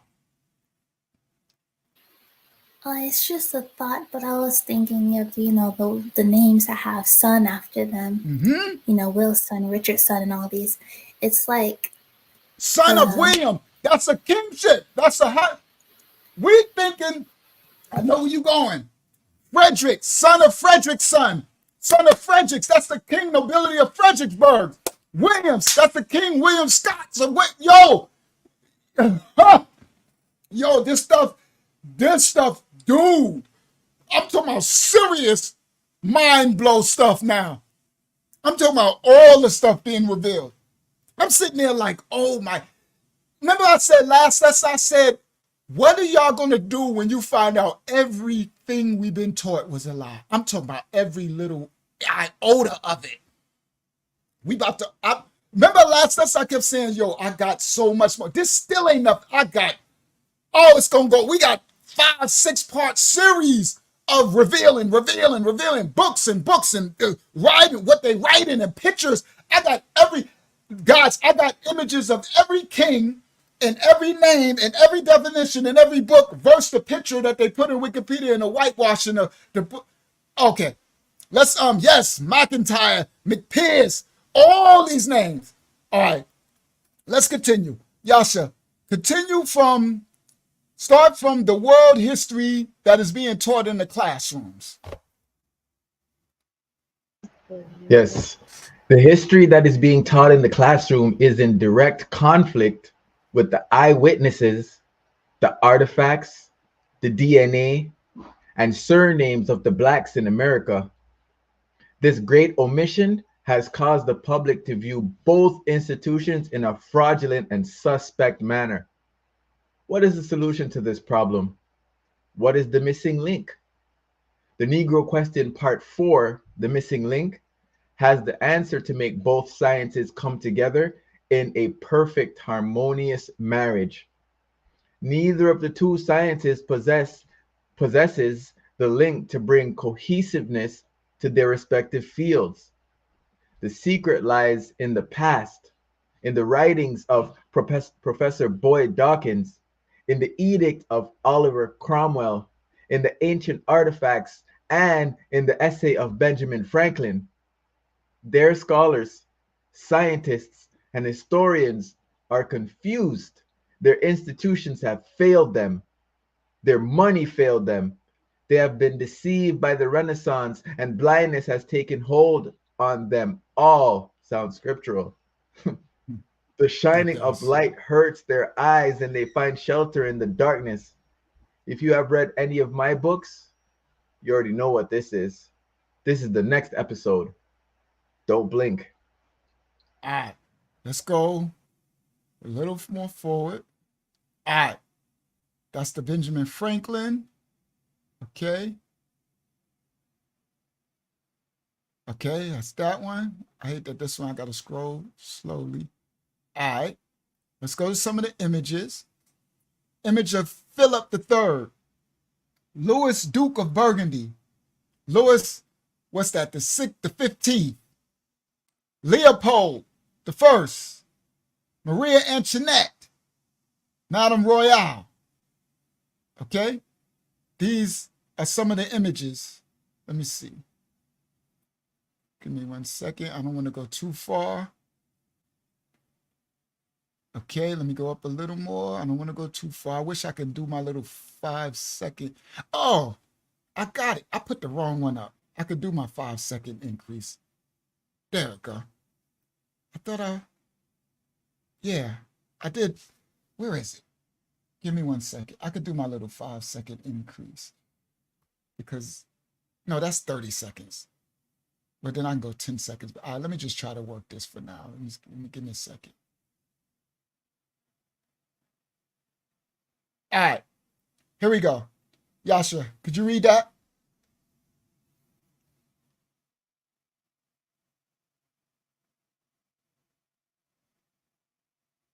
Yes. James Anderson, 1911, Riddles of Prehistoric Times. This little black Welshman, Scot, Celt settled in France. Gongis of the Canary Islands, France, Ireland, Spain, and the British Islands, and all over Europe. Professor Winslow Alexander, Our Remote Ancestry, 1815 to 1900, collection of journals. These short black men came from Atlantis, Northern Africa, and they overran Europe. They were known as Britons. Roman historian Tacitus, The Origins of the Black Britons. Mm-hmm. Tacitus, sorry. The Origins of the Black Britons. The Iberians are black people with curly hair. Anthropological Review, sorry? Mm-hmm. No, Anthropological Review Society, London, Volume 8. So he's quoting these books, right? So James Anderson, 1911, Riddles of Prehistoric Times. That's this book. This little black Welsh Scot Celt settled in France, Gratis of the Canary Islands, France, Ireland, Spain, and the British Islands, and all over Europe. Professor Winchell Alexander, Our Remote Ancestry, 1815 to 1900, collection of journals. He wrote, these short black men came from Atlantis, Northern Africa, and they overran Europe. They were known as Britons when they came here. You understand? So Britain, the United Kingdom, Great Britain, is black. They came with the name Britain. See, remember when I said that other word, like, oh, they came over as nobles and they brought agriculture. I told you, these fools, it's all in the annals. Now, the history. They were known as Britons. Roman historian Tacitus, The Origins of the Black Britons. That's another book. He said the Iberians are black people with curly hair. Anthropological Review Society, London, Volume 8. Joseph Ritson, The Annals of Caledonian Picts. We learned that yesterday with the Picts. The Picts and the Dubs, the blacks. Right? These are swarthy. And Scots, Volume 2, pages 7 and 27. So as we go through this series, you got to start remembering some of the phrases. I'm going to start writing them down or making clips. What I'll probably do as I put this stuff together, make a clip where I can click and go the Picts and give the definition from the other books. Because all the books, what I'm about to tell you, all the books from the 1300s, 1450s, 1600s, they all say the same thing. They call them they all say the same thing. So they speak a language, okay? So it says the Picts, look, Joseph, the Picts / the Brits are brown complexion with curly hair. This is Joseph Ritson, Annals of Caledonian Picts and Scots, Volume 2, pages 7 and 27. Ivan Sertima, African Presence in Early Europe, page 225. All right, so let's continue. Let's go a little more forward. I ain't even get to my stuff yet. Yasha, could you read that? The Britons look like the Ethiopians. Albert Churchward, 1912. Origins and Evolutions, pages 12-13. The Black Basque were exterminated from Europe. Professor Boyd Dawkins, our earliest ancestors. Bygone Days, a lecture delivered in the public hall, Colethurst, Manchester, January 8th, 1879. Pause. Now, what he's talking about, we about to bring out how the black elite, the black monarch royalty, the black people got exterminated from Europe, killed and sent as slaves to America. And I got the record. So this is walking it down. Just y'all ride along. We're walking it down. I'm giving all the receipts. Y'all gonna have all the receipts y'all ever needed. All right, go ahead. And we only in season number 2. We ain't even got nowhere yet. For this series, we're on number 2. All right. So he said the black Basque, the black class were exterminated from Europe. Exterminated.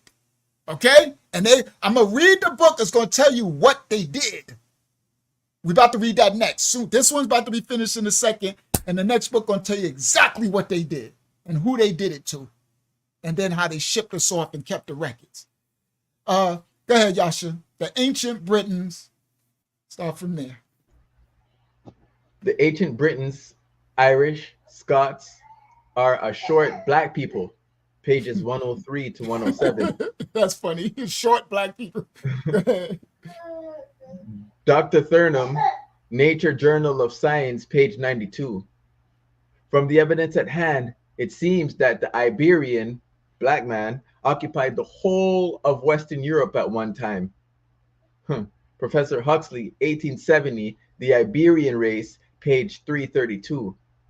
The Iberian, Basque, black bones have been found all over Europe with his animals. I have inserted the writings of 8 English white historians to show you that our white brothers who were closer to the epicenter didn't have a problem telling the truth about the original inhabitants. Back, shout out to all my white brothers and sisters who got no problem telling the truth. You heard? All right, let's go. Hold on. Let me go next. We're walking this down. Go ahead, Yasha. The inhabitants of Europe. These Welshmen, Britain, Irishmen, Frenchmen, Russians, Germans, Italians, and Swedes were in Europe thousands of years before the English arrived in 449 AD. And this will be proven by the writings of one Professor Boyd Dawkins, Professor of Geology at Manchester University, London. Professor Boyd Dawkins was invited to speak in the public hall in Manchester, London, January 18th, 1879. And in his lecture, he gives a detailed account of the people who originally inhabited Europe, and without blushing, this is what he said. Professor Boyd Dawkins, Professor of Geology, Manchester University, London, 1879. Our remote ancestry, pages 95 to 106. Pause. Now remember, we read Benjamin Franklin first. So for those who don't know, y'all all know who Benjamin Franklin is. What did Benjamin Franklin wear? He said Russia, Sweden, Asia. He named it all. Continue, King.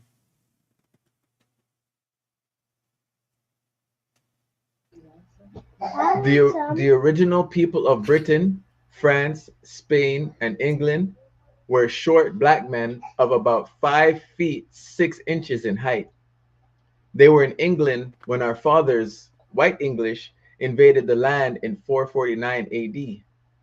Our fathers were a warlike people who by 607 AD had pushed the Basque west into Wales, Cumberland, Westmoreland, the Highlands of Scotland, and Devon. These black people boasted that they were citizens of the Roman Empire. The Welsh or ancient Britons were in possession before the Romans ever came. Pause for 1 second. Wow. Yes. what we are going to be uncovering history. I'm talking about this. Don't even worry about this book. Just read the list. We're going to get the books with the dates, with the titles, with the thing from the 1500s saying the same exact thing. Y'all hear me? Listen what he said. The Roman Empire. I'm going to show y'all that the Roman Empire, these emperors, oh my goodness, bro. That one blew my mind.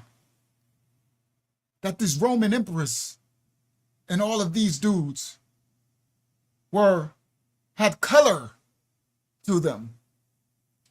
Where people blew my mind. Yes, fair use, for educational purposes. Yasha, could you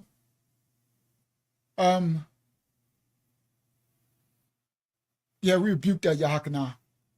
All right. Okay, these black people boasted that they were citizens of the Roman Empire. Continue, King. The Welsh or ancient Britons were in possession before the Romans ever came here. These black Basque Britain have brought the knowledge of iron and bronze with them. The iron and bronze technology will be proven perfectly when I show you the German tapestry. These people were herdsmen. They possessed the short-horned ox, the horned sheep, the goat, pig, and the horse. Okay. Evidence of... hold on. Let me move forward.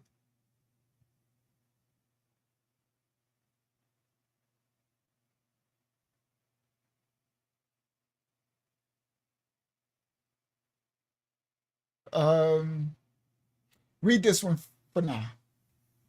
We get into the tools.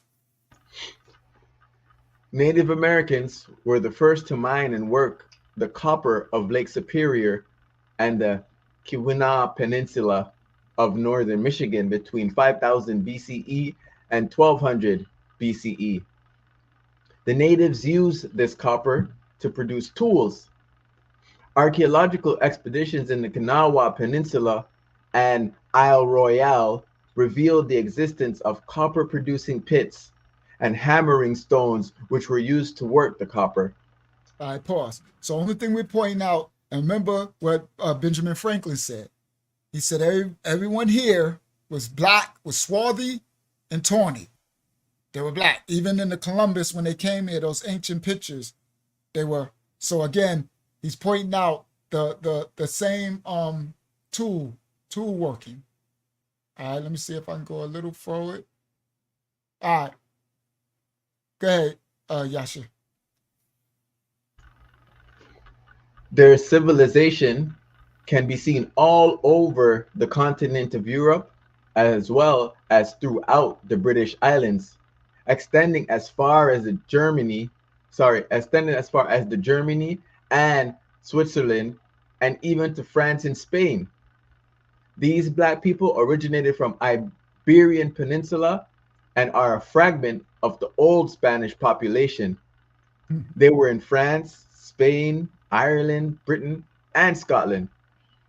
One of the techniques that I like to employ when detailing my research is to try to get as close to the point of the event as I can. In this case, Professor Boyd was right there, and he mentioned seeing the specimen of the Black Basque from different parts of Europe, and states that if you laid them next to each other, you would not be able to tell one corpse from another. The purpose of this section of the book is to prove in the beginning that the historians of the 18th and 19th century had no problem describing the blackness of the early Europeans. Benjamin Franklin, Professor Boyd Dawkins, and Albert Churchward gave us an eyewitness account of the world order in their generation. Dr. Albert Churchward's eyewitness accounts give us a grim description of what happened to the black presence in Europe. The good doctor stated that the blacks became extant, exterminated, by the time he gave his lecture in 1912 to the Royal Society in London. It is of extreme importance that we begin this discussion with the eyewitness accounts of the English historians concerning the old world order. It has become obvious to me in my research. Pause right there. Yeah. What are they calling everything after that? New world order. See, all this stuff is going to hit so different.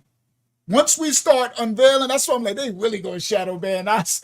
Once we start pulling back these layers, why do you think it's called the New World Order? Because the old world was ran by the swarthy, and tawny. the tawny, the old world order. So they came in to exterminate, and now the New World Order. Novus Order Seclorum, on the dollar bill and everything. Y'all understand? Okay? So now, we about to get there. So this one, now he's walking it down with this author is about to show the extermination and how they sent them to America and the Caribbean. These swarthies. Here we go. Continue. I think that was the last part, right? Continue Yes. from where you was at. Yeah. It has become obvious to me in my research that the ancient, medieval, and early 20th century historians were describing the old world order in their respective generations. These historians describe a world in which the blacks were in power all over the earth, and from this vantage point, we shall spring forward into the future to see. These historians describe a world in which the blacks were in power all over the earth. The old world order. All right, let's go.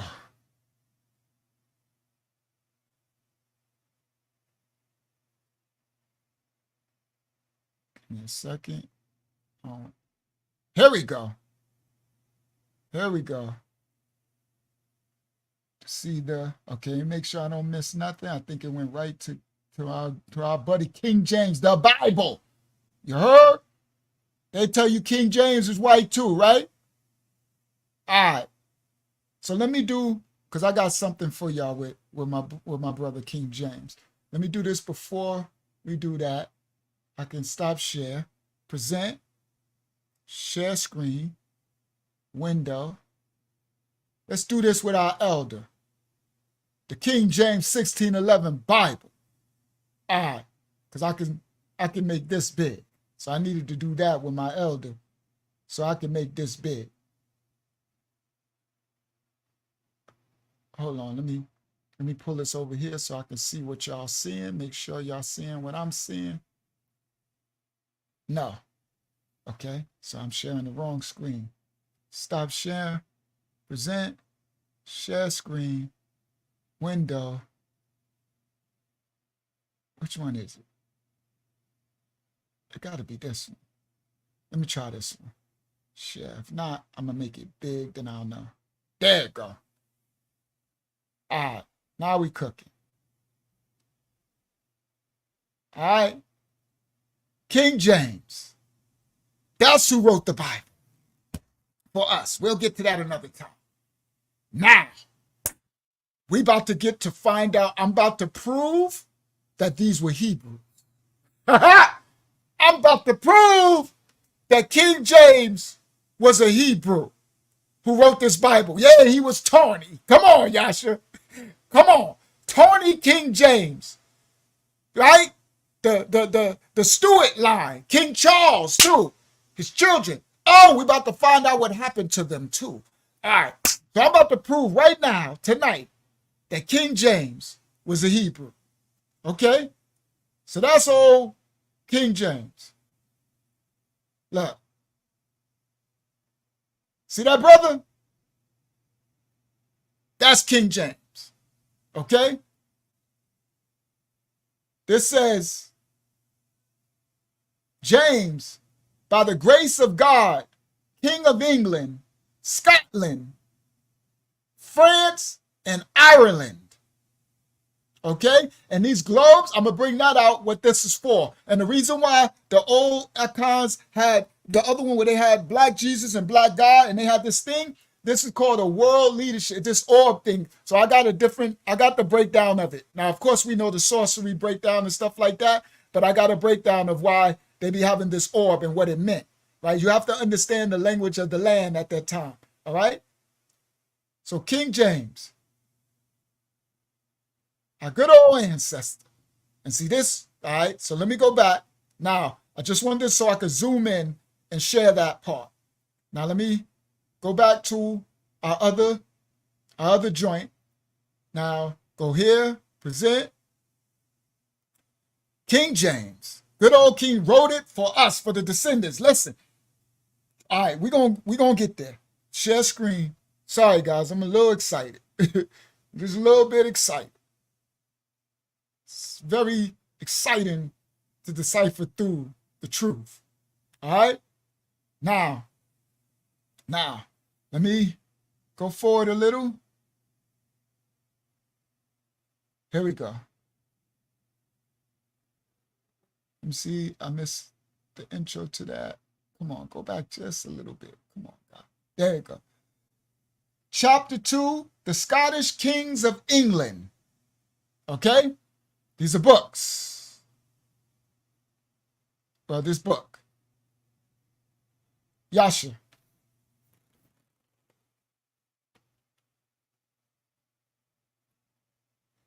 Whenever you get a chance. This is the one we just read. Oh, good. I mean good, but I meant, okay, that was the one we just read. There we go. Let me see. Let me make sure. Yeah. There we go. All right, when you're ready, YAHSHUAH. New College Library, Edinburgh, UK. I know that this image of a black King James can be a little confusing because of your Western education, but this is the truth that is known by the rich and the elite in the world. That was the reason I paraded all of the English historians and professors before you, before I got into the bowels of this book. I had to get your mind ready to receive the truth. King James came from a long line of black Scottish Stuart kings. 343 years of rulership in Scotland. A long line. The Stuarts not only ruled in Scotland, they ruled France, Spain, Ireland, and England / Britain and Wales. King James was able to rule all of these lands because all of these people were of Iberian black descent. Pause. Who were the same people. What? The Dark Ages. He was able to rule over these kingdoms because, as Benjamin Franklin said, as Boyd said, as Oliver Cromwell said, as all of them say, they were all. This is you see how that foolish brother talking about the Dark Ages. It wasn't. You don't know. You have no idea what you're even talking about because they're too busy in their prejudice, right? They're too busy wanting us to not have no history at all. You understand? Yeah, they were all swarthy. Yeah, okay. That's why Arnold Schwarzenegger, named Schwartz, is swarthy. It's Arnold Black Nigger. That's his name. So we thought we were named after them when they were actually named after us. But those guys, remember, see, this goes further back, but we need to walk this down. Those were our ancestors who left their state, and some of them weren't. See, it's a mixture because some of the Iberians, but we're going to get there. Let me explain something to you about Iberia. Listen clearly. Let me drop this gem right here. Iberia in Hebrew is actually Hebrew. if you take the name, the word Iberia, and translate it, literate it back to the original Picto-Hebrew, it would be Abayah. It would be Eba. It would be Hebrew. Now, not all of Iberia, because I'm not copping for Iberia, because there were some very wicked polytheistic mixing, breeding. But there is a group of people that we're going to find out in these books. They call them the Ebonites. The Ebonites. Y'all going to see this through these books. Ebonites are actually in Hebrew Hebronites. They call ites because of the Hebrew, because of the scripture called ites. The Ebonites, y'all going to find out about them. And Eba is Hebrew. Havra, Avronites. And Iberia is a form of Hebrew. Okay, now, I'm not saying that all the Iberians were Hebrews, but again, we mixed our seed through all. But the Most High, listen, the Most High always knew who his children that were under the curses. Y'all need to understand this part. And he said, the curses will pursue you. Remember, that's why I started off this lesson with the Deuteronomy. See, everything is tactical. The curses will pursue all of the children, so they're not going to be able to hide amongst the Iberians that are not from the tribes. I'm about to get there in 1 second. 12 tribes, the ones who, and amongst the Moors, the Moorish, the Moabites, amongst the Ammonites, amongst the Hamites, amongst the Mitrites, amongst the whateverites. The curse, the prophecy will pursue out the Hebrew, and they will go into slavery and get killed. So y'all gonna see the difference. Y'all gonna see it right now. We about to show it right now. Shalom, Yadasa, I know you got to get up early. So I wish I would have got to this part earlier, but it's okay. You can. I know you watch it on the replay in the morning when you fresh and clean. All right, so we about to get. I guess 125. I don't even care. It's going down. I forgot I started late too. I started at 9. All right, it's just going down. I should have did this early, but it is what it is, right? It is what it is. I'll be able to chop it up and put it out a separate lesson anyway. All right, title it something crazy and let them just, you know how I do this and just start. Let's go. All right. So now, yes, Esau married all that. Yes, the Edomites, all that. They can't mix. Yes, and we mix our seed with that's Esau, the Hebrew, and we mix our seed, the natural branch, the ones chosen from Isaac's line, right? The mix our seed and mess with these other nations. All right. So now, Yasha, could you I wish I could hear you. I got the tinkle. I've been drinking so much and excited. So could you yeah, that's all right. You can read so that people can you read. Let me tinkle really quick while you read this, and I'll add it up when I come back. Sorry, guys. I got the tinkle. I'll read really slow. King James was able to rule all these lands because all of these people were of Iberian black descent. They were the same people. If you look at the ball in his hands, it represents world rulership. And there was only one other group of world leaders who used this type of symbolism, and they were the Byzantine Roman emperors. Remember, they told the English that they were Roman citizens? This is the proof. There was another man who made the same boast, and if you have wisdom, you know who I'm talking about. This is one of the signs of scholarship, when you are able to read the symbolism of images. In my research, I found out that the ancient Scottish was a tribe from northeastern Ireland, which means the Scots are really Irish. So if I have seen an ancient Scot, I have seen an ancient Irishman, and I have seen an ancient Irishman, then I have seen, if I have seen an ancient Irishman, then I have seen an ancient Briton. I heard some because I had the phone in there. I heard some of, yeah. Y'all said, shout your all, Paul. Y'all better read between the lines. All right? Yes.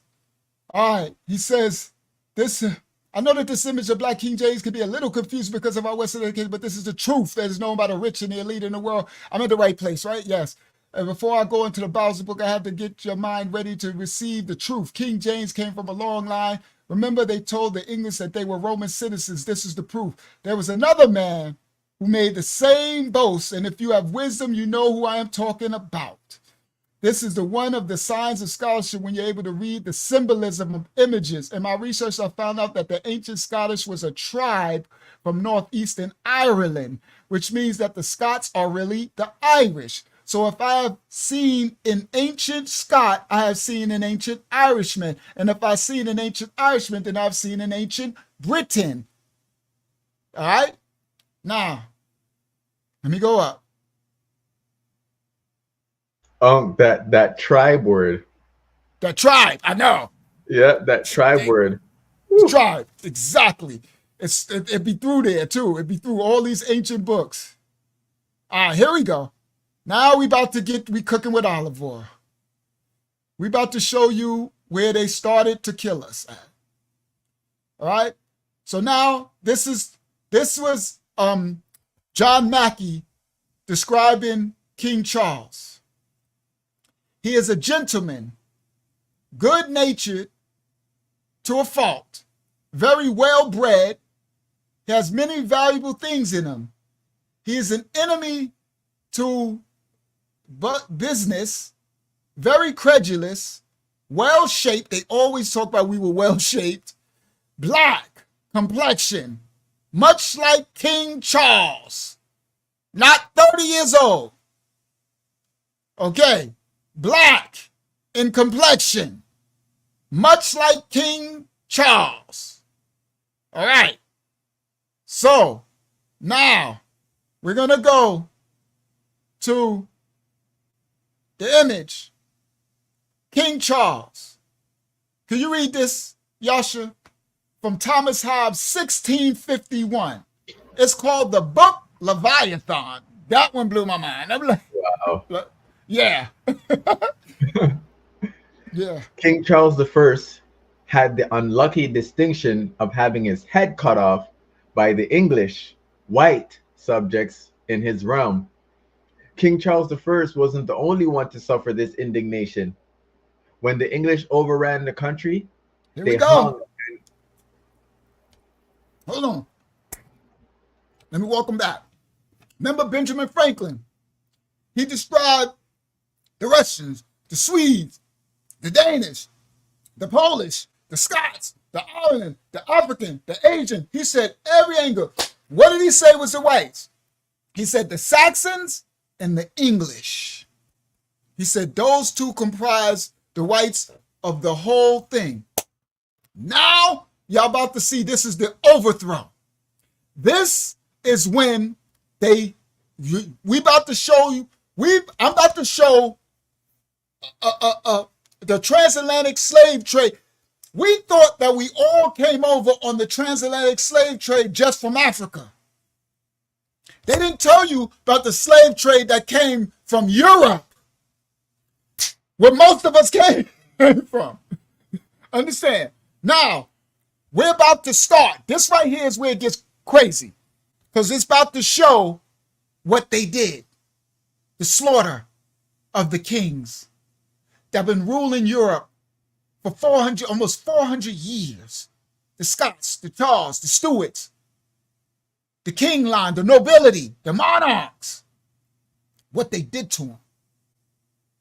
Listen, King Charles the First had the unlucky distinction of having his head cut off by the English white subjects in his realm.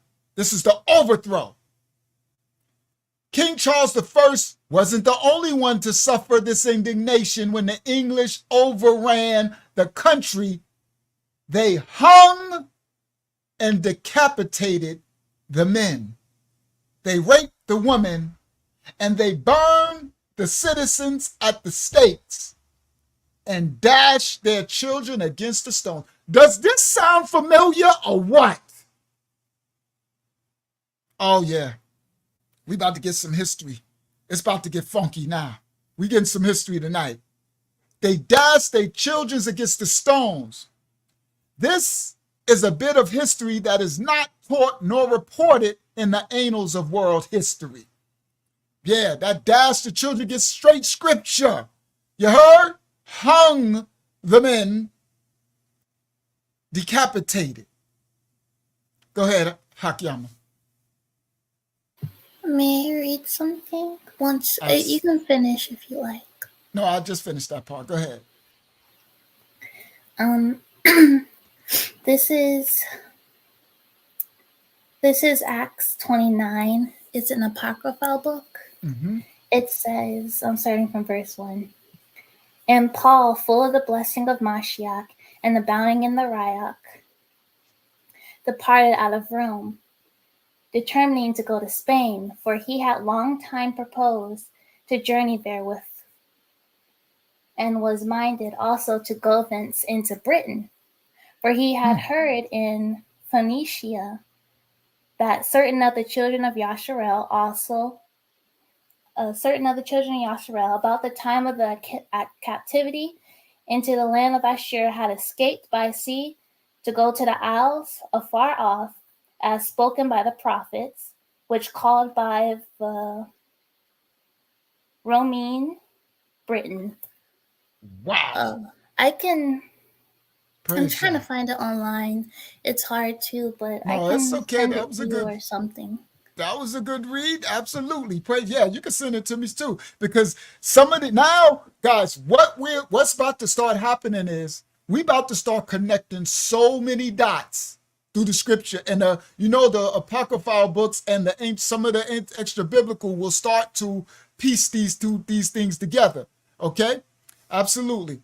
So yes, you're welcome, Jazz. Just watch the end of this part of this lesson because I'm about to get somewhere. So he got to go to work and stuff. All right. So now and watch my series that's coming, Jazz. So I got this. We're gonna be going into all these ancient books. The ones you ain't gonna be able to buy them, Jazz, because they cost $15,000. You understand? So one of the books we watched from earlier cost $14,000 on Amazon. Right, so these other books you can't get them. They're in the Vatican. You can, if you go to archive, if you go to the Internet Archive, you're able to get some until they take it down. But you better be able to store it, save it to your hard drive, and all of that. So I got them all. I'll be bringing them. A lot of them you ain't gonna be able to purchase, right? So you're gonna have to have the video, and we're gonna be reading the actual pages, the books, the annals, everything. This is just we still in the introductory phase of this series that I'm doing right now. All right. So now, it says, that's Hakyama, great tie-in, great ion of YAHSHUAH going to Britain, Spain, and said YAHSHUAH is there. I'm about to prove to y'all, I'm telling you, I'm about to prove to y'all that this King Charles, this King James, and these kings were actually YAHSHUAH. Okay? Facts. All right. So now, great scripture, Yahakana, Psalms 137-9. Happy shall be he that taketh and dasheth thy little ones against thy stones. Okay, this is prophecy. All right, because these are the children. You can't run from the prophecy of the curses. These children. All right, these Hebrews. All right. So now, let's go to the next one. I think I should be getting right. I shall be getting to look at, that's King, I think that's King Charles, or Thomas, yes, that's King Charles. It's Thomas Hobbes' book called Leviathan. Look at the king, all right? That's the king. And I think it talks about it. Does it talk about it a little before we get? Okay. Let me go. All right, there we go. King Charles the First. Yasha, when you ready, now we about to get to the point where they're about to start killing our ancestors and enslaving them. All right. When you ready, Yasha. Thank you, King. I told you we got some reading to do. Article below. The Sons of Scotland in America, 1906. Author, Henry Jones Ford. Book, The Scottish Irish in America, 1915. Author, George Fraser Blacks. Book, Scotland's Mark on America, 1921. Okay, hold on. Let me pause that right there to let them know these ain't black people writing this. Because in America in 1906, we were in cotton fields. Slavery was done. Slavery was just done in 1856, right? So in 1906, we were in a hot mess. Wasn't nobody writing no doggone these annals in these books of history of going on in Europe and Scotland and all. We ain't know nothing about no Europe and Scotland. Okay? All right, so continue. Once I realized that the Scots and Irish were written about extensively in the 19th and 20th century, I got to thinking that their omission in modern history could be an honest mistake. Once this book is published on Amazon and other outlets, we should get a better feel for academia's true intentions concerning world history. Chapter 3, Oliver Cromwell. History records that after the execution of Charles I of Scotland and England, that Oliver Cromwell invaded Scotland, killed 4,000 men, and took 10,000 captive. These are swarthy men. These are Hebrews. Go ahead. Yes. For some inexplicable reason, it took Cromwell 1 year to end the war in Scotland. What I do know, and I am certain of, is that he deported the Scots to American colonies. These Black Europeans were sent to Barbados, Boston, Charlestown, Cambridge, Concord, Hingham, Ipswich, Virginia, Newark, and the southern plantations. These are the facts, ladies and gentlemen. These Scottish blacks are among us in the Americas, and we are ignorant of their existence as well as they are. It has been reported that in the African American community, a lot of blacks have Scottish and Irish last names. That is a fact. Okay. Now we're getting somewhere. Okay. Hold on. Now, I want y'all to understand this again. I know y'all might have thought this was a black man writing this book. This ain't a black man. Okay? These are the Gentiles writing the history. You heard he said African Americans, and you understand, they got Scottish, and he's like, some of them are in America, we don't even know. All right. We are descendants. We had no idea that we have descendants of King James, King Charles, and them. All right. So let me see. Yeah, just do it. I got to do it. I want to rush it, but let's just do it. Go ahead, Yasha. This black coat of arms, as you probably know, was found in Scotland, Europe. It has been written that Andrew, the chief of the clan, rendered homage to King Edward I of England in 1296. The purpose of this image is to enforce the writings of the historians that the original people of Europe were black. Color is only being mentioned for the sake of identifying a people among us who don't know who they are. I want to stop for a moment and make a statement that is sincere. Civilizations have come and gone, and no matter what the color, but one thing I have come to understand is that to the victor goes the land and the identity. Facts. When the Scottish blacks were driven out of Scotland, the English, white English, moved into the empty land and confiscated their property and took their identity. Mm. Yep. Uh-huh. Their likeness. And took their likeness and took their identity, took their names and everything. Uh-huh. This concept is not as ridiculous as you might think. The same thing happened to the Yahudim of the Bible. See, The this ain't Jews of even, the Bible. see, y'all would think that because I'm playing this, that this some Israelite, no, guys, this book is old, and this is not even a Hebrew. This is this is a Gentile writing this. So, again, he says, same thing happened to the Yahudians, the Jews of the Bible. Go ahead, continue. When you get some time, read the book of the prophet Obadiah. The prophet states, the prophet states that when the Chaldeans invaded Yaada and took them captive, that the Edomites moved into Yahada and began Judah. to call themselves after the original inhabitants of the land.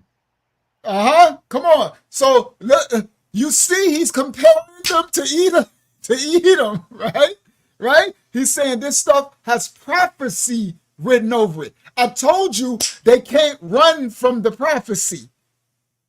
It will pursue you everywhere, your little black Hebrew butt. I don't care if you want to call yourself Iberian, Ebonerian, Nobinarian. You can call yourself Scotland, Welsh, Danish, Dutch, English, Briton. You call yourself whatever. American, African American, colored, Igor. You can call yourself whatever. 14th Street, Blood, Crip. You heard?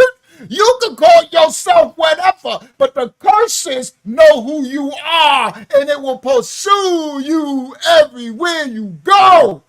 Yeah, Rohan, it's making sense now. It's gonna make more and more sense as we go through these other annals and books. Oh my goodness!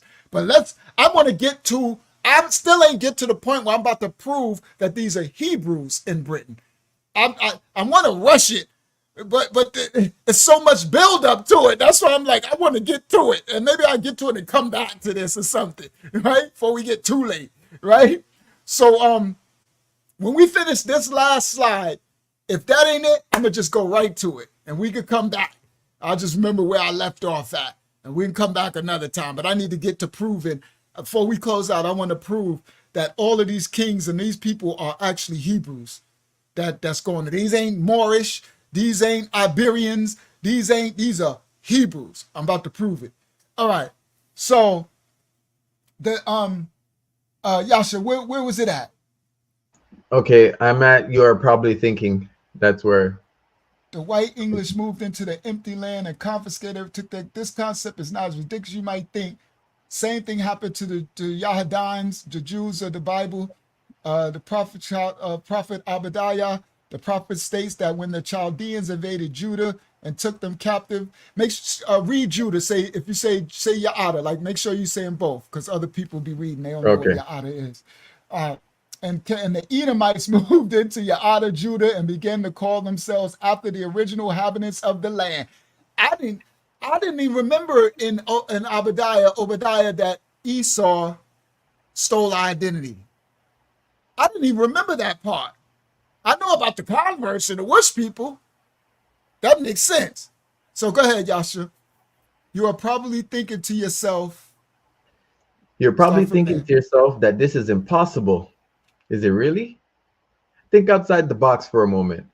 When the English came to America, there was an indigenous people here called the Indians. The land was filled with them. Once the Indians were driven out of the land, the whites, English, confiscated the land and took on their names. The English began to call themselves Americans, and so do you. Think about it. When Oliver Cromwell enslaved and deported the Irish, Scots, and Brits out of the land, he gave the land to his soldiers under the Land Confiscation Act. It was said that he did this because he couldn't afford. Okay, so Oliver Cromwell was the main one that's responsible for sending us, our ancestors, into slavery here in America from the islands. But he said again, so this brother, you know, he's not one of us. He said the Indians, they weren't called Indians when they first got here. That wasn't what they were called, and they were the Swarthy. They weren't the Mongoloid ones later.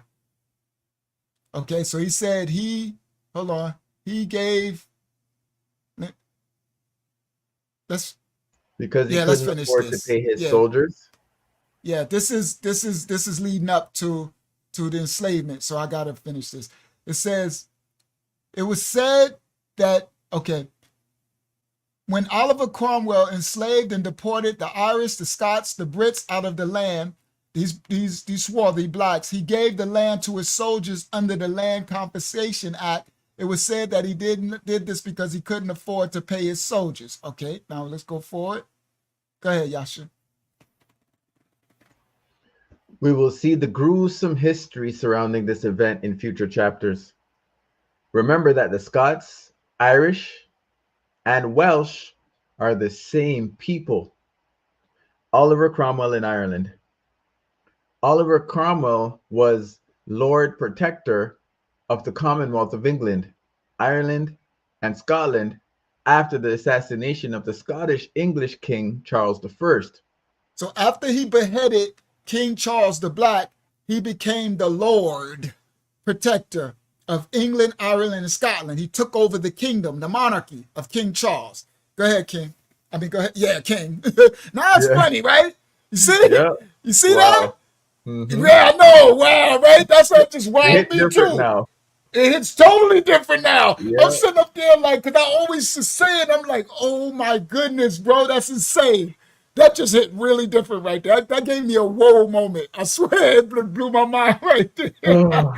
Oh man, go ahead, King. Okay, King. Upon taking military command of the Commonwealth, he invaded Ireland, and history states that he committed genocide in Ireland against the black population. The black Irish that he didn't kill, he sold into the slave trade.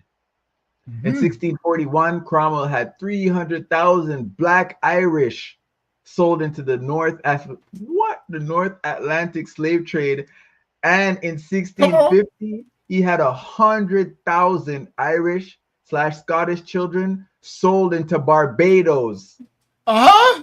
There's an interesting law that Cromwell had published, and it read, Pause. Whoa. Okay.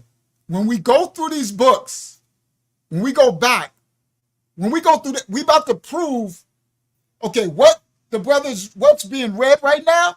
What this brother, he's not black. What's being read right now? The next thing when I get to is going to show you the records of all of they wrote the annals of sending the people and logging them, okay, and described them. All right, now this into the Caribbean.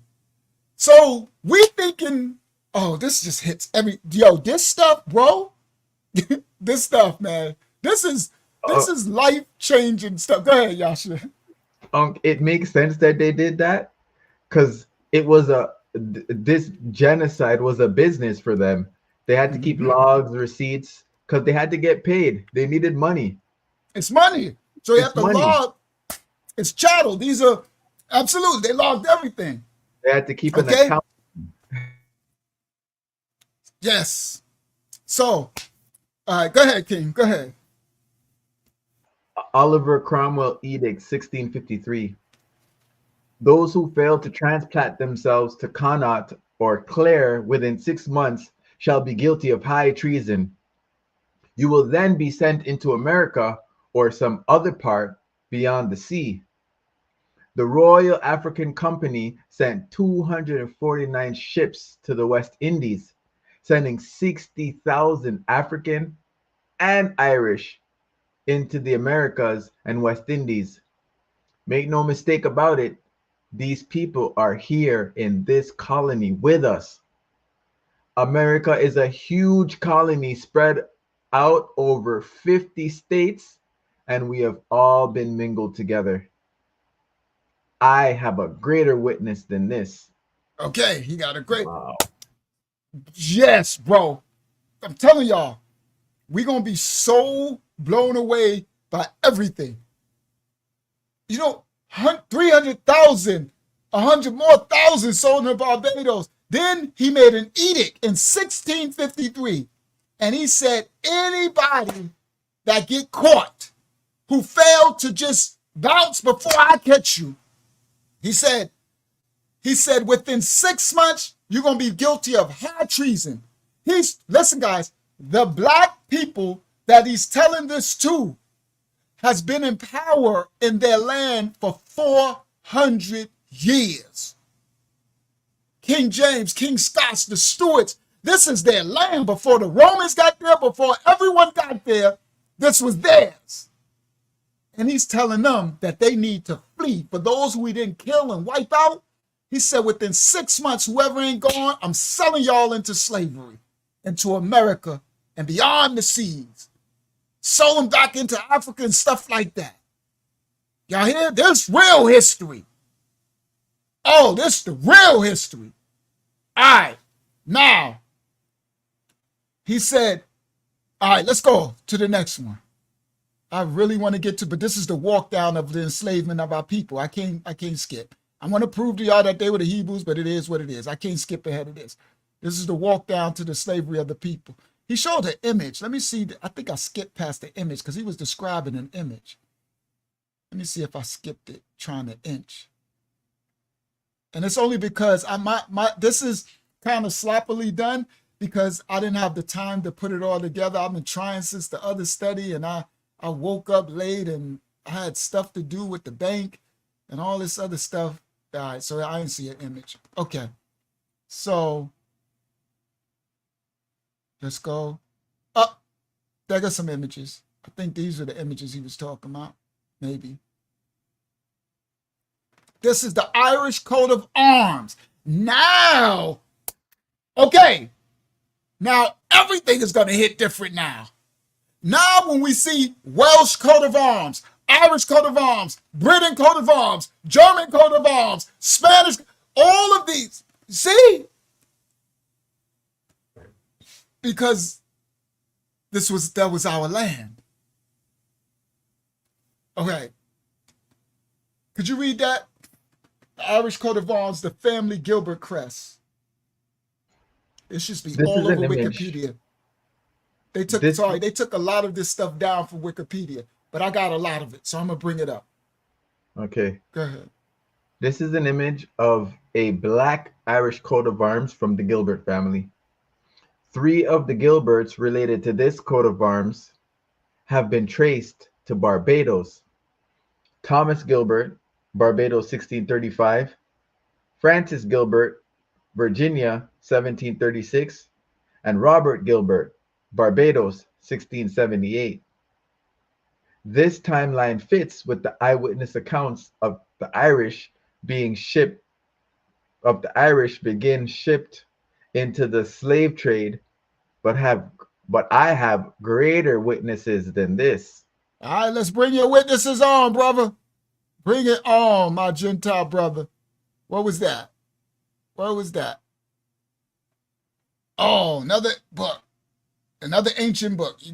The Black Irish of Jamaica. St. Joseph Williams Sr., PhD. Whence the Black Irish of Jamaica. Something else. It's kind of blurry. Where it says the Irish and the Scots are the same. Okay. Now let's go a little further. I know Yasha like Jamaica. I didn't know you was coming home, huh? Yeah, Yasha. Go ahead, King. North Atlantic Slave Trade, Red Hart Report 1976. The Black Irish that came into Jamaica had 2 places of origin, either Ireland or Barbados. close to 300,000 Black Irish came directly from Ireland, and the rest came from Barbados. 70% of all Black slaves on the island of Barbados came from Ireland. Wow. Yo, bro. Go ahead, Yasha.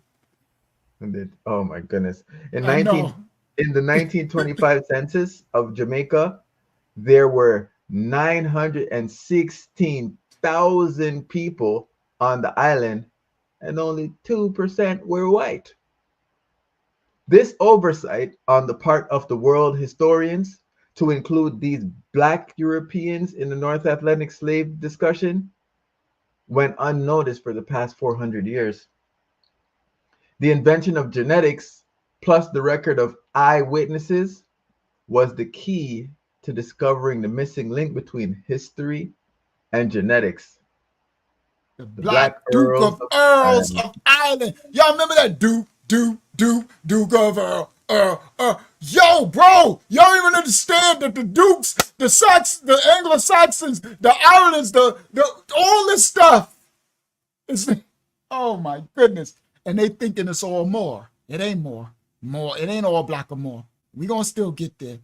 We still gonna get there. Yeah, they'll call us crazy. That's why they coming in the comment section talking about without watching. All right, here we go. Now you're gonna bring some receipts. Image of Earl Gilbert, the Gilbert, 1241. This is the Duke of Earl. You heard? Black nobility. Let's see. Let's see if I can, if it moves down when I play. Black nobility. Look, Duke of Earl. Here we go. The image, location, the book of Twekensbury Abbey, Wikipedia Encyclopedia. Look at the image. The image of Gilbert, the Earl of Clare, the first church decoracy in the English company, depicted as a black man, but his coat of arms, Crowell's edict. This is Cromwell's edict. Wikipedia. It's the Duke of Earl. All right? Yeah. see, I know, y'all. I know, Jazz. Jazz like, bro, you got me. Jazz like, I'm ready to log off, but no, Jazz, don't log off yet. You know what I mean? And if you do, watch back, because there's more to come. And I got the series coming. All right? Now, that's the Duke of Earl. All right? So let me see. Let's go. Yes, like Gilbert Arenas. Yes, Rohan. Facts. Yes, Rohan. Absolutely. And that's what, all right, here we go. Cromwell's edict. The Clare coat of arms. Image location. The image of Gilbert, the Earl of Clare, Hartford, Ireland, can be currently found in the St. Mary the Virgin Church in Tewkesbury in the English country of Gloucestershire. Not only is this Black Irish Earl being depicted as a black man, but his coat of arms depict him as a black man. All right? Let's continue. Let's continue. We're gonna bring some receipts now. And then we're gonna get to how they deported us, our ancestors, and shipped them and killed all the kings and the nobility. Look at that. All right. Yasha, can you read that one? Boy, I'm excited. There's an image blocking most of it. Most of it, yeah. All right, let me go for it. All right, so let's just look at the image first, right? Y'all see this? These they crests. These they images, right? So we ain't just talking nothing. All this stuff history, okay? Now let me see. Probably gonna move the image. Let's see if. There it go. All right, Yasha. I just wanted to say something real quick. I have my hand up. Oh, I'm sorry, I didn't see it. Go ahead, King. It's okay. When you seeing this and you bringing out this study, it just made me think of, oh my goodness, how there's been things that's kind of been leading up to this that are connected, but there was no connection made at the time. When you were talking about, you know, the people that with the boondocks emojis saying, oh, fleet Africa and all this thing, and the year of return and all these things. The year of return would mean going back to Ireland. back to Europe, Go- back to our going back. royalty. But they want to return where I told them. Where did I say they running to? Back to the slavery. Yes. What did I say? I said they Wow. running back into the hands of the captors that enslaved. What did I tell you? Where did Spain and Portugal and the Spanish Inquisition send them to? The West Coast. And then they round us up and sent us. Now I'm not saying the original Asiatic land. That's why I said it wasn't called Africa. And what some don't know, Shem's allotment was in Africa, wasn't that region. Shem's allotment was the Levant region, what they call now the Mesopotamian or that region, right? Northeast Africa, what you call Africa, but it goes into Asia. See, you got to understand the real geography and understand, take these names and these trading posts that they chopped up this land with and made later, okay? So where these foolish Israelites are trying to tell people, everybody run back into Ham's land, not Shem's version of this part of this continent, the big continent. Because Africa and Asia is not separated by nothing. It's separated by someone drawing a line on a map. Guys, you can't separate a continent by drawing a line on a map. It has to be separated by a body of water. And what Pangea did and what the earth did separated these different continents.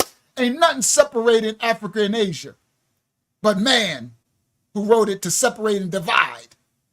All right? So, now,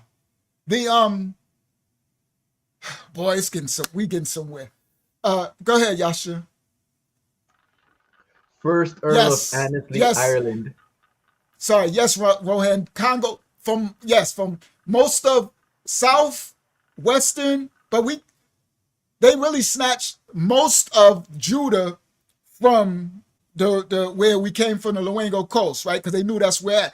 But other Judah, Rohan, did disperse and went into Congo, went up to north, they went all over, west, east, and the ones who did disperse, they still there. Okay?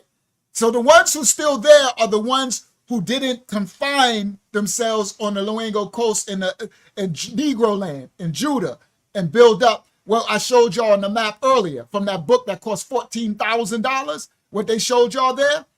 Those were the ones, those imaginary lines. Those were the ones who got rounded up and sent into slave ships but the rest that dispersed, they still there. Those are the Israelites that are still in, like the Limba people and such, those ones, they trace their genetic DNA and stuff, okay? Those, they all over. They're in the Congo, they're in South, they're all through Africa. Some in the northern, absolutely, King. All right, go ahead, Yasha. It's Earl of Annesley, Ireland, with his Annesley coat of... Hold on, let me show Elder Taj Balayah's coat of arms. That's a beautiful coat of arms. Elder Taj Balayah said this is his family ancient crest, coat of arms, the ancient arms of Maro. This is his family's crest. It says Maro at the bottom, and it says the ancient arms of Maro. It's a very beautiful coat of arms. That's dope that you still got some of your lineage passed down, Elder Taj. All right, go ahead, Yasha. This one got me amped. This is an image of Lord Belmont, the first Earl of Annesley in Northern Ireland. The Annesley family coat of arms is to the left of Lord Belmont's image. The coat of arms and the image of the Earl speak for themselves. It is becoming apparent that the last names of the black nobility of Europe have been assumed by the conquering English. That is a fact, because I used to live on Belmont Parkway in Hempstead. That's why we say Belmont. I'm like, I used to live on Belmont Parkway. They got a Belmont Raceway and everything. This is crazy that they got us thinking we got their names too. This is crazy, bro. Like Hakyama said, all that sun. Oh my goodness, this just goes on and on. Oh, let's get to this because he's talking about 500,000. They still shipping the people. All right, I'm gonna do this. Let me, because I don't know how long.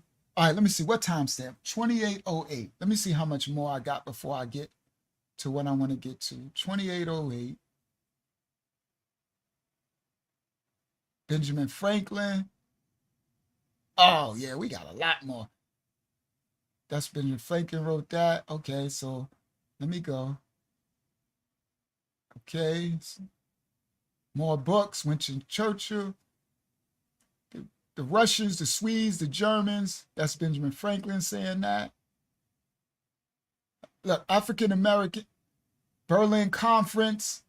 That's for jazz. The Berlin Conference. All right, so I'm going to come back to that. Britain, Ireland, Scotland, Cummings, the surnames. It is a Scottish, Irish last name, and last name surnames was something that started in the British Isles in the 12th and 13th century. All right, so let me get past this. We're going to come back to that. Let me get to my receipt because I didn't know it was this much. Then we're going to show these tapestries, okay? Why increase the Sons of America that Benjamin Franklin said? These are the tapestries of, it shows how the whites was living and then the blacks, and they had their bow and arrows. So this is when they were coming.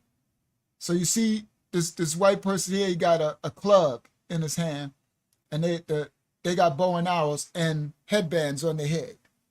Okay, these are tapestries, ancient tapestries, but we'll get to that next time. I just want to get to my receipts, more tapestries and breakdowns of it, and the books. Oh yeah, we'd have been here. Oh, there we go. Here we go. Let's go. Good. I'm gonna close out. I need to get my last big receipt. Okay. Here we go.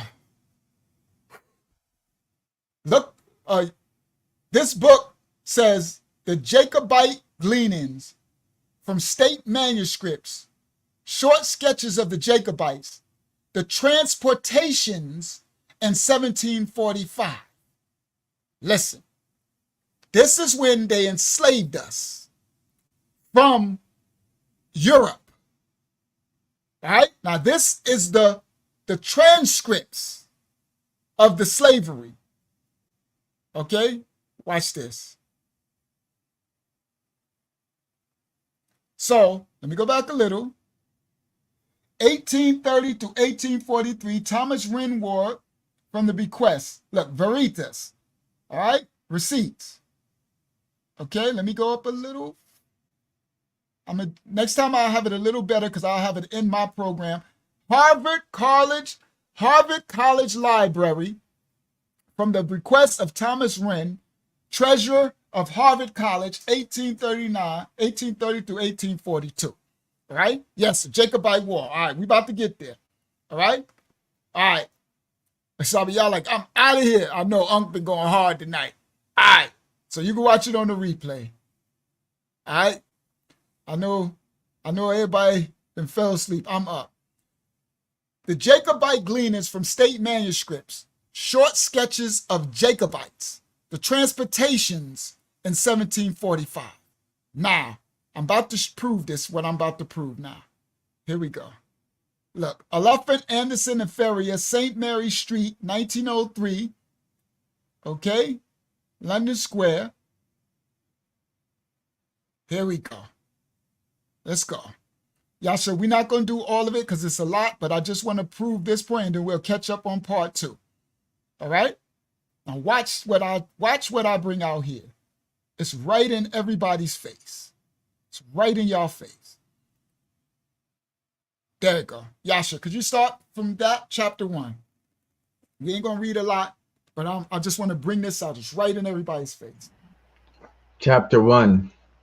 Petitions for mercy, accompany affidavits, attempts at extenuation, plea of being commandeered, hard swearing, plea of youth, hope of escaping death, memorials.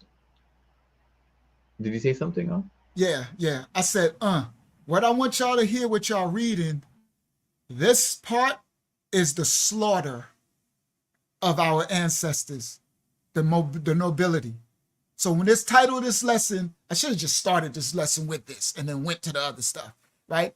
The title of this video was proving how the king monarchy went into slavery. America, Caribbean, and they sent them to Africa too. Now, yes, this is a horrible memorial. It says petitions for mercy. Our ancestors were begging for mercy. Accompanying affidavits, attempts to extenuation, the plea of being commandeered, they pleading and begging, hard swearing, plea of the youth, the youth are pleading, hope of escaping death, memorials on behalf of prisoners indicative of humanity of the period. Could you read the rest, Yasha? Small for me. Hobbes's selfish idea of origin of sympathy, attitude of Collins, Fielding, and Thompson of the seasons to the rebellion, Dr. Samuel Johnson, anecdote of his Jacobite leanings, how Boswell became a loyalist, Dr. Johnson at Derby, his opinion of the rising of 1745. We don't hear about this in our history book. Go ahead. Advises Boswell to write its history. Johnson on the taking of Cape Breton. The Union of the Crowns. The War Office preparations to meet Prince Charles. Expectation of his march into Wales. The high road of Jacobite research has been well trodden down by hunters of historical records, but there still remain for the quest of the humble student of these remote times, the shady nooks and crannies, the budding hedgerows, and the tempting bypaths nestling well out of the beaten track, or what Keats calls ways made for our searching. All right, pause. Now, when we get to this next one, they're going to start slaughter. Now, this is what I want to point out to y'all. That was a preface for all this pleading, like Yahachanan said, commandeer, basically begging to go captive instead of slavery, instead of being slaughtered. Now, it says the high road of Jacobite research. This is the Jacobites. I want y'all to understand, what is Jacob in Hebrew? Jacob. And what is his name changed to? YAHSHUAH. So what is a Jacobite? A Yasharalite. It's in your face the whole time. It's been in everyone's face. Israelites. Jacob is Israel. Jacobites. That's why they call Jacobites. And the other one, the brothers to them are called Ebonites. Ebonites. That's Eber. Hebronites. That's Hebrew.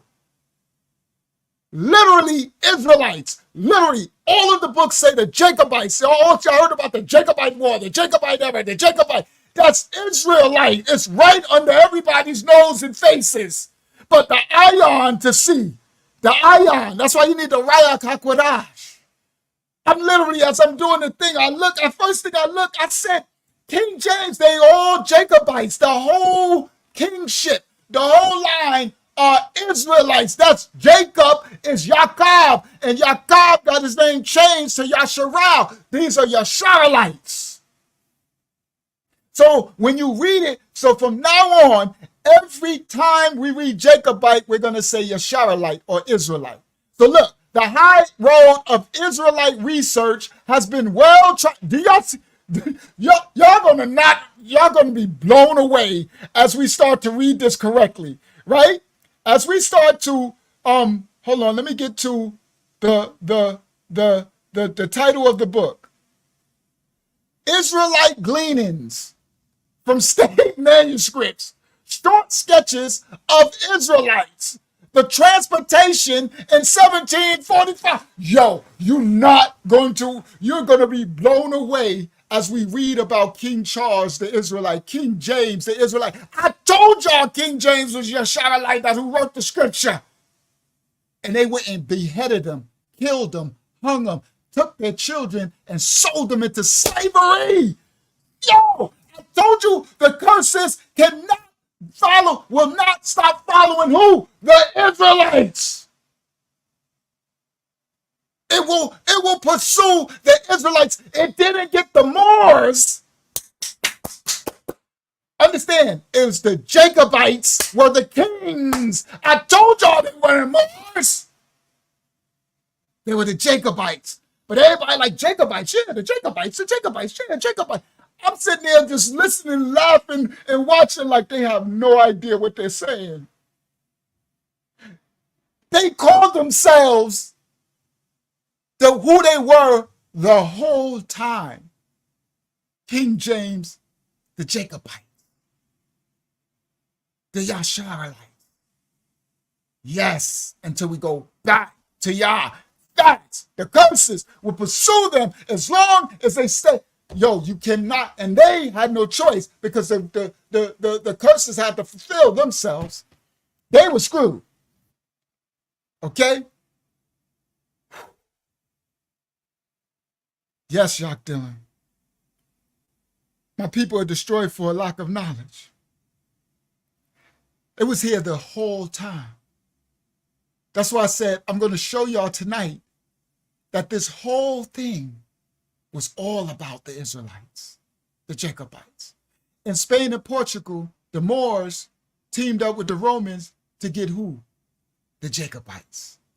And they sent them to Spain and Portugal. The other ones who escaped, they escaped to other lands. Do y'all understand?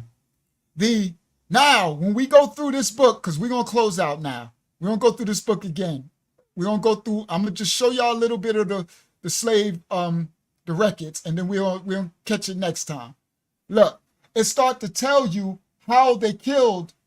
Look, the Jacobite Journal. Now look, the true patriot to create feelings of loyalty during the rebellion, and thereafter he began the Israelite Journal in the stilled physiology of the period to discredit the shattered remains of an unsuccessful party. Look, the Seasons, John said these books, the Jury Council. Dr. Samuel Jackson was in his 35th year. Okay, so then we're gonna go forward. We ain't gonna read this. Short sketches of the Israelites. Literally true. Boswell in the year 1745 was a fine boy. Now, next week, we're on the Shabbat. We're gonna start reading. They told how they caught them and killed each of them, and their names, and their lines, and where they sent them at. This one, look, these short sketches of the Israelites. Do y'all see that? Short sketches of Israelites, YAHSHUAHites, Jacobites. It says, literally true. Boswell, in the year 1745, he was a fine boy. He wore a white cockade and prayed for King James. Till one of his uncles, General Cochrane, gave him a shilling on condition that he would pray for King James, which he accordingly did. Okay? And look, guys, they're going to cut his head off. So we'll get to this next week. They start breaking down each of these. Look, Happy Rebels after he had published his famous poem, How Sleep the Brave in honor of the royalists who had fallen in battle. Okay, that's the Israelite Journal. Let me go forward. Look, on Friday, 19 September 1777, Johnson and Boswell sent out in a fringe chase for Derby by way of Lord Scarterville's seat at Cattlesett with its many objects of interest. On the way, Boswell had the benefit of the great man's conversation. The doctor strongly expressed his love of driving fast in a posh chase. If he said I had no duties and no reference to futurity, I would spend my life driving in a fast car in a post chase with a pretty woman. But she should be one who could understand me and would add something to the conversation. Leaving this amorous flight of the good doctor with its address, whatever, All right. So then it goes on and it tells the story. Look, when Barbara Connell, 19 years old, Portishead, and she was described as red hair, clever. Number 143, Margaret Dykes, 22 years old, no occupation, Lithgow, is singled out for the distinction of being good looking. Number 57, Isabel Hamilton. These are our ancestors. 50 comes from Musselburgh. Fortunately, all of them could sew, spin, knit. They're useful qualifications for female colonists, colonizing slaves. They got sent to America, the Caribbean. Look at their names. That's what's blowing my mind. Okay, look, an exact list and description of 150 rebel prisoners, Jacobites, Israelites, shipped at Liverpool on board the Verdun John Ricky Master for the Leeward Islands, which was taken near Antigua the 28th June, left by Diamond. This thing, it's going to go through all of the slave, it's going to name them. Look, this is the list. Watch this. I'm just going to touch on it a little next week. Look, it's telling the names. People on board the Veteran, John Ricky Master for the Leeward were taken near Antigua. Look, Robert Adam Bell, 18. William Bell, 46. Profession, laborer, weaver, county, Sterling, Berwick. Height, 5'1", 1'4". Height, 5'4". Brown, smooth face, black, curled hair, brown, complex, ruddy, black, ruddy. Oh, it's going down next week. Oh, it's going down. Y'all think I'm playing? We got the receipts for, look at this. Look at this. They got their names, where they went, the color, black, ruddy, brown, complexion, well-made, ruddy, pock-pitted, swarthy, well-made, red hair, thick-set, healthy, ruddy, slim, made. This is 1746. This is who they sent into the slavery from Europe, from the King line. These are the Israelites, the Jacobites. Look at their name. Robin Adam, William Bell, Douglas Campbell, Alice Campbell, John Campbell, Alex Cameron, Will Dickinson, Alex Davidson. You boy, we're not playing. Go ahead, Yasha.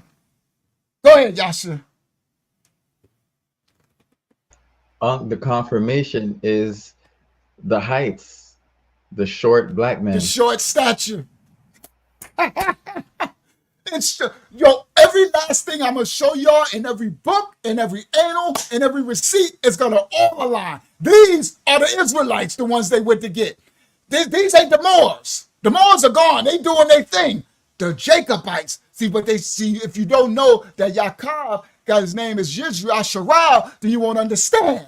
These are the Israelites. I'm going to just skim through. Next week, we'll go into D. Look, it goes all the way down. Look, Gordon. Look, ruddy, slim, well-made, black, brown. Look, it goes, and then it describes their eye color. I got the other one. They got a black one with blue eyes. We all heard one. It got another one. It says black, swarthy, eye color, blue, black, with facts. Okay? Look, Andrew Edwards, John Gordon, Alex Goodbrand, John Grant. How many names? I know Gene Grant. I know Gordon. I know my cousin Keith Edwards. I know Olin Campbell, Raheem and them.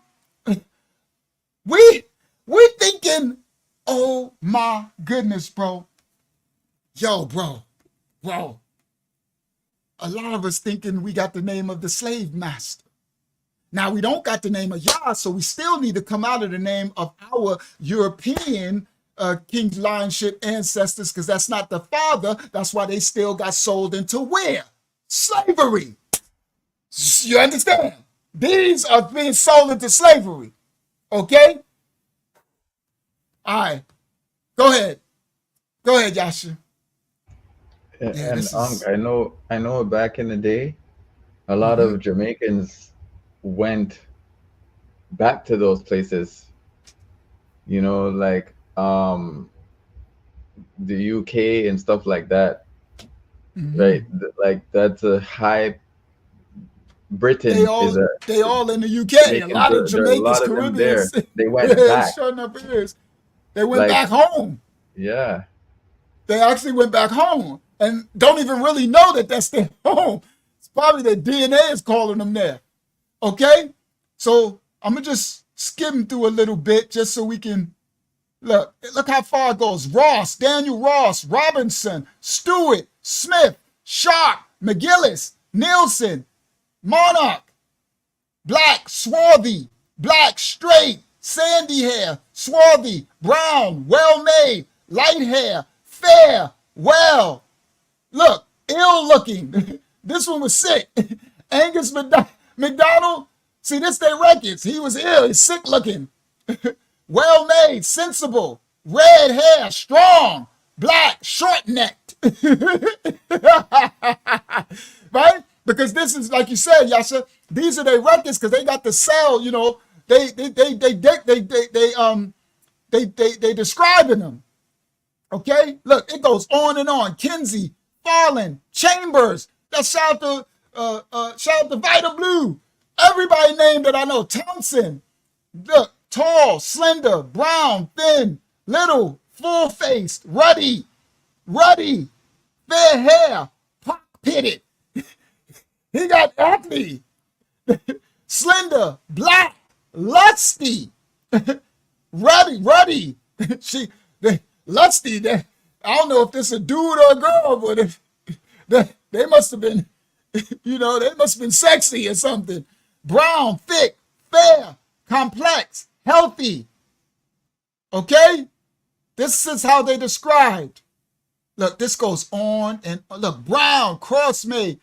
Look, so it tells where they came from. Aberdeen, Edinburgh, Angus, Banff, Bamshire, Inverness, Edinburgh, Lothian.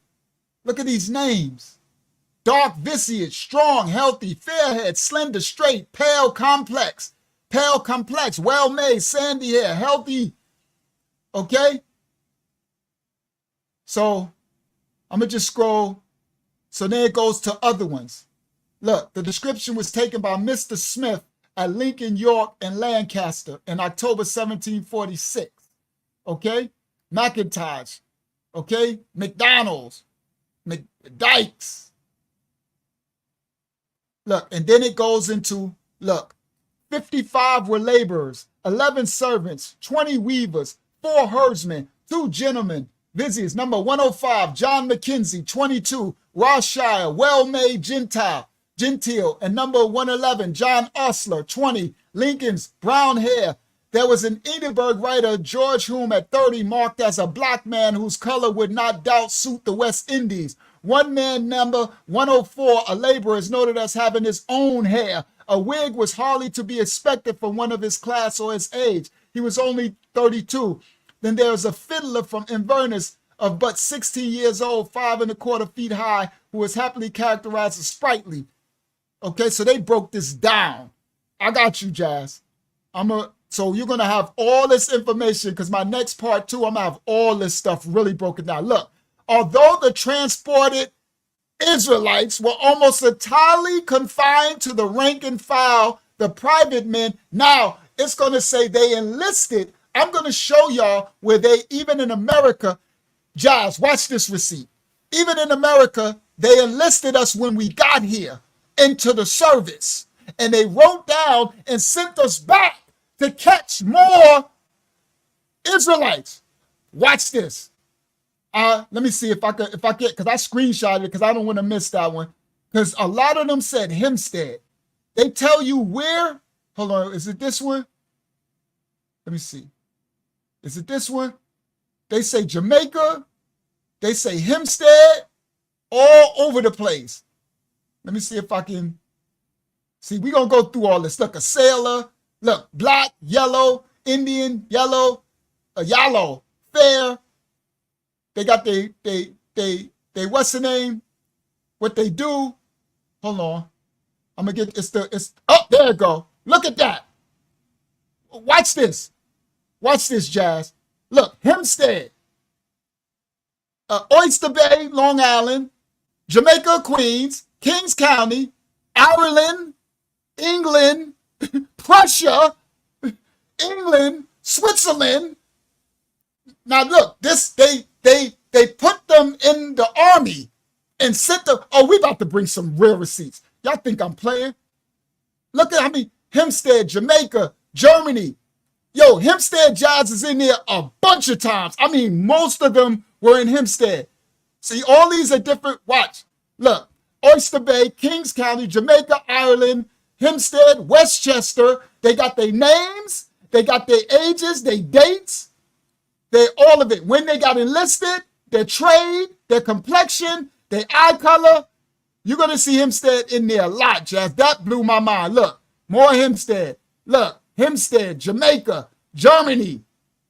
Look, Jamaica, Hempstead. Yo, it's all, Jazz, I was like, you got to be kidding. This is crazy, bro. This is crazy. The receipts and the records. So next week, we'll go into this next week. All right, look, Atlanta, look, Hanover, Brown, Hare, Town and Country, Williamsburg. Look, all right, so that's enough. Let me stop shit. Woo! I told y'all, I had receipts to show y'all that these ancient nobility, these kings and queens that ruled Europe and all of the rest of the world, they were Israelites, YAHSHUAHites, Jacobites, and then you had the Moors. So the Moors sold us out. You understand? Now, next week, we're going to really rock this to sleep, okay? Because I got time. So now I got the, yes, my brother was drawn to Germany. So is Jazz.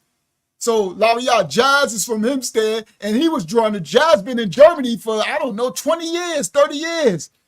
He left and never came back. Got his whole family there. That's why Jazz right now, he on Facebook. He like, wow, because he in Germany right now. And he ain't know the German. My brother did the same thing, went to Germany and never came back. All right? Now, next week, praise y'all, he said he been there for 20 years in Germany now. Next week, at least during this week, I got time to prepare even better because I got a lot of stuff to grab and a lot of stuff I got to piece together. If y'all only knew how much, I got so much timestamps and, yo, bro, I'm about to prove to y'all when we get to America, oh my, yo, bro, y'all have no idea what's going on. Even the presidency, even the lines, even some of your most famous people, we've been lied to. We've been lied to. I don't want to give it away, but it's so much information written in all the annals in the books. And we'll be bringing the books with the dates, the time set. We'll be reading from it. So I have it where this time I had to just grab this slide and it's moving and I got to try to itch. Next time, it'll be all straight. All praise to the Most High. I've been planning this for a long time, but I knew it was a big undertaking. And I'm like, I don't got time because I'm always teaching ministry and doing the 20. I'm like, and that this week he was like, do it. And I'm like, oh, not. So I only had 2 hours of sleep today from yesterday because I was working on all this other stuff and putting this together. And then I went to sleep and woke up and tried to get enough to get enough for tonight to be decent for y'all. Right? So, all right. Thank you, Abriya. She says seamless presentation. I really don't be knowing how I go until I watch it back. And I'll be like the last one, I'm like, that was good. You know, it's all disjointed to me because I really know how cohesive I got it, but I didn't have the time to put it together. So next week, and then we probably got about, I don't know if we'll go straight each time, but we got about 5 more of these, probably 5 to 6 more, full of, but this time all books and receipts where we're going to be reading what they said, what they saw, what we did. So next week we'll go into the Jacobites, how they captured them.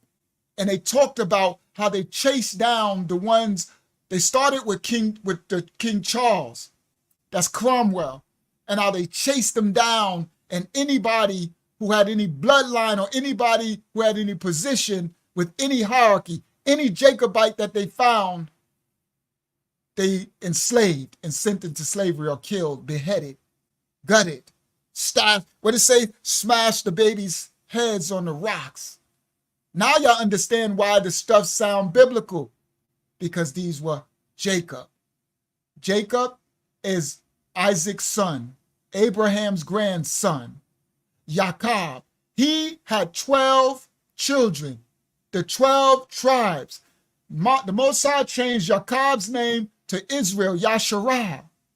They were Israelites, Yasharalites, Jacobites. You're welcome. Look, Hakyama said, did anyone watch the show Outlander on Netflix about the Jacobite War? Now I'm about to start going in. I haven't never seen it, but anything, right? Anything that say Jacobite, I need to go in now. I know I blew your mind showing y'all the names of the slaves that was sent here, and we got all the same names. Oh my goodness, bro. And they got us thinking, now listen, I'm gonna say this part to end this out. They got us thinking that we got our names from the slave master, but the slave master came from Europe. Understand, the American slave master came from England, Europe, France. They came from these, so they had the names of the ancestors who ruled, who were first in the land before the English. You gotta be kidding me. So we actually not named after the slave, even though the slave master thought he was giving us his name. Now, the funny thing is, some of us are, because some of us did come over from the transit from the west coast of Africa, Negro land, Luengo coast. But a lot of us came from Europe, and they already had those names. But the ones who get, and I got the slave records for the ones who came from the west coast of Africa, and they had the name of Yah. All in the, I got those slave records, the slave voyage records. Rohan said, now I'm curious about how Queen Victoria came into the picture, the descendants of Vlad the Impaler. Yeah, it's probably going to come out, Rohan, when we go into these books, because we go into all of them. We go into Romania, Hungary, all of that. So you go into Vlad the Impaler, you go into that whole region, Eastern Europe. All of the, I got the other one, that's come out next week, of the Roman, all of these, they got all of these crests and all of these things. All these countries know that they were all, wow, they all Jacobite or Morite, Moorish, Moabite. That's not Morite, it's Moabite, Morite. All right, and I don't want to just call them Moab before I really have the, I just feel that in my raya. All right, so, oh my goodness, my mouth is tired. Thank you, Yasha, so much for staying up and assisting me. Yeah, everything changed now. Yeah, Yasha said Gullah folks come from West Africa. Facts. A lot of them, pardon me, are in South Carolina and stuff. So, Yakna said, LOL, I keep hearing it every time he says Belmont. I used to live on Belmont Parkway.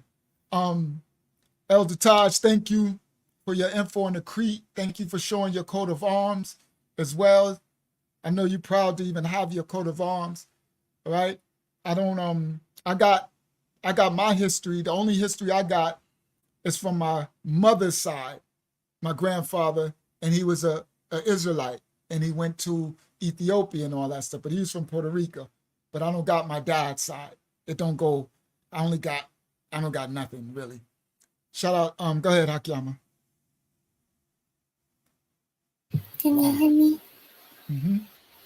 So the Jacobites were around the 1600s, 1700s, correct? No, they all before that, 1300s. So then there was no J's, right? No, there was no J's. Yeah, there was no J's back. So they When did weren't the J called come? for- The J come 1500. Right. So it wouldn't have been, yeah, yeah. Because you see in some, okay, when I go into the other books, there's no J there. And when you read it, because it looks, so on that coin, the coin that got those 3 kids on it, it reads Joavan, but when you go on the coin, it says IOVAN, because there was no J. There was an I there. And so the Yakata, one of my roommates, when I was reading it, she was like, no, that doesn't say Jovan. It says Ivan. I said, that's because there was no J. Oh, right. So absolutely. So yes. So after the J, I guess they started, but I'm quite sure they never called themselves that. Right.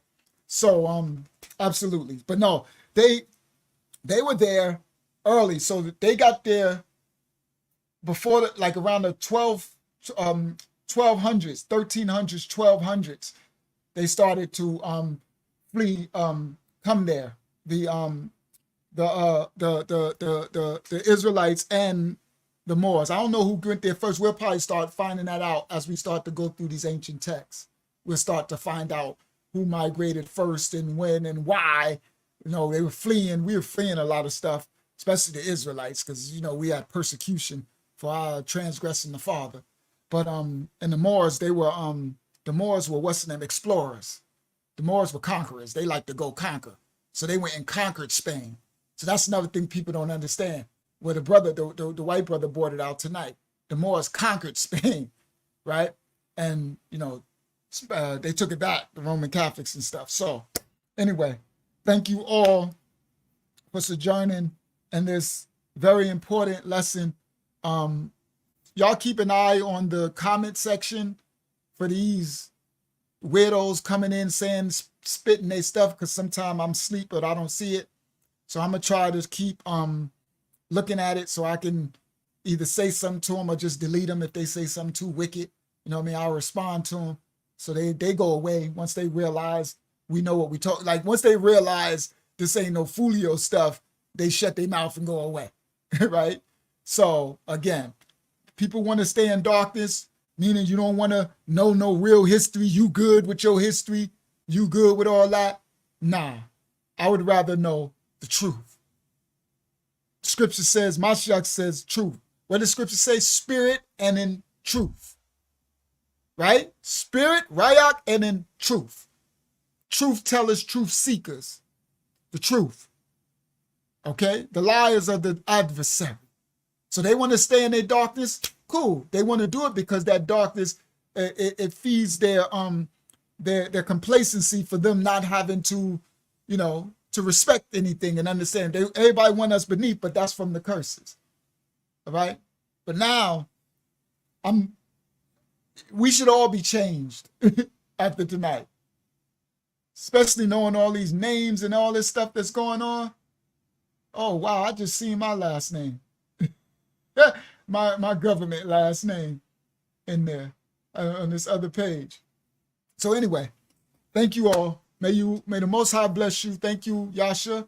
Thank you, Hakyama. Thank you, Elder Taj Balaya and Yanapa. Thank you, Mashiach Assembly, for assisting me tonight and being here and receiving. May the Most High cover and bless all of you. May you get some rest, go forth and be the light that you are. I'll see most of y'all. I'll see y'all on Tuesday. I'll see most of the assembly on Tuesday on the Bible study. And everyone else, I'll see on the investment group on Wednesday and on 25 to Life on Thursday, and then back on the Shabbat on Friday, which will be coming back here and revealing a lot more receipts, books, more. I won't have to do all the other stuff to waste time. We could probably just go right into these books and these annals and these journals and what they're saying. But we're going to start with this history. We're going to start right where we left off, how they enslaved the Israelites in Eastern Europe, what they called Jacobites. It was right in our face the whole time. All praise the Most High's holy name, his rightful order. Thank you, Yah, for all the revelation and covering us. And he said at the end time, all things will be revealed. You understand? All right. I love you all. Go forth and be the light that you are in the darkness, children of the Most High Yah. All right. One more thing. What is swarth? It says being of dark hue, moderately black, tawny. Swarth is swarthiness, tawniness, a dusky or dark complexion. Dark complexion, guys. Swarthy, as black as the swarthy African, it says. Black as the swarthy African. Black. Swartiness is a tawny color. Swartish, somewhat dark or tawny. Swarty, tawny. So swarthy is black or tawny. Oh, praise the Most High. I see y'all. Shalom, everyone. Shalom, Hakyama. All right, shalom. He adds secures and hooks us tight. A gift from Yah, eternal life. He sent his son a sacrifice to show how much he loves us. You are loved, you are loved. You are loved, you are loved. You are loved, oh, you are loved. You are loved by Yahuwah. Praise Yah. Praise Yah. Praise Yah. Hallelujah. Bible study every Tuesday, 8 p.m. We having a Zoom Bible study. I'm gonna put email me for the link. I'm a lion of the tribe of Judah.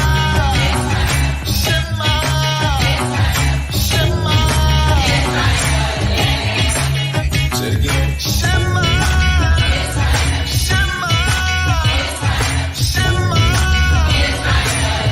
You are the precious, chosen people of the Most High.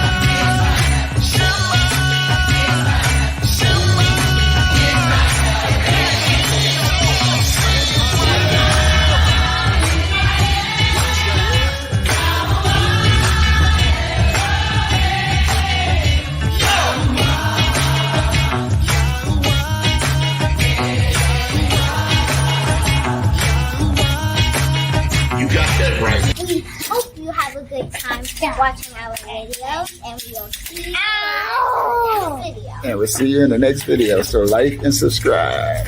Our channel. Yeah. We are the true Hebrews, the true and real Israelites. We are the true ones that fulfill Bible prophecy and scripture.